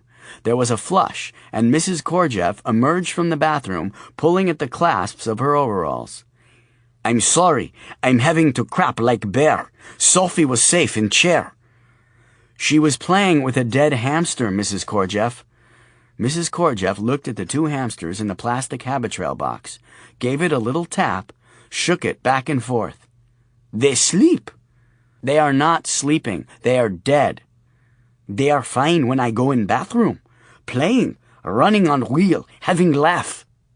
"They were not having a laugh. They were dead. Sophie had one in her hand." Charlie looked more closely at the rodent that Sophie had been tenderizing. Its head looked extremely wet. In her mouth. She had it in her mouth.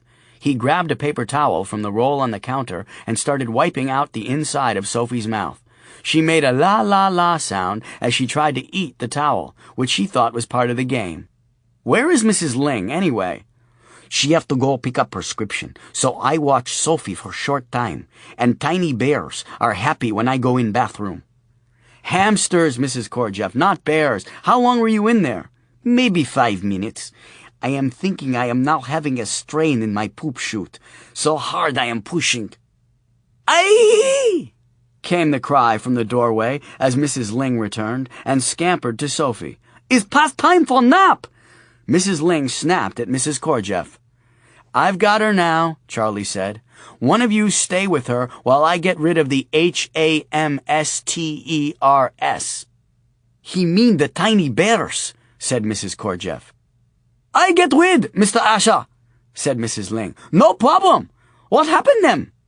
"Sleeping," said Mrs. Korjeff. "Ladies, go, please. I'll see one of you in the morning." "It's my turn," said Mrs. Korjeff sadly. "Am I banish? Is no Sophie for Vladlena, yes?" "No, yes, it's fine, Mrs. Korjeff. I'll see you in the morning." Mrs. Ling was shaking the Habitrail cage. They certainly were sound sleepers, these hamsters. She liked ham. "I take care," she said. She tucked the cage under her arm and backed toward the door, waving. "Bye-bye, Sophie, bye-bye." "Bye-bye, Boobala," said Mrs. Korjeff. "Bye-bye," Sophie said, with a baby wave. "When do you learn bye-bye?" Charlie said to his daughter. "I can't leave you for a second." But he did leave her the very next day to find replacements for the hamsters. He took the cargo van to the pet store this time. Whatever courage or hubris he'd rallied in order to attack the sewer harpies had melted away, and he didn't even want to go near a storm drain. At the pet store, he picked out 2 painted turtles, each about as big around as a mayonnaise jar lid. He bought them a large kidney-shaped dish that had its own little island, a plastic palm tree, some aquatic plants, and a snail. The snail, presumably, to bolster the self-esteem of the turtles. You think we're slow. Look at that guy. To shore up the snail's morale in the same way, there was a rock. Everyone is happier if they have someone to look down on, as well as someone to look up to, especially if they resent both.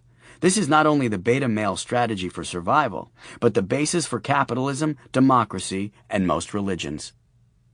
After he grilled the clerk for 15 minutes on the vitality of the turtles and was assured that they could probably survive a nuclear attack as long as there were some bugs left to eat, Charlie wrote a check and started tearing up over his turtles. "Are you okay, Mr. Asher?" asked the pet shop guy. "I'm sorry," Charlie said. "It's just that this is the last entry in the register." "And your bank didn't give you a new one?" "No, I have a new one, but this is the last one that my wife wrote in. Now that this one is used up, I'll never see her handwriting in the check register again." "I'm sorry," said the pet shop guy, who until that moment had thought the rough patch that day was going to be consoling a guy over a couple of dead hamsters. "It's not your problem," Charlie said. "I'll just take my turtles and go." And he did, squeezing the check register in his hand as he drove. She was slipping away, every day a little more. A week ago, Jane had come down to borrow some honey and found the plum jelly that Rachel liked in the back of the refrigerator covered in green fuzz. "Little brother, this has got to go," Jane said, making a face. "No, it was Rachel's." "I know, kid, and she's not coming back for it. What else do you—" "Oh, my God!" She dove away from the fridge. "What was that?" "Lasagna. Rachel made it." "This has been here for over a year?" I couldn't make myself throw it out. "Look, I'm coming over Saturday and cleaning out this apartment. I'm going to get rid of all the stuff of Rachel's that you don't want. I want it all." Jane paused while moving the green and purple lasagna to the trash bin, pan and all. "No, you don't, Charlie. This kind of stuff doesn't help you remember Rachel. It just hurts you. You need to focus on Sophie and the rest of both of your lives. You're a young guy. You can't give up. We all loved Rachel, but you have to think about moving on. Maybe going out. I'm not ready. And you can't come over this Saturday. That's my day in the shop." "I know," Jane said. "It's better if you're not here." "But you can't be trusted, Jane," Charlie said, as if that was as obvious as the fact that Jane was irritating. "You'll throw out all the pieces of Rachel, and you'll steal my clothes." Jane had been swiping Charlie's suits pretty regularly since he'd started dressing more upscale. She was wearing a tailored, double-breasted jacket that he'd just gotten back from Three-Fingered Who a few days ago. Charlie hadn't even worn it yet. "Why are you still wearing suits, anyway? Isn't your new girlfriend a yoga instructor? Shouldn't you be wearing those baggy pants made out of hemp and tofu fibers like she does? You look like David Bowie, Jane. There, I've said it. I'm sorry, but it had to be said." Jane put her arm around his shoulder and kissed him on the cheek. "You are so sweet. Bowie is the only man I've ever found attractive. Let me clean out your apartment. I'll watch Sophie that day. Give the widows a day to do battle down at the Everything for a Dollar store." "Okay, but just clothes and stuff. No pictures. And just put it in the basement in boxes. No throwing anything away." "Even food items?" "Chuck, the lasagna, okay, food items can go, but don't let Sophie know what you're doing. And leave Rachel's perfume, and her hairbrush. I want Sophie to know what her mother smelled like." That night, when he finished at the shop, he went down to the basement, to the little gated storage area for his apartment, and visited the boxes of all the things that Jane had packed up. When that didn't work, he opened them and said goodbye to every single item. Pieces of Rachel. Seemed like he was always saying goodbye to pieces of Rachel. On his way home from the pet shop, he had stopped at a clean, well-lighted place for books because it, too, was a piece of Rachel and because he needed a touchstone. But also he needed to research what he was doing. He'd scoured the internet for information on death, and while he'd found that there were a lot of people who wanted to dress like death, get naked with the dead, look at pictures of the naked and the dead, or sell pills to give erections to the dead, there just wasn't anything on how to go about being dead, or death. No one had ever heard of death merchants or sewer harpies or anything of the sort. He left the store with a 2-foot-high stack of books on death and dying, figuring, as a beta male typically does, that before he tried to take the battle to the enemy again, he'd better find out something about what he was dealing with. That evening, he settled in on the couch next to his baby daughter and read while the new turtles, Bruiser and Jeep, so named in hope of instilling durability in them, ate freeze-dried bugs and watched CSI Safariland on cable. "Well, honey, according to this Kubler-Ross lady, the 5 stages of death are anger, denial, bargaining, depression, and acceptance. Well, we went through all those stages when we lost Mommy, didn't we? Mama, Sophie said. The first time she had said Mama had brought Charlie to tears. He had been looking over her little shoulder at a picture of Rachel. The second time she said it, it was less emotional. She was in her high chair at the breakfast bar and was talking to the toaster. That's not Mommy, Soph, that's the toaster. Mama, Sophie insisted, reaching out for the toaster. You're just trying to fuck with me, aren't you? Charlie said. Mama, Sophie said to the fridge. Swell, Charlie said. He read on, realizing that Dr. Kubler-Ross had been exactly right. Every morning when he woke up to find another name and number in the day planner at his bedside, he went through the entire 5-step process before he finished breakfast. But now that the steps had a name, he started to recognize the stages as experienced by the family members of his clients. That's how he referred to the people whose souls he retrieved. Clients. Then he read a book called The Last Sack, about how to kill yourself with a plastic bag. But it must not have been a very effective book, because he saw on the back cover that there had been 2 sequels. He imagined the fan mail. Dear Last Sack author, I was almost dead, but then my sack got all steamed up and I couldn't see the TV, so I poked an eye hole. I hope to try again with your next book. The book didn't really help Charlie much, except to instill in him a new paranoia about plastic bags.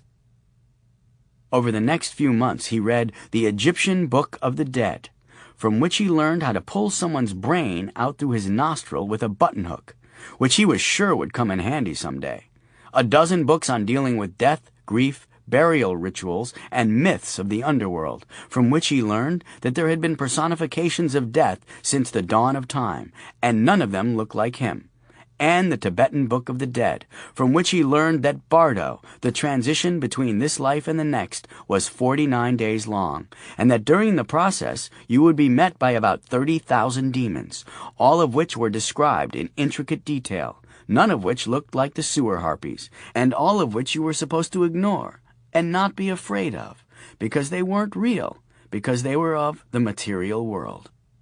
Strange, Charlie said to Sophie, how all of these books talk about how the material world isn't significant, yet I have to retrieve people's souls, which are attached to material objects. It would appear that death, if nothing else, is ironic, don't you think? No, Sophie said. At 18 months, Sophie answered all questions either no, cookie, or like bear. The last Charlie attributed to leaving his daughter too often in the care of Mrs. Korjeff. After the turtles, 2 more hamsters, a hermit crab, an iguana, and 2 wide-mouthed frogs passed on to the great walk in the sky, or more accurately, on the 3rd floor, Charlie finally acquiesced and brought home a 3-inch-long Madagascar hissing cockroach that he named Bear, just so his daughter wouldn't go through life talking total nonsense. Like Bear, Sophie said. She's talking about the bug, Charlie said one night when Jane stopped by. She's not talking about the bug, Jane said. What kind of father buys a cockroach for a little girl anyway? That's disgusting. Nothing's supposed to be able to kill them. They've been around for like 100 million years. It was that or a white shark, and they're supposed to be hard to keep. Why don't you give up, Charlie? Just let her get by with stuffed animals. A little kid should have a pet, especially a little kid growing up in the city. We grew up in the city and we didn't have any pets. I know, and look how we turned out, Charlie said, gesturing back and forth between the 2 of them, one who dealt in death and had a giant cockroach named Bear, and the other who was on her 3rd yoga instructor girlfriend in 6 months and was wearing his newest Harris tweed suit. We turned out great, or at least one of us did, Jane said, gesturing to the splendor of her suit, like she was a game show model giving the big prize package on Let's Get Androgynous. You have got to gain some weight. This is tailored way too tight in the butt, she said, lapsing once again into self-obsession. Am I camel-toeing? I am not looking. Not looking. Not looking, Charlie chanted. She wouldn't need pets if she ever saw the outside of this apartment, Jane said, pulling down on the crotch of her trousers to counteract the dreaded dromedary digit effect. Take her to the zoo, Charlie. Let her see something besides this apartment. Take her out. I will, tomorrow. I'll take her out and show her the city," Charlie said. And he would have, too, except he woke to find the name Madeline Albee written on his day planner, and next to her name, the number 1. Oh yeah, and the cockroach was dead. "I will take you out," Charlie said as he put Sophie in her high chair for breakfast. "I will, honey, I promise. Can you believe that they'd only give me 1 day?" "No," Sophie said. "Juice," she added, because she was in her chair, and this was juice time. "I'm sorry about Bear, honey," Charlie said, brushing her hair this way, then that, then giving up. "He was a good bug, but he is no more. Mrs. Ling will bury him. That window box of hers must be getting pretty crowded." He didn't remember there being a window box in Mrs. Ling's window, but who was he to question? Charlie threw open the phone book and mercifully found an M. Albee with an address on Telegraph Hill, not 10 minutes' walk away. No client had ever been this close, and with almost 6 months without a peep or a shade from the sewer harpies, he was starting to feel like he had this whole death merchant thing under control. He'd even placed most of the soul vessels that he'd collected. The short notice felt bad, really bad. The house was an Italianate Victorian on the hill just below the Coit Tower, the great granite column built in honor of the San Francisco firemen who had lost their lives in the line of duty. Although it's said to have been designed with a fire hose nozzle in mind, almost no one who sees the tower can resist the urge to comment on its resemblance to a giant penis.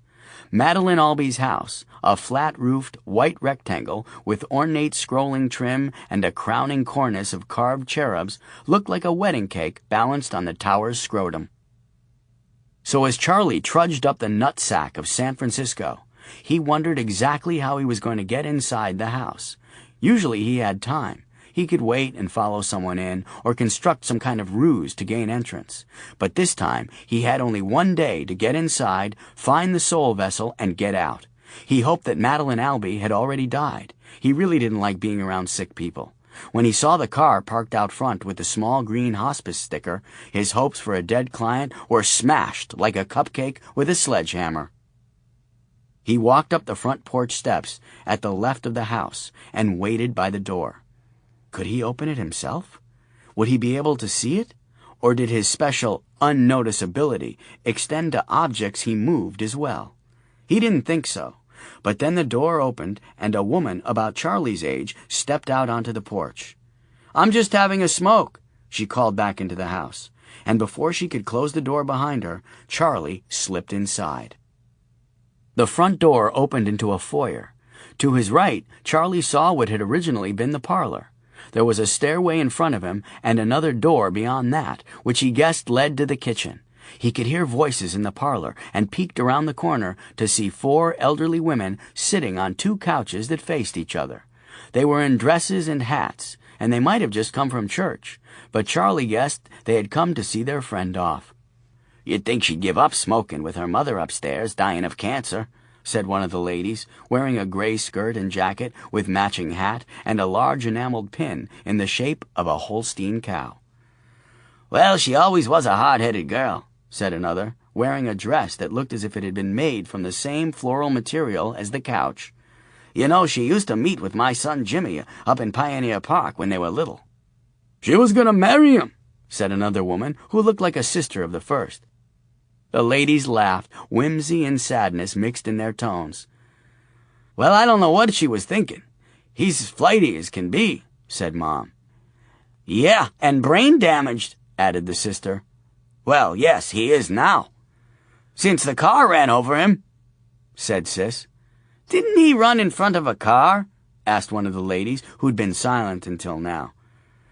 "No, he ran right into it," said Mom. "He was on the drugs then," she sighed. "I always said I had one of each, a boy, a girl, and a Jimmy." They all nodded. This was not the first time this group had done this, Charlie guessed. They were the type that bought sympathy cards in bulk, and every time they heard an ambulance go by, they made a note to pick up their black dress from the cleaners. "You know, Maddie looked bad," said the lady in gray. "Well, she's dying, sweetheart. That's what happens." "I guess," another sigh. The tinkle of ice in glasses. They were all nursing neat little cocktails. Charlie guessed they'd been mixed by the younger woman who was outside smoking. He looked around the room for something that was glowing red. There was an oak roll-top desk in the corner that he'd like to get a look in, but that would have to wait until later. He ducked out of the doorway and into the kitchen, where two men in their late 30s, maybe early 40s, were sitting at an oak table playing Scrabble. "Is Jenny coming back? It's her turn." "She might have gone up to see Mom with one of the ladies. The hospice nurse is letting them go up one at a time." "I just wish it was over. I can't stand this waiting. I have a family I need to get back to. I'm about to crawl out of my fucking skin." The older of the two reached across the table and set two tiny blue pills by his brother's tiles. "These help." "What are they?" "Time-released morphine." "Really?" The younger brother looked alarmed. "You hardly even feel them. They just sort of take the edge off. Jenny's been taking them for 2 weeks." "Well, that's why you guys are taking this so well and I'm a wreck. You guys are stoned on Mom's pain medication." "Yep." "I don't take drugs. Those are drugs. You don't take drugs." The older brother sat back in his chair. "Pain medication, Bill. What are you feeling?" "No, I'm not taking Mom's pain meds." "Suit yourself. What if she needs them? There's enough morphine in that room to bring down a Kodiak bear, and if she needs more, then the hospice will bring more." Charlie wanted to shake the younger brother and yell, "Take the drugs, you idiot!" Maybe it was the benefit of experience. Having now seen the situation happen again and again, families on death watch, out of their minds with grief and exhaustion, friends moving in and out of the house like ghosts, saying goodbye or just covering some sort of base so they could say they'd been there, so perhaps they wouldn't have to die alone themselves. Why was none of this in the books of the dead? Why didn't the instructions tell him about all the pain and confusion he was going to see? "I'm going to go find Jenny," said the older brother. "See if she wants to get something to eat. We can finish the game later if you want." "That's okay. I was losing anyway." The younger brother gathered up the tiles and put the board away. "I'm going to go upstairs and see if I can catch a nap. Tonight's my night watching Mom." The older brother walked out, and Charlie watched the younger brother drop the blue pills into his shirt pocket and leave the kitchen, leaving the death dealer to ransack the pantry and the cabinets looking for the soul vessel. But he felt before he even started that it wouldn't be there. He was going to have to go upstairs. He really, really hated being around sick people. Madeline Albee was propped up and tucked into bed with a down comforter around her neck. She was so slight that her body barely showed under the covers. Charlie guessed that she might weigh 70 or 80 pounds max. Her face was drawn, and he could see the outlines of her eye sockets and her jawbone jutting through her skin, which had gone yellow. Charlie guessed liver cancer. One of her friends from downstairs was sitting at her bedside. The hospice care worker, a big woman in scrubs, sat in a chair across the room reading. A small dog, a Yorkshire Terrier, Charlie thought, was snuggled up between Madeline's shoulder and her neck, sleeping. When Charlie stepped into the room, Madeline said, "Hey there, kid." He froze in his steps. She was looking right at him. Crystal blue eyes and a smile. Had the floor squeaked? Had he bumped something? "What are you doing there, kid?" she giggled. "Who do you see, Maddie?" asked the friend. She followed Madeline's gaze, but looked right through Charlie. "A kid over there." "Okay, Maddie, do you want some water?" The friend reached for a child's sippy cup with a built-in straw from the nightstand. "No, tell that kid to come in here, though. Come in here, kid." Madeline worked her arms out of the covers and started moving her hands in sewing motions, like she was embroidering a tapestry in the air before her. "Well, I'd better go," said the friend. "Let you get some rest." The friend glanced at the hospice woman, who looked over her reading glasses and smiled with her eyes, the only expert in the house giving permission. The friend stood and kissed Madeline Albee on the forehead. Madeline stopped sewing for a second, closed her eyes, and leaned into the kiss like a young girl. Her friend squeezed her hand and said, "Goodbye, Maddie." Charlie stepped aside and let the woman pass. He watched her shoulders heave with a sob as she went through the door. "Hey, kid," Madeline said, "come over here and sit down." She paused in her sewing long enough to look Charlie in the eye, which freaked him out more than a little. He glanced at the hospice worker, who glanced up from her book, then went back to reading. Charlie pointed to himself. "Yeah, you," Madeline said. Charlie was going into a panic. She could see him, but the hospice nurse could not, or so it seemed. An alarm beeped on the nurse's watch, and Madeline picked up the little dog and held it to her ear. "Hello?" "Hi, how are you?" She looked up at Charlie. "It's my oldest daughter." The little dog looked at Charlie, too, with a distinct "save me" look in its eyes. "Time for some medicine, Madeline," the nurse said. "Can't you see I'm on the phone, Sally?" Madeline said. "Hang on a second." "Okay, I'll wait," the nurse said. She picked up a brown bottle with an eyedropper in it, filled the dropper, and checked the dosage and held. "Bye. Love you too," Madeline said. She held the tiny dog out to Charlie. "Hang that up, would you?" The nurse snatched the dog out of the air and set it down on the bed next to Madeline. "Open up, Madeline," the nurse said. Madeline opened wide, and the nurse squirted the eyedropper into the old woman's mouth. Strawberry," Madeline said. "That's right, strawberry. Would you like to wash it down with some water?" The nurse held the sippy cup.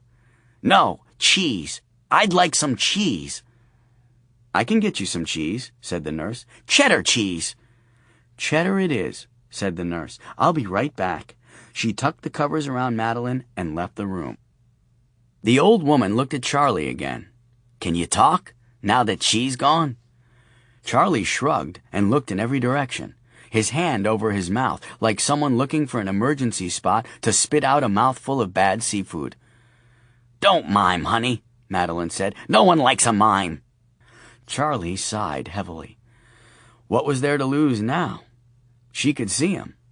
"Hello, Madeline. I'm Charlie." "I always liked the name Charlie," Madeline said. "How come Sally can't see you?" "Only you can see me right now," Charlie said. "Because I'm dying?" "I think so." "Okay, you're a nice-looking kid, you know that?" "Thanks, you're not bad yourself." "I'm scared, Charlie.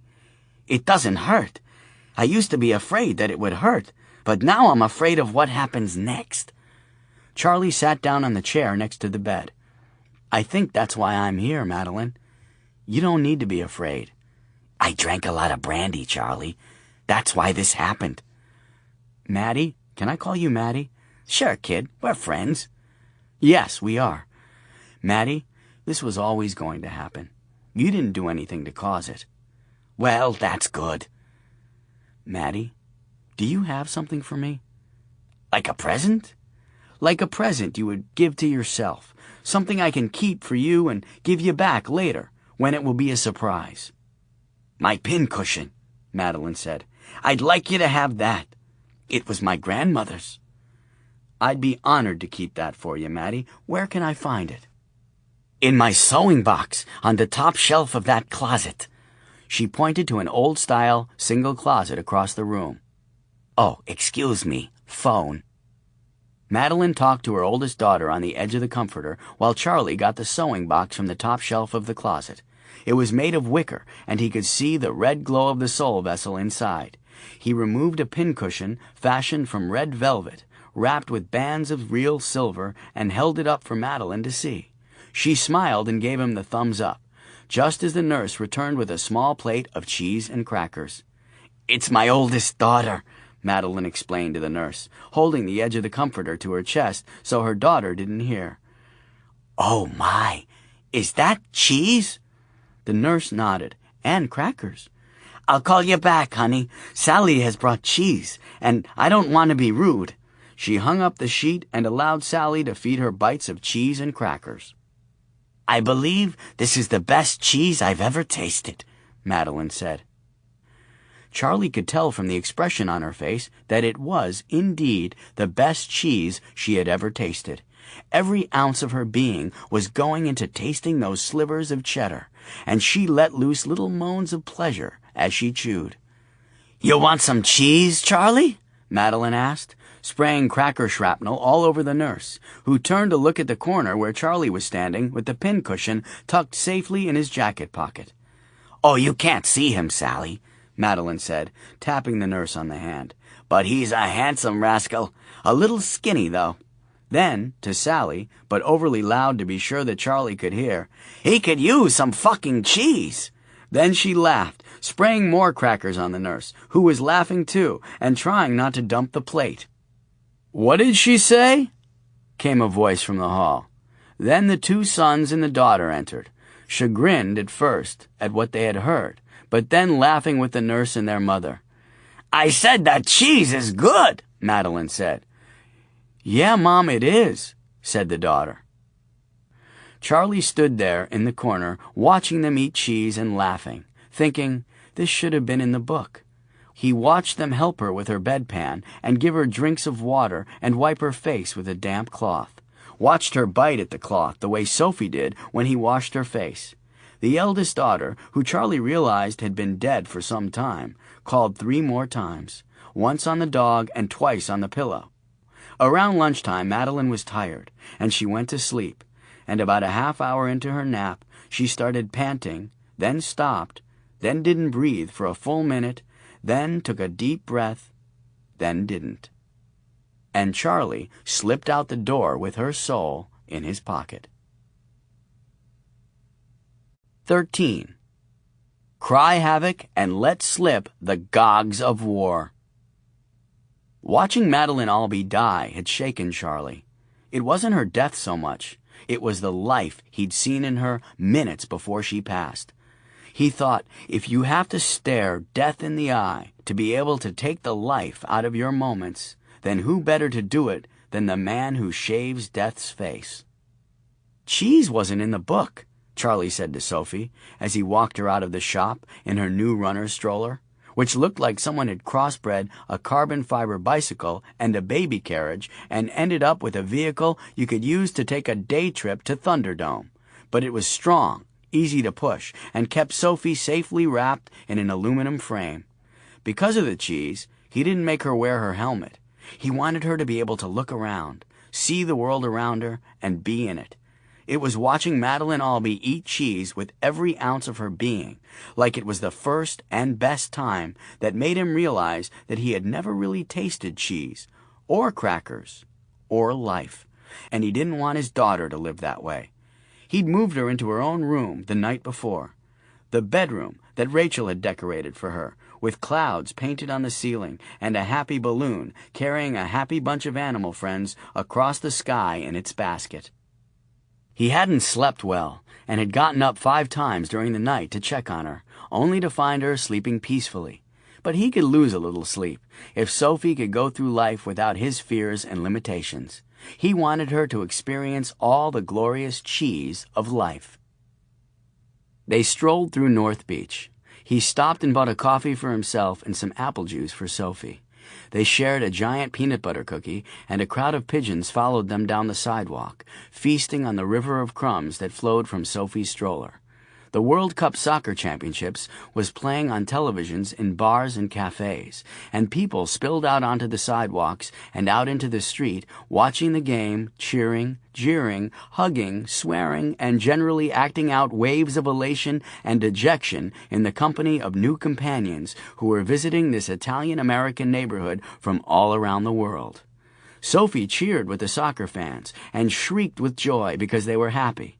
When the crowd was disappointed, a kick blocked, a play foiled, Sophie was distressed and would look to her daddy to fix it and make everyone happy again. And Daddy did, because a few seconds later, they were all cheering again. A tall German man taught Sophie to sing, "Goal!" the way the announcer did, practicing with her until she got the full 5-second sustain. And she was still practicing 3 blocks away when Charlie had to shrug at confused onlookers as if to say, "The kid's a soccer fan. What can you do?" As nap time approached, Charlie looped through the neighborhood and headed up through Washington Square Park, where people were reading and lounging in the shade. A guy played guitar and sang Dylan songs for change. 2 white Rasta boys kicked a hacky sack around, and people were generally settling in for a pleasant and windless summer day.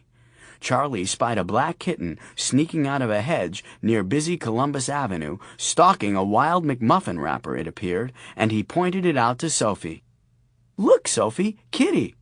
Charlie felt bad about the demise of Bear and Cockroach. Maybe this afternoon he'd go to the pet shop and get a new friend for Sophie. Sophie screamed with glee and pointed to the little cat. "Can you say kitty?" Charlie said. Sophie pointed and gave a drooly grin. "Would you like a kitty? Can you say kitty, Sophie?" Sophie pointed to the cat. "Kitty," she said. The little cat dropped on the spot dead. Fresh music. Minty Fresh answered the phone, his voice a bass sax sketch of cool jazz. "What the fuck is this? You didn't say anything about this. The book didn't say anything about this. What the fuck is going on?" "You'll be wanting a library or a church," Minty said. "This is a record store. We don't answer general questions." "This is Charlie Asher. What the fuck did you do? What have you done to my little girl?" Minty frowned and ran his hand over his scalp. He'd forgotten to shave this morning. He should have known something was going to go wrong. "Charlie, you can't call me. I told you that. I'm sorry if something has happened to your little girl, but I promise you that—" "She pointed at a kitten and said kitty, and it fell over stone dead." "Well, that is an unfortunate coincidence, Charlie, but kittens do have a pretty high mortality rate." "Yeah, well, then she pointed to an old guy feeding the pigeons and said kitty, and he dropped over dead too." Minty Fresh was glad that there was no one in the store right then to see the look on his face, because he was sure that the full impact of the willies dancing up and down his spine was blowing his appearance of unflappable chill. "That child has a speech disorder, Charlie. You should have her looked at." "A speech disorder? A speech disorder? Acute lisp is a speech disorder. My daughter kills people with the word kitty.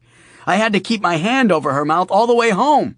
There's probably video somewhere. People thought I was one of those people who beats their kid in department stores." "Don't be ridiculous, Charlie.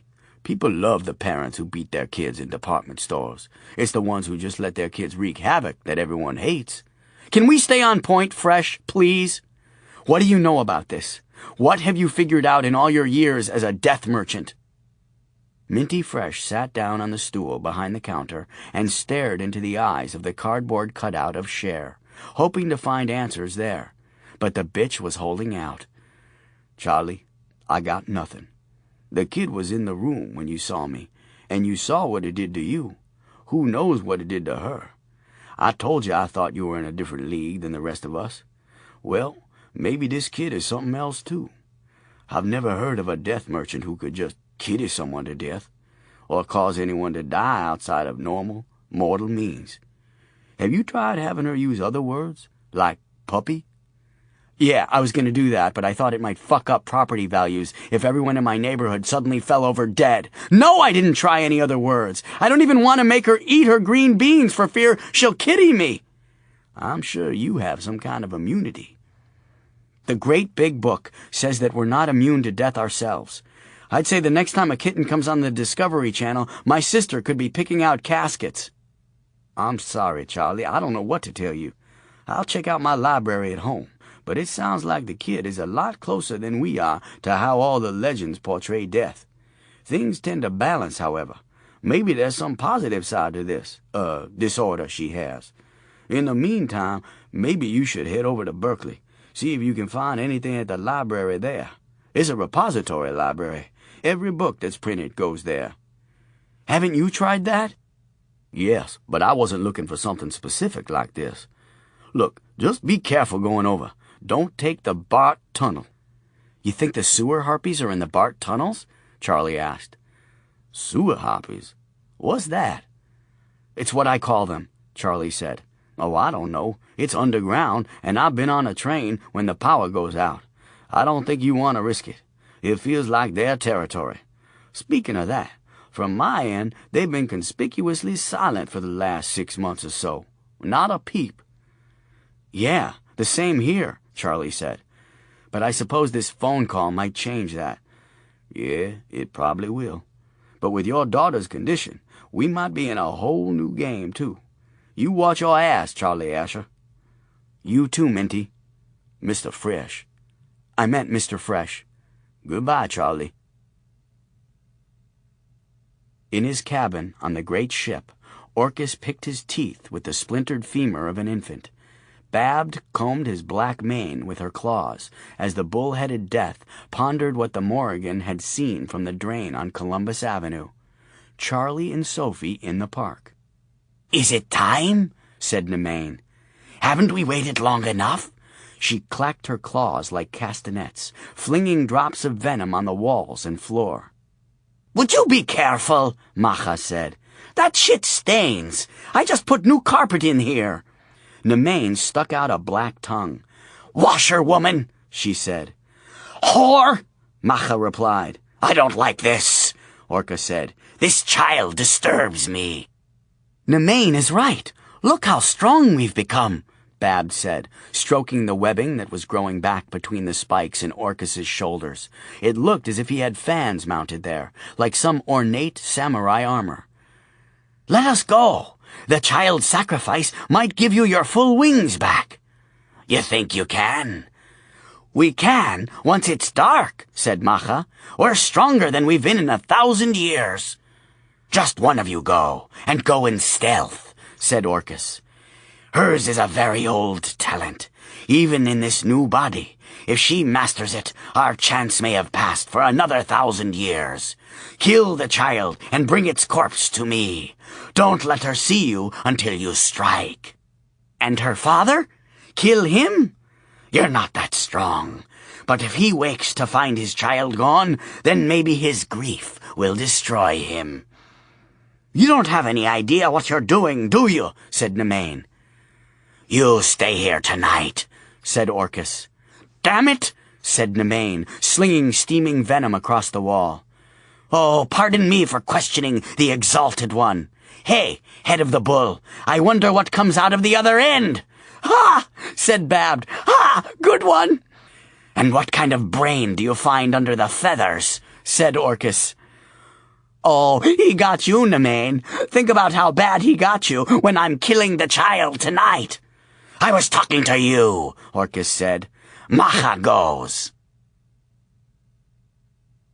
She came in through the roof, tearing up the bubble skylight over the 4th floor and dropping into the hallway. She moved as silent as a shadow, down the hall to the stairs, then appeared to float down, her feet barely touching the steps. On the 2nd floor, she paused at the door and examined the locks. There were 2 strong deadbolts in addition to the one in the main plate. She looked up and saw a stained glass transom, latched with a tiny brass latch. A claw slipped quickly through the gap, and with a twist of the wrist, the brass lock popped off and clattered on the hardwood floor inside. She slithered up and through the transom and flattened herself against the floor inside, waiting like a pool of shadow. She could smell the child, hear the gentle snoring coming from across the apartment. She moved to the middle of the great room and paused. New meat was there, too. She could sense him, sleeping in the room across from the child. If he interfered, she'd tear his head from his body and take it back to the ship, as proof to Orcus that he should never underestimate her. She was tempted to take him anyway, but not until she had the child. A nightlight in the child's room sent a soft pink band of light across the living room. Macha waved a taloned hand, and the light went out. She trilled a small purr of self-satisfaction. There had been a time when she could extinguish a human life in the same way, and maybe that time was coming again. She slid into the child's room and paused. By the moonlight streaming through the window, she could see that child lay curled on her side in her crib, hugging a plush rabbit. But she couldn't see into the corners of the room, the shadows so dark and liquid that even her night creature eyes couldn't penetrate them. She moved to the crib and leaned over it. The child was sleeping with her mouth wide open. Macha decided to drive a single claw through the roof of her mouth into her brain. It would be silent, leave plenty of blood for the father to find, and she could carry the child's corpse that way, hooked on her claw like a fish for the market. She reached down slowly and leaned into the crib so she'd have maximum leverage for the plunge. The moonlight sparkled off the 3-inch talon, and she drew back, and she was distracted for an instant by its pretty shininess when the jaws locked down on her arm. "Motherfuck!" she screeched as she was whipped around and slammed against the wall. Another set of jaws clamped onto her ankle. She twisted herself into a half-dozen forms, which did nothing to free her, and she was tossed around like a rag doll into the dresser, the crib, the wall again. She raked at her attacker with her claws, found purchase, then felt as if her claws were being ripped out by the root, so she let go. She could see nothing, just felt wild, disorienting movement, then impact. She kicked hard at whatever had her ankle, and it released her, but the attacker on her arm whipped her through the window and against the security bars outside. She heard glass hitting the street below, pushed with all her might, shape-shifting at a furious rate, until she was through the bars and falling to the pavement. "Ouch! Fuck!" came the shout from out on the street. A female voice. "Ouch!" Charlie flipped on the light to see Sophie sitting up in her crib, holding her bunny and laughing. The window behind her had been shattered, and the glass was gone. Every piece of furniture except the crib had been overturned, and there were basketball-sized holes in the plaster of 2 walls. The wooden lath behind it splintered as well. All over the floor there were black feathers and what looked like blood. But even as Charlie watched, the feathers started to evaporate into smoke. "Goggy, Daddy," Sophie said. "Goggy." Then she giggled. Sophie slept the rest of the night in Daddy's bed while Daddy sat up in a chair next to her, watching the locked door, his sword cane at his side. There was no window in Charlie's bedroom, so the door was the only way in or out. When Sophie awoke just after dawn, Charlie changed her, bathed her, and dressed her for the day. Then he called Jane to make her breakfast while he cleaned up the glass and plaster in Sophie's room and went downstairs to find some plywood to nail over the broken window. He hated that he couldn't call the police, couldn't call someone, but if this was what one phone call to another death merchant was going to cause, he couldn't risk it. And what would the police say anyway about black feathers and blood that dissolved to smoke as you watched? "Someone threw a brick through Sophie's window last night," he told Jane. "Wow, on the 2nd floor, too. I thought you were crazy when you put security bars all the way up the building, but I guess not so much now. You should replace the window with that glass with the wire running through it just to be safe." "I will," Charlie said. Safe. He had no idea what had happened in Sophie's room, but the fact that she was safe amid all the destruction scared the hell out of him. He'd replace the window, but the kid was sleeping in his room from now on until she was 30 and married to a huge guy with ninja skills. When Charlie returned from the basement with the sheet of plywood and hammer and nails, he found Jane sitting at the breakfast counter smoking a cigarette. "Jane, I thought you quit." "Yeah, I did, a month ago. Found this one in my purse." "Why are you smoking in my house?" "I went into Sophie's room to get her bunny for her." "Yeah? Where's Sophie? There might still be some glass on the floor in there. You didn't—" "Yeah, she's in there.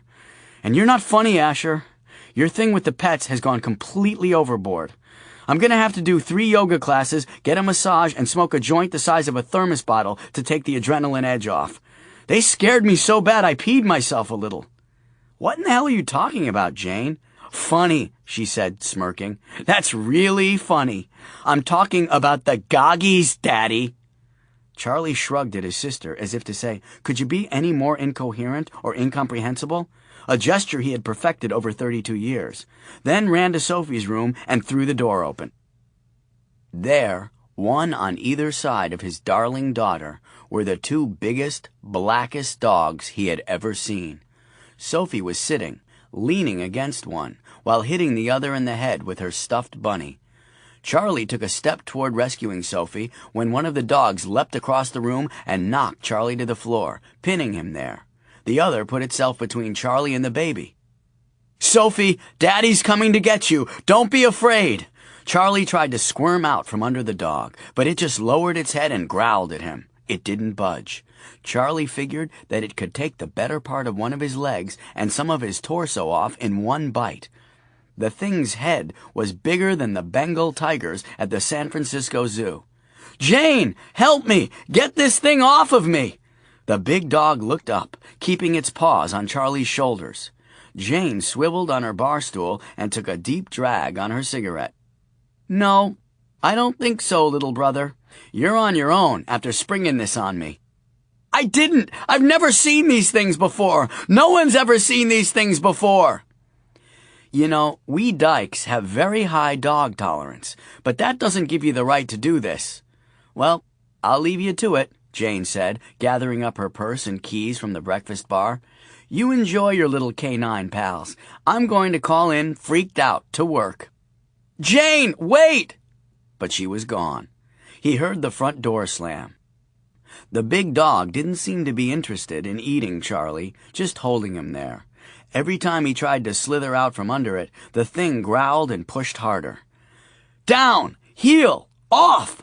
Charlie tried commands he'd heard dog trainers shout on TV. "Fetch! Roll over! Get the fuck off me, you beast!" He ad-libbed that last one. The animal barked in Charlie's left ear, so loud that he lost hearing, and there was just a ringing on that side. In his other ear, he heard a little girl giggle from across the room. "Sophie, honey, it's okay." "Goggy, Daddy," Sophie said. "Goggy." She stumbled over and looked down at Charlie. The big dog licked her face, nearly knocking her over. At 18 months, Sophie moved like a small drunk most of the time. "Goggy," Sophie said again. She grabbed the giant hound by its ears and dragged it off Charlie, or more accurately, it let her lead it by the ear off of him. Charlie leapt to his feet and started to reach for Sophie, but the other hound jumped in front of him and growled.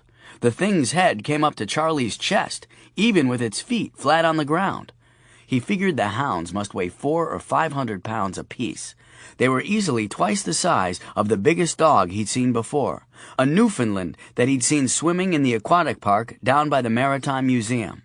They had the short fur of a Doberman, the broad shoulders and chest of a Rottweiler, but the wide, square head and upturned ears of a Great Dane. They were so black that they appeared to actually absorb light, and Charlie had only ever seen one type of creature that did that, the ravens from the underworld. It was clear that wherever these hounds had come from, it wasn't from around here. But it was also clear that they were not here to hurt Sophie. She wouldn't even make a good meal for animals this size, and they certainly could have snapped her in two long before now if they'd meant her harm. The damage in Sophie's room the night before might have been caused by the hounds, but they had not been the aggressors. Something had come here to hurt her, and they had protected her, even as they were now. Charlie didn't care why, he was just grateful that they were on his side. Where they'd been when he first rushed into the room after the window broke, he didn't know, but it appeared that now that they were here, they were not going to go away. "Okay, I'm not going to hurt her," Charlie said. The dog relaxed and backed off a few steps. "She's going to need to go potty," Charlie said, feeling a little stupid. He just noticed that they were both wearing wide silver collars, which strangely disturbed him more than their size. After the stretching it had gotten over the last year and a half, his beta male imagination fit easily around two giant hounds showing up in his little girl's bedroom, but the idea that someone had put collars on them was throwing him. There was a knock at the front door, and Charlie backed out of the room. "Honey, Daddy will be right back." 14. Barking Mad. Charlie opened the door, and Lily breezed by. "Jane said you have two huge black dogs up here. I need to see." "Lily, wait," Charlie called, but she was across the living room and into Sophie's room before he could stop her.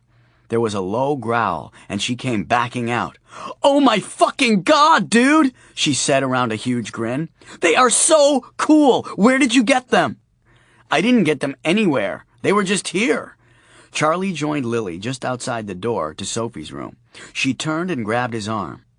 "Are they like instruments of your death dealing or something?" "Lily, I thought we agreed that we wouldn't talk about that." And they had. In fact, Lily had been great about it.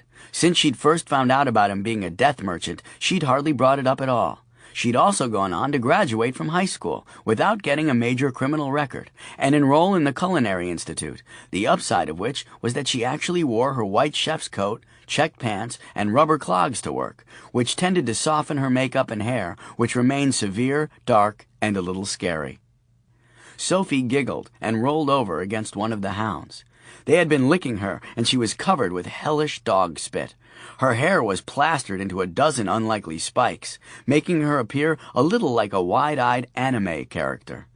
Sophie saw Lily in the doorway and waved. "Goggy, Illy! Goggy!" she said. "Hi, Sophie. Yes, those are nice doggies," Lily said. Then to Charlie, "What are you going to do?" "I don't know what to do. They won't let me near her." "That's good, then. They're here to protect her." Charlie nodded. "I think they are. Something happened last night. You know how the great big book talks about the others? I think one of them came after her last night, and these guys showed up. I'm impressed. I think you'd be more freaked out." Charlie didn't want to tell her that he was worn out from freaking out the day before about his little girl killing an old man with the word kitty. Lily already knew too much, and it was obvious now that whatever lay below was dangerous. "I guess I should be, but they aren't here to hurt her. I need to go check the library in Berkeley, see if there's anything about them there. I need to get Sophie away from them." Lily laughed. "Yeah, that's going to happen. Look, I have work and school today, but I'll go do your research for you tomorrow. In the meantime, you could try to make friends with them." "I don't want to make friends with them." Lily looked at the hounds, one of whom Sophie was pounding on with her little fists as she laughed gleefully, then looked back at Charlie. "Yes, you do." "Yeah, I guess I do," Charlie said. "Have you ever seen a dog that size before?" "There are no dogs that size." "What do you call those, then?" "Those aren't dogs, Asher. Those are hellhounds." "How do you know that?" "I know that because before I started learning about herbs and reductions and stuff, I spent my free time reading about the dark side, and those guys come up from time to time." "If we know that, then what are you going to do research on?" "I'm going to try to find out what sent them." She patted his shoulder. "I have to go open the shop. You go make nice with the goggies." "What do I feed them?" "Purina Hellhound Chow." "They make that?" "What do you think?" "'Kay," Charlie said. It took a couple of hours, but after Sophie started smelling like diaper surprise, one of the giant dogs nosed her toward Charlie, as if to say, "Clean her up and bring her back." Charlie could feel them watching him as he changed his daughter, grateful that disposable diapers didn't require pins. If he'd accidentally poked Sophie with a pin, he was sure one of the hellhounds would have bitten his head off. They watched him carefully as he moved her to the breakfast bar and sat on either side of her high chair as he gave her breakfast. As an experiment, he made an extra piece of toast and tossed it to one of the hounds. It snapped it out of the air and licked its chops once, eyes locked on Charlie and the loaf of bread. So Charlie toasted 4 more slices, and the hounds alternately snapped each out of the air so swiftly that Charlie wasn't sure he didn't see some sort of vapor from the pressure of their jaws clamping down. "So, you're hellish beasts from another dimension, and you like toast. Okay." Then, as Charlie started to toast 4 more slices, he stopped, feeling stupid. You don't really care if it's toasted, do you? He flipped a slice of bread to the closest of the dogs, who snapped it out of the air. Okay, that will speed things up. Charlie fed them the remainder of their loaf of bread. He spread a few slices with a thick coat of peanut butter, which did nothing whatsoever. Then a half-dozen more he spread with lemon dishwasher gel, which appeared to have no ill effect except that it made them burp neat aquamarine-colored bubbles. "Go walk, Daddy," Sophie said. "No walk today, sweetie. I think we'll just stay right here in the apartment and try to figure out our new pals." Charlie got Sophie out of her chair, wiped the jelly off her face and out of her hair, then sat down with her on the couch to read to her from the Chronicle's classified ads, which was where he plied a large part of his business, other than the death stuff. But no sooner had he settled into a rhythm than one of the hellhounds came over, took his arm in its mouth, and dragged him into his bedroom, even as he protested, swore, and smacked it in the head with a brass table lamp. The big dog let him go, then stood staring at Charlie's date book like it had been sprayed with beef gravy. "What?" Charlie said. But then he saw. Somehow, in all the excitement, he hadn't noticed a new name in the book. "Look, the number is 30. I have a whole month to find this one. Leave me alone." Charlie also noticed in passing that engraved on the hellhound's great silver collar was the name Alvin. Alvin? That's the stupidest name I've ever heard." Charlie went back to the couch, and the dog dragged him back into the bedroom, this time by the foot. As they went through the door, Charlie reached for his sword cane. When Alvin dropped him, Charlie leapt to his feet and drew the blade. The big dog rolled over on his back and whimpered. His companion appeared at the door, panting. Mohammed was the hound's name, according to the plate on the collar. Charlie considered his options. He had always felt the sword cane a pretty formidable weapon, had even been willing to take on the sewer harpies with it. But it occurred to him that these animals had obviously wiped the floor with one of those other creatures of darkness and had no problem sitting down and eating a loaf of soapy toast a couple of hours later. In short, he was out of his league. They wanted him to go retrieve the soul vessel. He would retrieve the soul vessel. But he wasn't leaving his darling daughter alone with them. "Alvin is still a stupid name," he said, sheathing the sword. When Mrs. Korjeff arrived, Charlie had put Sophie down for her nap, and a dark pile of hellhounds was napping by her crib, snoring great clouds of lemony fresh dog breath into the air. It was probably part of Charlie's rising rascal nature, but he let Mrs. Korjeff enter Sophie's room with only the warning that the little girl had a couple of new pets. He suppressed a snicker as the great Cossack grandmother backed out of the room swearing in Russian. "Is giant dogs in there?" "Yes, there are.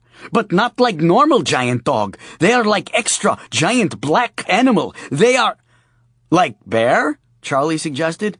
"No, I wasn't going to say bear, Mr. Smart Aleck. Not like bear. Like wolf, only bigger, stronger." "Like bear?" Charlie ventured. "You make your mother ashamed when you are mean, Charlie Asher." "Not like bear?" Charlie asked. "Is not important now. I am just surprised. Vladlena is old woman with weak heart. But you go have good laugh, and I will sit with Sophie and huge dogs." "Thank you, Mrs. Korjeff.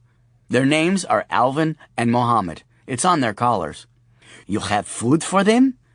"There are some steaks in the freezer. Just give each one of them a couple and stand back." "How they like steaks done?" "I think frozen will be fine. They eat like—" Mrs. Korjeff raised a finger in warning. It lined it up with a large mole on the side of her nose and looked as if she was sighting down a weapon. "Like horses. They eat like horses," Charlie said. Mrs. Ling did not take her introduction to Alvin and Mohammed with quite the composure of her Russian neighbor. "Aye! Giant shiksa! Shitting!" exclaimed Mrs. Ling as she ran down the hall after Charlie. "Come back! Shiksa shitting!" Indeed, Charlie returned to the apartment to find great steaming baguettes of poo strewn about the living room. Alvin and Mohammed were flanking the door to Sophie's room like massive Chinese foo dogs at the temple gates, looking not so fierce as shamefaced and contrite. "Bad dogs," Charlie said. "Scaring Mrs. Ling. Bad dogs." He considered for a moment trying to rub their noses in their offense, but short of bringing in a backhoe and chaining them to it, he wasn't sure that he could make that happen. "I mean it, you guys," he added in an especially stern voice. "I'm sorry, Mrs. Ling," Charlie said to the diminutive matron. "These are Alvin and Mohammed. I should have been more specific when I said I'd gotten new pets for Sophie." Actually, he had been vague on purpose, hoping for some sort of hysterical reaction. Not that he really wanted to frighten the old lady. It's just that beta males are seldom ever in a position to frighten anyone physically, so when they get the opportunity, they sometimes lose their sense of judgment. "It's okay," said Mrs. Ling, staring at the hellhounds. She seemed distracted, mainly because she was. Having recovered from the initial shock, she was doing the math in her head, a rapid-fire abacus clicking off the weight and volume of each pony-sized canine and dividing him into chops, steaks, ribs, and packages of stew meat. "You'll be all right then?" Charlie asked. "You'll not be late, okay?" said Mrs. Ling. "I want to go to Sears and look at chest freezer today. You have power saw I can borrow?" "Power saw? Well, no, but I'm sure Ray has one he can lend you." "I'll be back in a couple of hours," Charlie said. "But let me clean this up first." He headed to the basement in hopes of finding the coal shovel that his father had once kept there. As they parted ways that day, both Charlie and Mrs. Ling were counting on Sophie's history of high pet mortality to quickly solve their respective poop and soup problems. Such, however, was not to be the case. When several weeks passed with no ill effects on the hellhounds, Charlie accepted the possibility that these might, indeed, be the only pets that could survive Sophie's attention. He was tempted many times to call Minty Fresh and ask his advice, but since his last call might have caused the hellhounds to appear in the first place, he resisted the urge. Lily's research trips yielded little more. "They talk about them all through time," Lily said, calling from the Berkeley Library on her cell phone. "Mostly it's about how they like to chase blues singers, and evidently there's a German robot soccer team called the Hellhounds. But I don't think that's relevant. The thing that comes up again and again in a dozen cultures is that they guard the passage between the living and the dead." "Well, that makes sense," Charlie said. "I guess. It doesn't say where that passage is, does it? What BART station?" "No, Asher, it doesn't. But I found this book by a nun who had been excommunicated in the 1890s. Isn't that cool? This library is amazing. They have like 9 million books." "Yes, that's great, Lily. What did the ex-nun say?" "She had found all the references for hellhounds, and the thing they all seemed to agree on was that they served directly the ruler of the underworld." "She was Catholic, and she called it the underworld?" "Well, they threw her out of the church for writing this book, but yeah, that's what she said." "She didn't have a number we could call in case they got lost." "I'm over here on my day off, Asher, trying to do you a favor. Are you going to keep being a smartass about it?" "No, I'm sorry, Lily. Go on." "Well, that's it.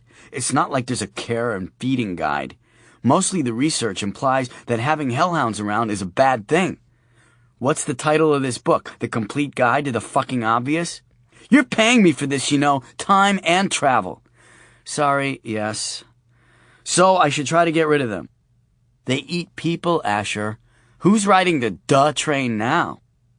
So with that, Charlie decided that he needed to take an active role in ridding himself of the monstrous canines.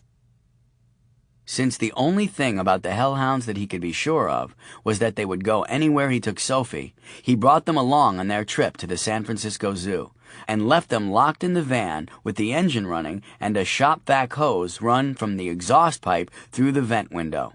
After what he considered to be an extraordinarily successful tour of the zoo, in which not a single animal shuffled off the mortal coil under the delighted eye of his daughter, Charlie returned to the van to find 2 very stoned but otherwise unharmed hellhounds who were burping a burnt plastic vapor after having eaten his seat covers. Various experiments revealed that Alvin and Mohammed were not only immune to most poisons, but they rather liked the taste of bug spray and consequently licked all the paint off the baseboards in Charlie's apartment in the week following the exterminator's quarterly service. As time wore on, Charlie tried to measure the danger of having the giant canines around against the damage that would be done to Sophie's psyche from witnessing their demise, as she was obviously becoming attached to them. So he backed off the more direct attacks on them and stopped throwing sausages in front of the number 90 Crosstown Express bus. This decision was also made easy when the city of San Francisco threatened to sue Charlie if his dogs wrecked another bus. Direct attacks, in fact, were difficult for Charlie, as the only true beta male martial art was based entirely on the kindness of strangers. So he turned on the hellhounds the awesome power of the beta male kung fu of passive aggression. He started conservatively, taking them for a ride over to the East Bay in the van, luring them into the Oakland mudflats with a rack of beef ribs, then driving away quickly, only to find them waiting in the apartment when he returned, having covered the entire living room with a patina of drying mud. He then tried an even more indirect approach, crating up the hounds and air freighting them to Korea in the hope they would find themselves in an entree, only to find that they actually made it back to the shop before he had time to sweep the dog hair out of his apartment. He thought that perhaps he might use their own natural instincts to chase them away, after he read on the internet that the essence of cougar urine was sometimes sprinkled on shrubs and flowers to keep dogs from urinating on them. After a fairly exhaustive search through the phone book, he finally found the number of an outdoorsman supply store in South San Francisco that was a certified mountain lion whiz dealer. "Sure, we carry cougar urine," the guy said. He sounded like he was wearing a buckskin jacket and had a big beard, but Charlie might have just been projecting. "And that's supposed to keep dogs away?" Charlie asked. "Works like a charm. Dogs, deer, and rabbits. How much do you need?" "I don't know, maybe 10 gallons? There was a pause, and Charlie was sure he could hear the guy picking flecks of elk meat out of his beard. "We sell it in 1, 2, and 5-ounce bottles." "Well, that's not going to do it," Charlie said.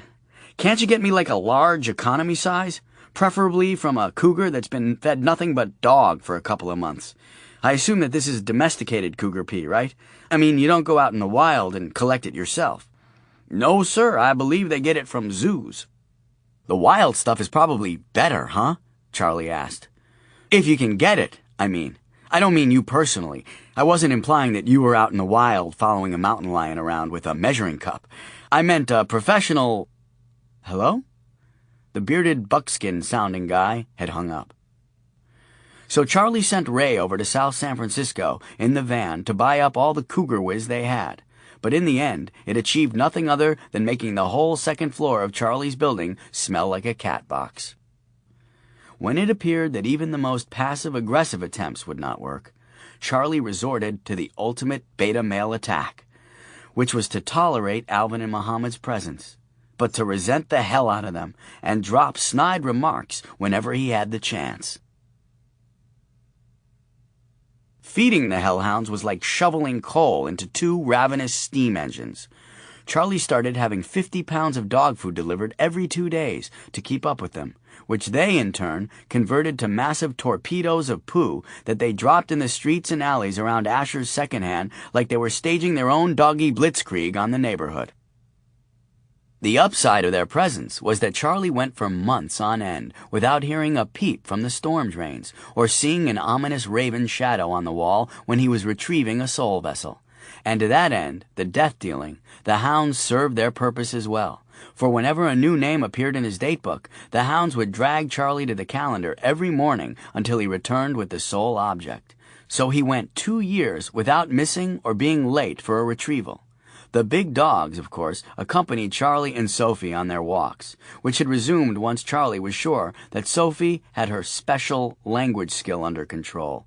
The hounds, while certainly the largest dogs that anyone had ever seen, were not so large as to be unbelievable, and everywhere they went, Charlie was asked what breed they were.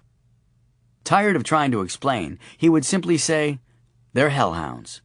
And when asked where he got them, he would reply, "They just showed up in my daughter's room one night and wouldn't go away," after which people not only thought him a liar, but an ass as well. So he modified his response to, "They're Irish hellhounds," which for some reason people accepted immediately, except for one Irish football fan in a North Beach restaurant who said, "I'm Irish, and those things aren't bloody Irish," to which Charlie replied, "Black Irish." The football fan nodded, as if he knew that all along, and added to the waitress, "Can I get another fucking pint o'er here before I dry up and blow away, lass?"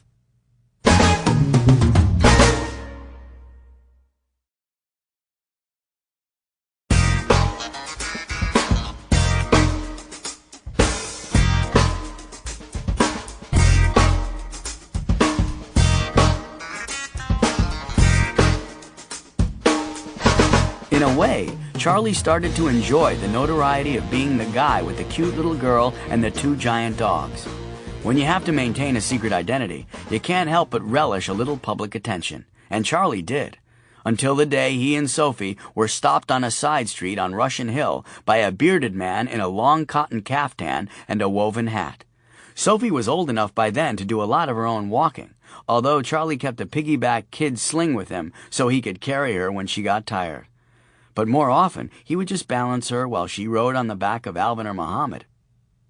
The bearded man passed a little too closely to Sophie, and Muhammad growled and imposed himself between the man and the child. "Muhammad, get back here!" Charlie said. It turned out the hellhounds could be trained, especially if you only told them to do things they were going to do anyway. "Eat, Alvin. Good boy. Poop now. Excellent." Why did you call this dog Mohammed? Asked the bearded man. Because that's his name. You should not have called this dog Mohammed. I didn't call the dog Mohammed, Charlie said. His name was Mohammed when I got him. It was on his collar. It is blasphemy to call a dog Mohammed. I tried calling him something else, but he doesn't listen. Watch. Steve, bite this man's leg. See? Nothing. Spot, bite off this man's leg. Nothing. I might as well be speaking Farsi. You see where I'm going with this? Well, I have named my dog Jesus. How do you feel about that? Well, then I'm sorry. I didn't realize you'd lost your dog. I have not lost my dog. Really? I saw these flyers all over town with "Have you found Jesus" on them. It must be another dog named Jesus. Was there a reward? A reward helps, you know. Charlie noted that more and more lately he had a hard time resisting the urge to fuck with people, especially when they insisted upon behaving like idiots. I do not have a dog named Jesus, and that doesn't bother you because you are a godless infidel. No, really, you can not name your dog anything you want, and it won't bother me. But yes, I am a godless infidel. At least that's how I voted in the last election. Charlie grinned at him. Death to the infidel! Death to the infidel! Said the bearded man in response to Charlie's irresistible charm. He danced around, shaking his fist in the death merchant's face, which scared Sophie so that she covered her eyes and started to cry. Stop that! You're scaring my daughter! Death to the infidel! Death to the infidel! Mohammed and Alvin quickly got bored watching the dance and sat down to wait for someone to tell them to eat the guy in the nightshirt. I mean it, Charlie said. You need to stop. He looked around, feeling embarrassed, but there was no one else on the street. Death to the infidel! Death to the infidel! Chanted the beard. Have you seen the size of these dogs, Mohammed? Death to... Hey, how did you know my name was Mohammed? Doesn't matter. Never mind. Death to the infidel! Death to the... Wow, you certainly are brave, Charlie said. But she's a little girl, and you're scaring her, and you really need to stop that now. Death to the infidel! Death to the infidel! Kitty, Sophie said, uncovering her eyes and pointing at the man. Oh, honey, Charlie said. I thought we weren't going to do that. Charlie slung Sophie up on his shoulders and walked on, leading the hellhounds away from the bearded dead man, who lay in a peaceful heap on the sidewalk. He had stuffed the man's little woolen hat in his pocket. It was glowing a dull red. Strangely, the bearded man's name wouldn't appear in Charlie's datebook until the next day. See, a sense of humor is important, Charlie said, making a goofy face over his shoulder at his daughter. Silly daddy, Sophie said. Later, Charlie felt bad about his daughter using the kitty word as a weapon, and he felt that a decent father would try to give some sort of meaning to the experience. Teach some sort of lesson.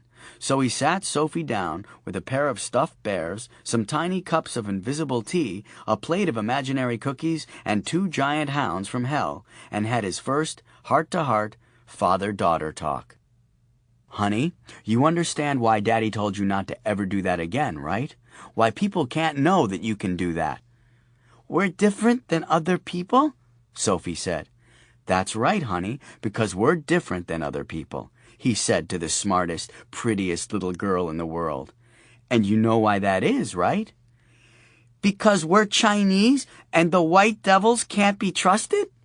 No, not because we're Chinese. Because we are Russian and in our hearts are much sorrow? No, there is not much sorrow in our hearts. Because we are strong, like bear? Yes, sweetie, that's it. We're different because we're strong, like bear. I knew it! More tea, Daddy? Yes, I'd love some more tea, Sophie.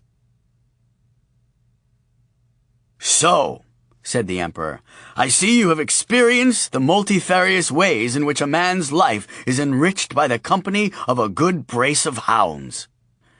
Charlie was sitting on the back step of the shop, pulling whole frozen chickens from a crate and tossing them to Alvin and Mohammed one at a time.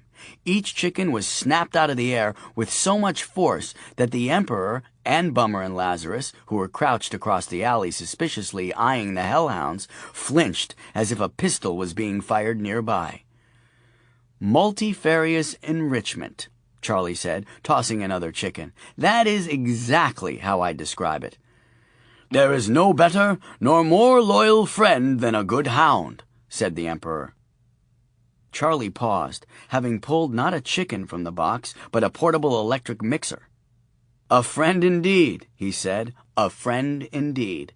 Mohammed snapped down the mixer without even chewing. 2 feet of cord hung from the side of his mouth.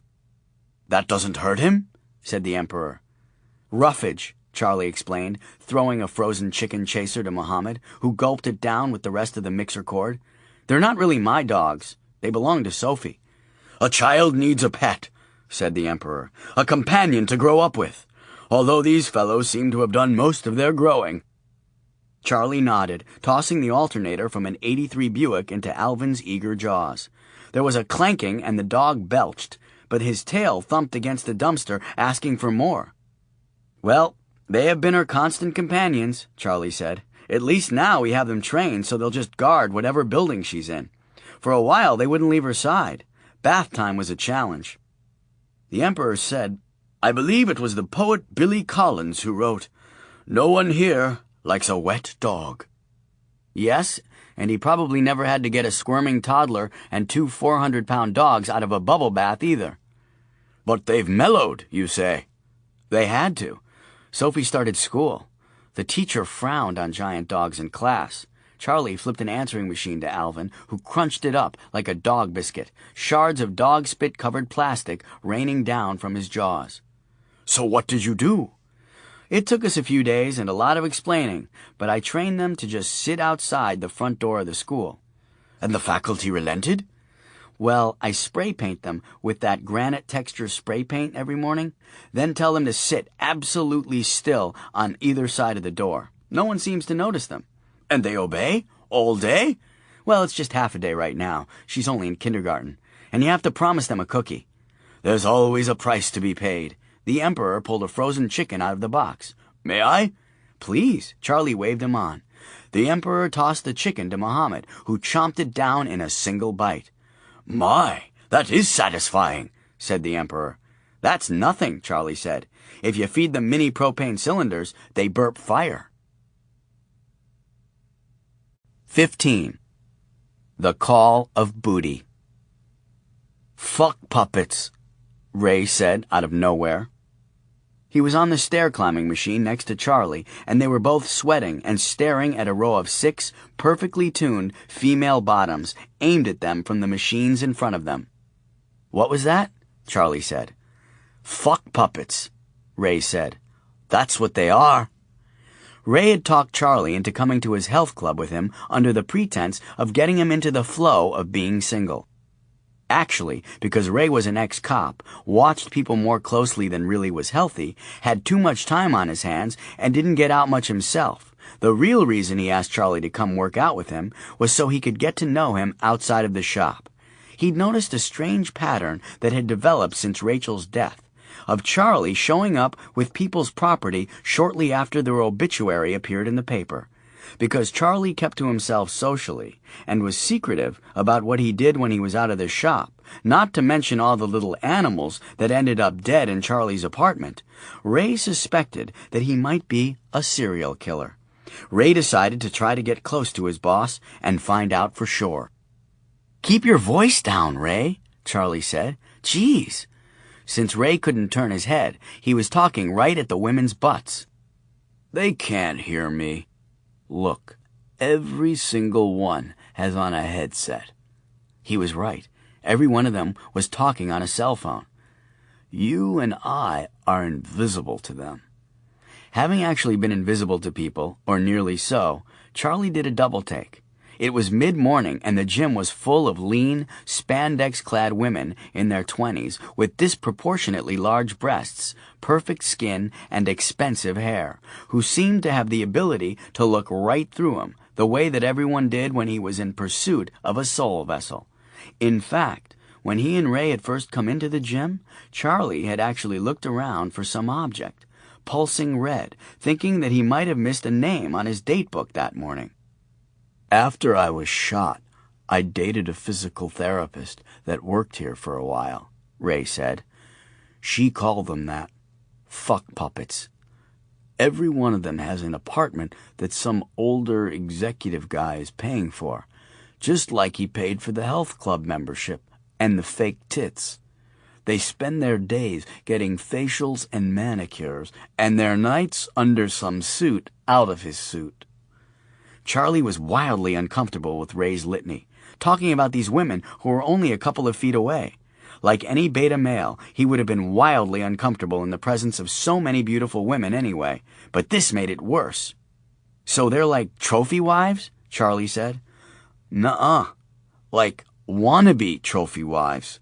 They don't get the guy, the house, whatever. They just exist to be his perfect piece of ass." "Fuck puppets?" Charlie said. "Fuck puppets," said Ray. "But forget them. They're not why you're here." Ray was right, of course. They weren't why Charlie was there. 5 years had passed since Rachel's death, and everyone had been telling him he needed to get back in the game. But that's not why he agreed to accompany the ex-cop to the gym. Because Charlie spent too much time on his own, especially since Sophie had started school, and because he'd been hiding a secret identity and avocation, he started to suspect that everyone might have one.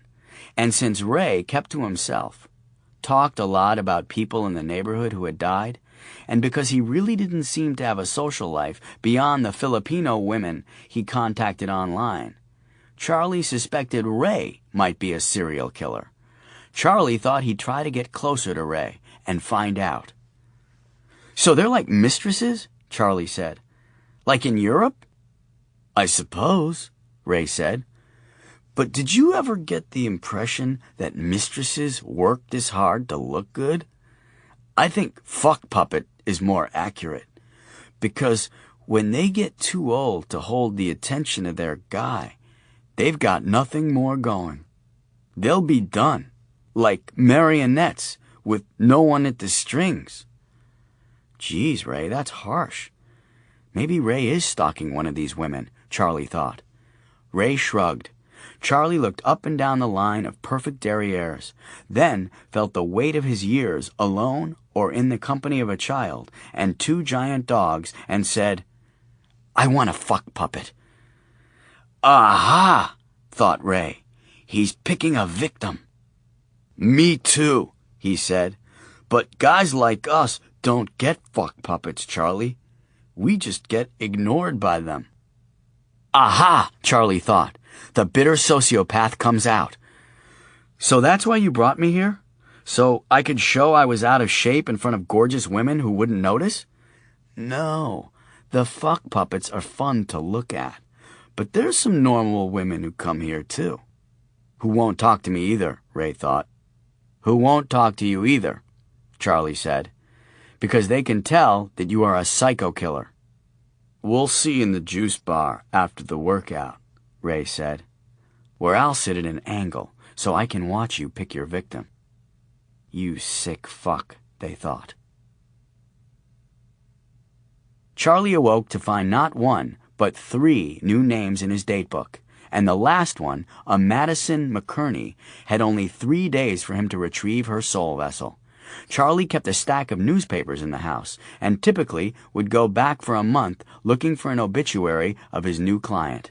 More often, if the hellhounds would give him some peace, he would simply wait for the name to appear in the obituary section, then go find the soul vessel when it was easy to get into the house, with mourners or posing as an estate buyer. But this time, he had only 3 days, and Madison McCurney hadn't appeared in the obituaries, so that meant she was probably still alive, and he couldn't find her in the phone book either, so he was going to need to get moving quickly. Mrs. Ling and Mrs. Korjeff liked to do their marketing on Saturdays, so he called his sister Jane and asked her to come watch Sophie. "I want a baby brother," Sophie announced to her Auntie Jane. "Oh, sweetie, I'm sorry. You can't have a baby brother, because that would mean that Daddy had sex, and that's never going to happen again." "Jane, don't talk to her that way," Charlie said. He was making sandwiches for them and wondering why he always got stuck making the sandwiches. To Sophie, he said, "Honey, why don't you go in your room and play with Alvin and Mohammed? Daddy needs to talk with Auntie Jane." "Okay," Sophie said, skipping off to her room. "And don't change clothes again. Those are fine," Charlie said. That's the fourth outfit she's had on today, he said to Jane. She changes clothes like you change girlfriends.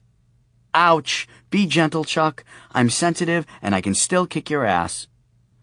Charlie spanked some mayonnaise onto a whole wheat slice to show he was serious. Jane, I'm not sure it's healthy for her to have all these different aunties around. She's already had a hard time losing her mother, and now you've moved away. I just don't think she should keep getting attached to these women only to have them yanked out of her life. She needs a consistent female influence. First, I have not moved away. I've moved across town, and I see her every bit as often as when I lived in the building. Second, it's not like I'm promiscuous. I'm just shitty at relationships. Third, Cassie and I have been together for 3 months, and we're doing fine so far, which is why I've moved out. And fourth, Sophie did not lose her mother. She never had her mother. She had you. And if you're going to be a decent human being, you need to get laid. That's what I mean. You can't talk like that in front of Sophie. Charlie, it's true. Even Sophie can see it. She doesn't even know what it is, and she can tell that you're not getting any. Charlie stopped constructing sandwiches and came over to the counter. It's not sex, Jane. It's human contact.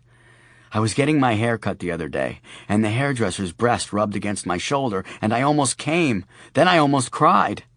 Sounds like sex to me, little brother. Have you been with anyone since Rachel died? You know I haven't. That's wrong. Rachel wouldn't want that for you. You have to know that. I mean, she took pity on you and hooked up with you. And that couldn't have been easy for her, knowing she could do so much better. Took pity on me? That's what I'm saying. She was a sweet woman, and you're much more pitiful now than you were then. You had more hair then, and you didn't have a kid and 2 dogs the size of Volvos. Hell, there's probably some order of nuns that would do you now, just as a holy act of mercy or penance. Stop it, Jane. The Sisters of Perpetual Nucleus Suffering. I'm not that bad, Charlie said. The Holy Order of St. Bonnie of the BJ, patron saint of web porn and incurable wankers. Okay, Jane, I'm sorry I said that about you changing girlfriends. I was out of line. Jane leaned back on her bar stool and crossed her arms, looking satisfied but skeptical. But the problem remains. I'm fine. I have Sophie, and I have the business. I don't need a girlfriend. A girlfriend? A girlfriend is too ambitious for you. You just need someone to have sex with. I do not. Yes, you do. Yes, I do, Charlie said, defeated. But I have to go. Are you okay to watch Sophie? Sure, I'm going to take her to my place. I have an obnoxious neighbor up the street that I'd like to introduce to the puppies. Will they poop on command? They will if Sophie tells them. Perfect. We'll see you tonight. Promise me you'll ask someone out, or at least look for someone to ask out. I promise. Good. Did you get that new blue pinstripe tailored yet? Stay out of my closet. Don't you need to get going? Ray figured that it had probably started when Charlie murdered all those little animals he brought home for his daughter. Maybe buying the big black dogs was a cry for help, pets that someone would really notice being gone. According to the movies, they all started out that way, with the little animals. Then before long, they moved up to hitchhikers, hookers, and pretty soon they were mummifying a whole flock of counselors at some remote summer camp and posing the crusty remains around a card table in their mountain lair. The mountain lair didn't fit the profile for Charlie, since he had allergies, but that might just be an indication of his diabolical genius. Ray had been a street cop, so it hadn't really been necessary for him to study criminal profiling, and his theories tended toward the colorful, a side effect of his beta male imagination and large DVD collection. But Charlie had asked Ray to use his contacts on the force and at the DMV a half a dozen times to locate people, all of whom ended up dead a few weeks later. But not murders. And while a lot of items belonging to the recently deceased had turned up in the shop in the last few years, Ray had found anti-theft numbers etched on a dozen items and called them in to a friend on the force who identified the owners. None of them had been murdered either. There were a few accidents, but mostly it was natural causes. Either Charlie was devious to an extraordinary degree, or Ray was out of his mind, a possibility that he didn't discount completely, if for no other reason than he had 3 ex-wives who would testify to it. Thus, he devised the workout ruse to draw Charlie out. Then again, Charlie had always treated him really well, And if it turned out he didn't have a mountain lair full of mummified camp counselors, Ray knew he'd feel bad about tricking him. What if there was nothing wrong with Charlie except that he needed to get laid? Ray was chatting with Eduardo, his new girlfriend, at DesperateFilipina.com when Charlie came down the back steps. "Ray, I need you to find someone for me." "Hang on a second. I have to sign off." "Charlie, check out my new squeeze." Ray pulled up a photo on the screen of a heavily made-up but attractive Asian woman. "She's pretty, Ray. I can't give you any time off right now to go to the Philippines, though. Not until we hire someone to take Lily's shifts." Charlie leaned into the screen. "Dude, her name is Eduardo." "I know. It's a Filipino thing. Like Edwina. She has a 5 o'clock shadow." "You're just being a racist. Some races have more facial hair than others. I don't care about that. I just want someone who is honest and caring and attractive." "She has an Adam's apple." Ray squinted at the screen, then quickly clicked off the monitor and spun around on the stool. "So, who do you need me to find?" "It's okay, Ray," Charlie said.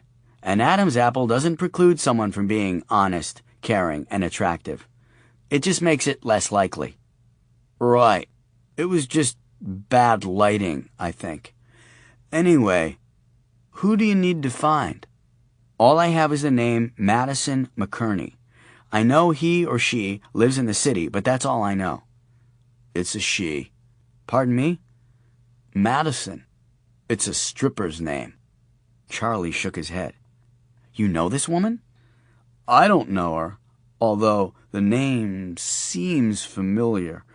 But Madison is a new generation stripper name, like Reagan and Morgan." "Lost me, Ray." "I've spent some time in strip joints, Charlie. I'm not proud of it, but it's sort of what you do when you're a cop. And you pick up on the pattern of stripper names." "I didn't know that."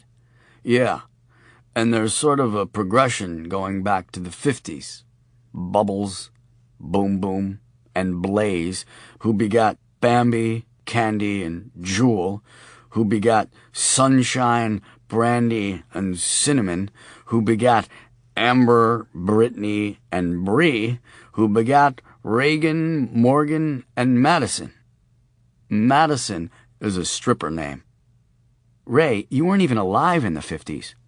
"No, I wasn't alive during the 40s either, but I know about World War II and big band music. I'm into history." "Right, so I need to look for a stripper. Doesn't help. I don't even know where to start." "I'll go through the DMV and the tax records. If she's in town, we'll have an address on her by this afternoon." "Why do you need to find her?" There was a pause, while Charlie pretended to find a smudge on the glass of the counter display case, wiped it away, then said, It's an estate thing. One of the estates we got recently had some items that were left to her." "Shouldn't the executor of the estate take care of that? Or his lawyer?" "It's minutiae, not named in the will. The executor asked me to handle it."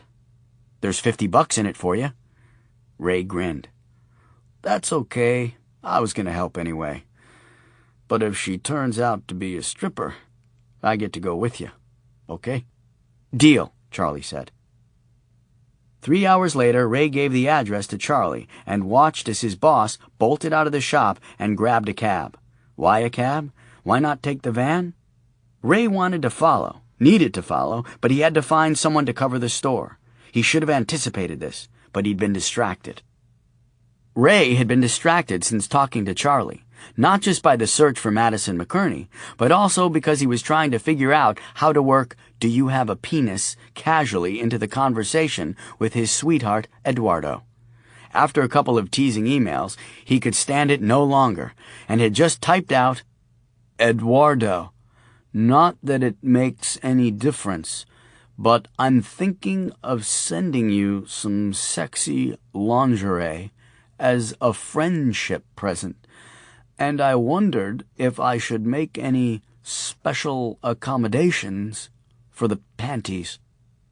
Then he waited, and waited, and granted that it was 5 in the morning in Manila, he was second-guessing himself. Had he been too vague, or had he not been vague enough? And now he had to go. He knew where Charlie was going, but he had to get there before anything happened. He dialed Lily's cell phone, hoping that she wouldn't be working at her other job and would do him a favor. "Speak, ingrate," Lily answered. "How did you know it was me?" Ray asked. "Ray?" "Yeah. How did you know it was me?" "I didn't," Lily said. "What do you want?" "Can you come cover the store for me for a couple of hours?" Then, as he heard her take a deep breath that he was pretty sure would be propellant for verbal abuse, he added, "There's $50 extra in it for you." Ray heard her exhale.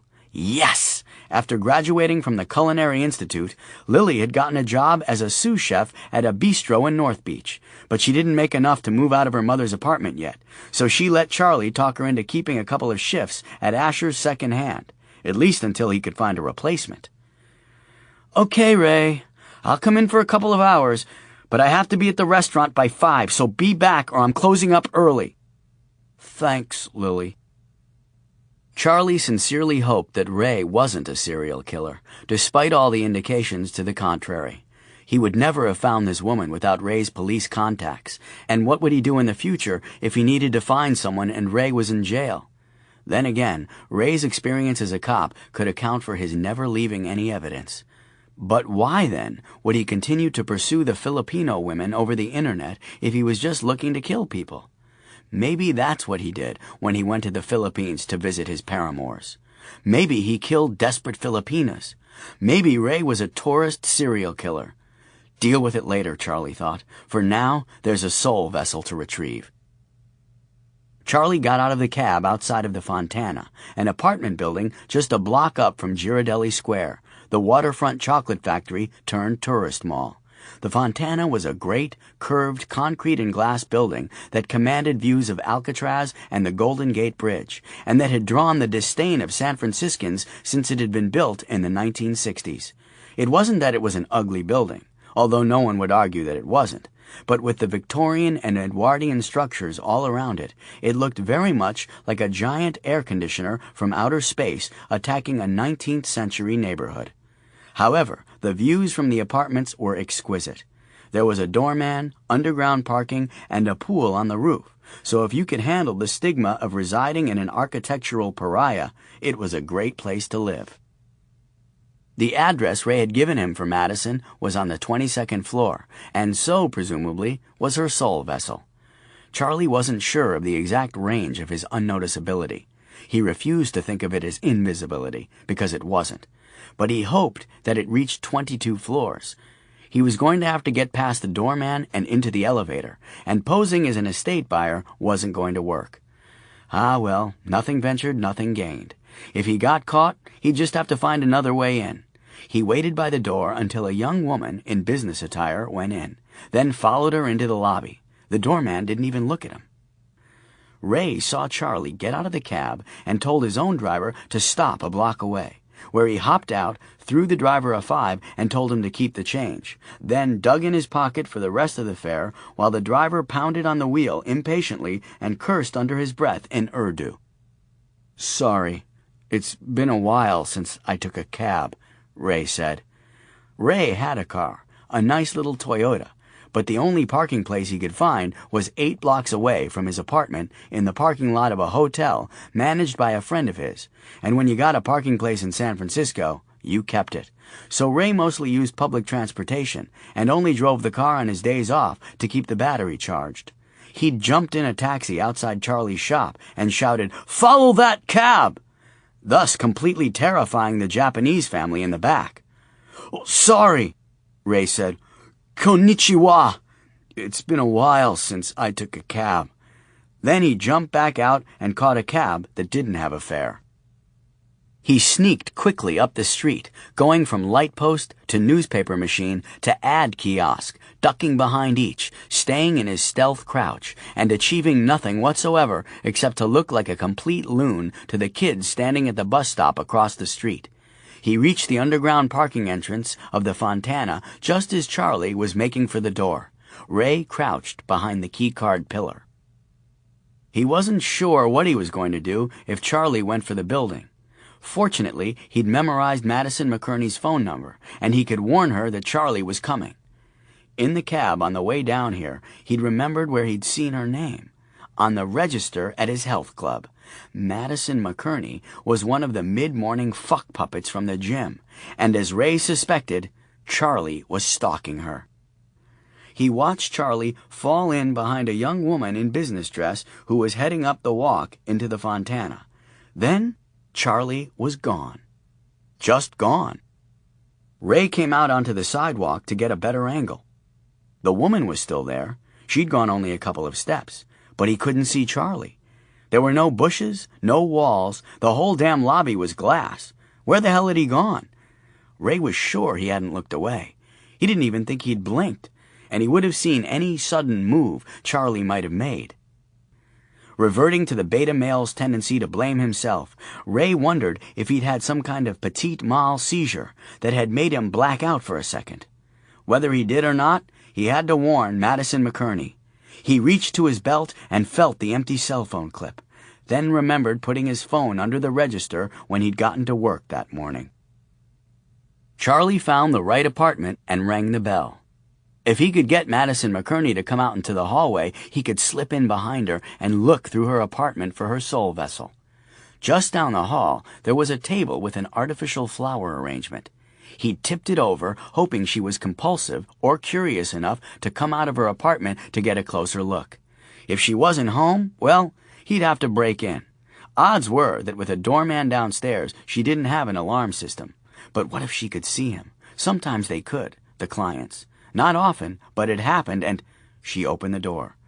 Charlie was stunned. She was stunning. Charlie stopped breathing and stared at her breasts. It wasn't that she was a young and gorgeous brunette with perfect hair and perfect skin, nor was it that she was wearing a thin, white silk robe that just barely concealed her swimsuit model figure.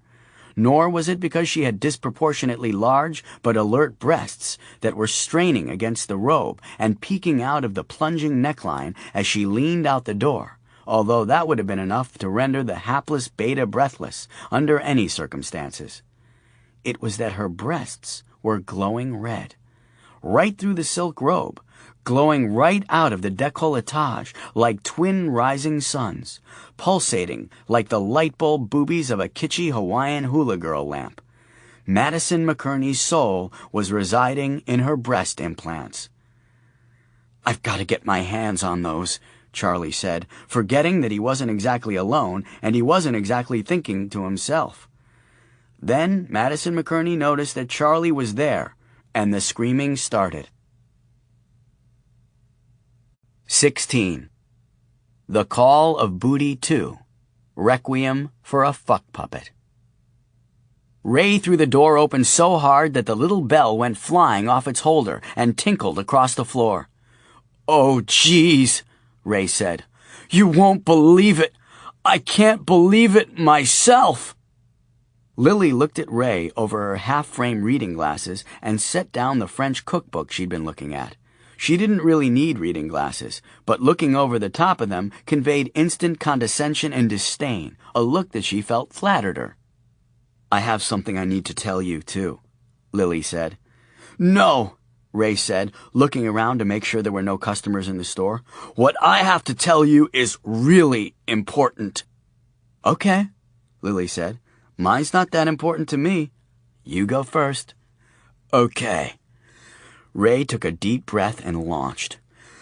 "I think Charlie may be a serial killer with ninja powers." "Wow, that is good," Lily said. "Okay, my turn. A Miss Me So Horny called for you. She wanted you to know that she's packing 8 inches of luscious man meat." Lily held up Ray's cell phone, which he'd left under the register. Oh my God, not again! Ray cradled his head in his hands and fell against the counter. She said she was eager to share it with you. Lily examined her nails. So, Asher's a ninja, huh? Ray looked up. Yes, and he's stalking a fuck puppet from my gym. Think you're living a rich enough fantasy life, Ray? Shut up, Lily. This is a disaster. My job and my apartment depend on Charlie. Not to mention that he has a kid, and the new light of my life is a guy. No, she's not. Lily wondered about herself, giving in so early. She didn't enjoy torturing Ray the way she used to. Huh? What? I'm just fucking with you, Ray. She didn't call. I read all your emails and IMs. That stuff is private. Which is why you have it all here on the store's computer? I spend a lot of time here, with the time difference. And speaking of privacy, what's the deal with Asher being a ninja and a serial killer? I mean, both at the same time? Ray moved in close and talked into his collar as if revealing a huge conspiracy. I've been watching him. Charlie's been taking in a lot of stuff from dead people. It's gone on for years, but he's always having to take off on a moment's notice, having me cover his shifts, and he never explains where he's going, except soon after that happens, one of the dead people's things shows up in the shop. So today I followed him, and he was after a woman who goes to my gym, who we might have seen the other day. Lily stepped back, crossed her arms, and looked disgusted with Ray, which was fairly easy, since she'd had years of practice. Ray, did it occur to you that Asher handles estates, and that we've been doing much better business since he started doing more estates? That the quality of the merchandise is much higher? Probably because he gets there early. I know, but that's not it. You're not around as much now, Lily. I was a cop. I noticed these things. For one thing, did you know that there was a homicide detective keeping track of Charlie? That's right, gave me his card, told me to call if anything unusual happened. No, Ray, you didn't. Charlie disappeared, Lily. I was watching him, and he just blinked out of existence, right before my eyes. And last I saw him, he was going into the fuck puppet's building. Lily wanted to grab the stapler off the counter and rapidly drive about 100 staples into Ray's shiny forehead.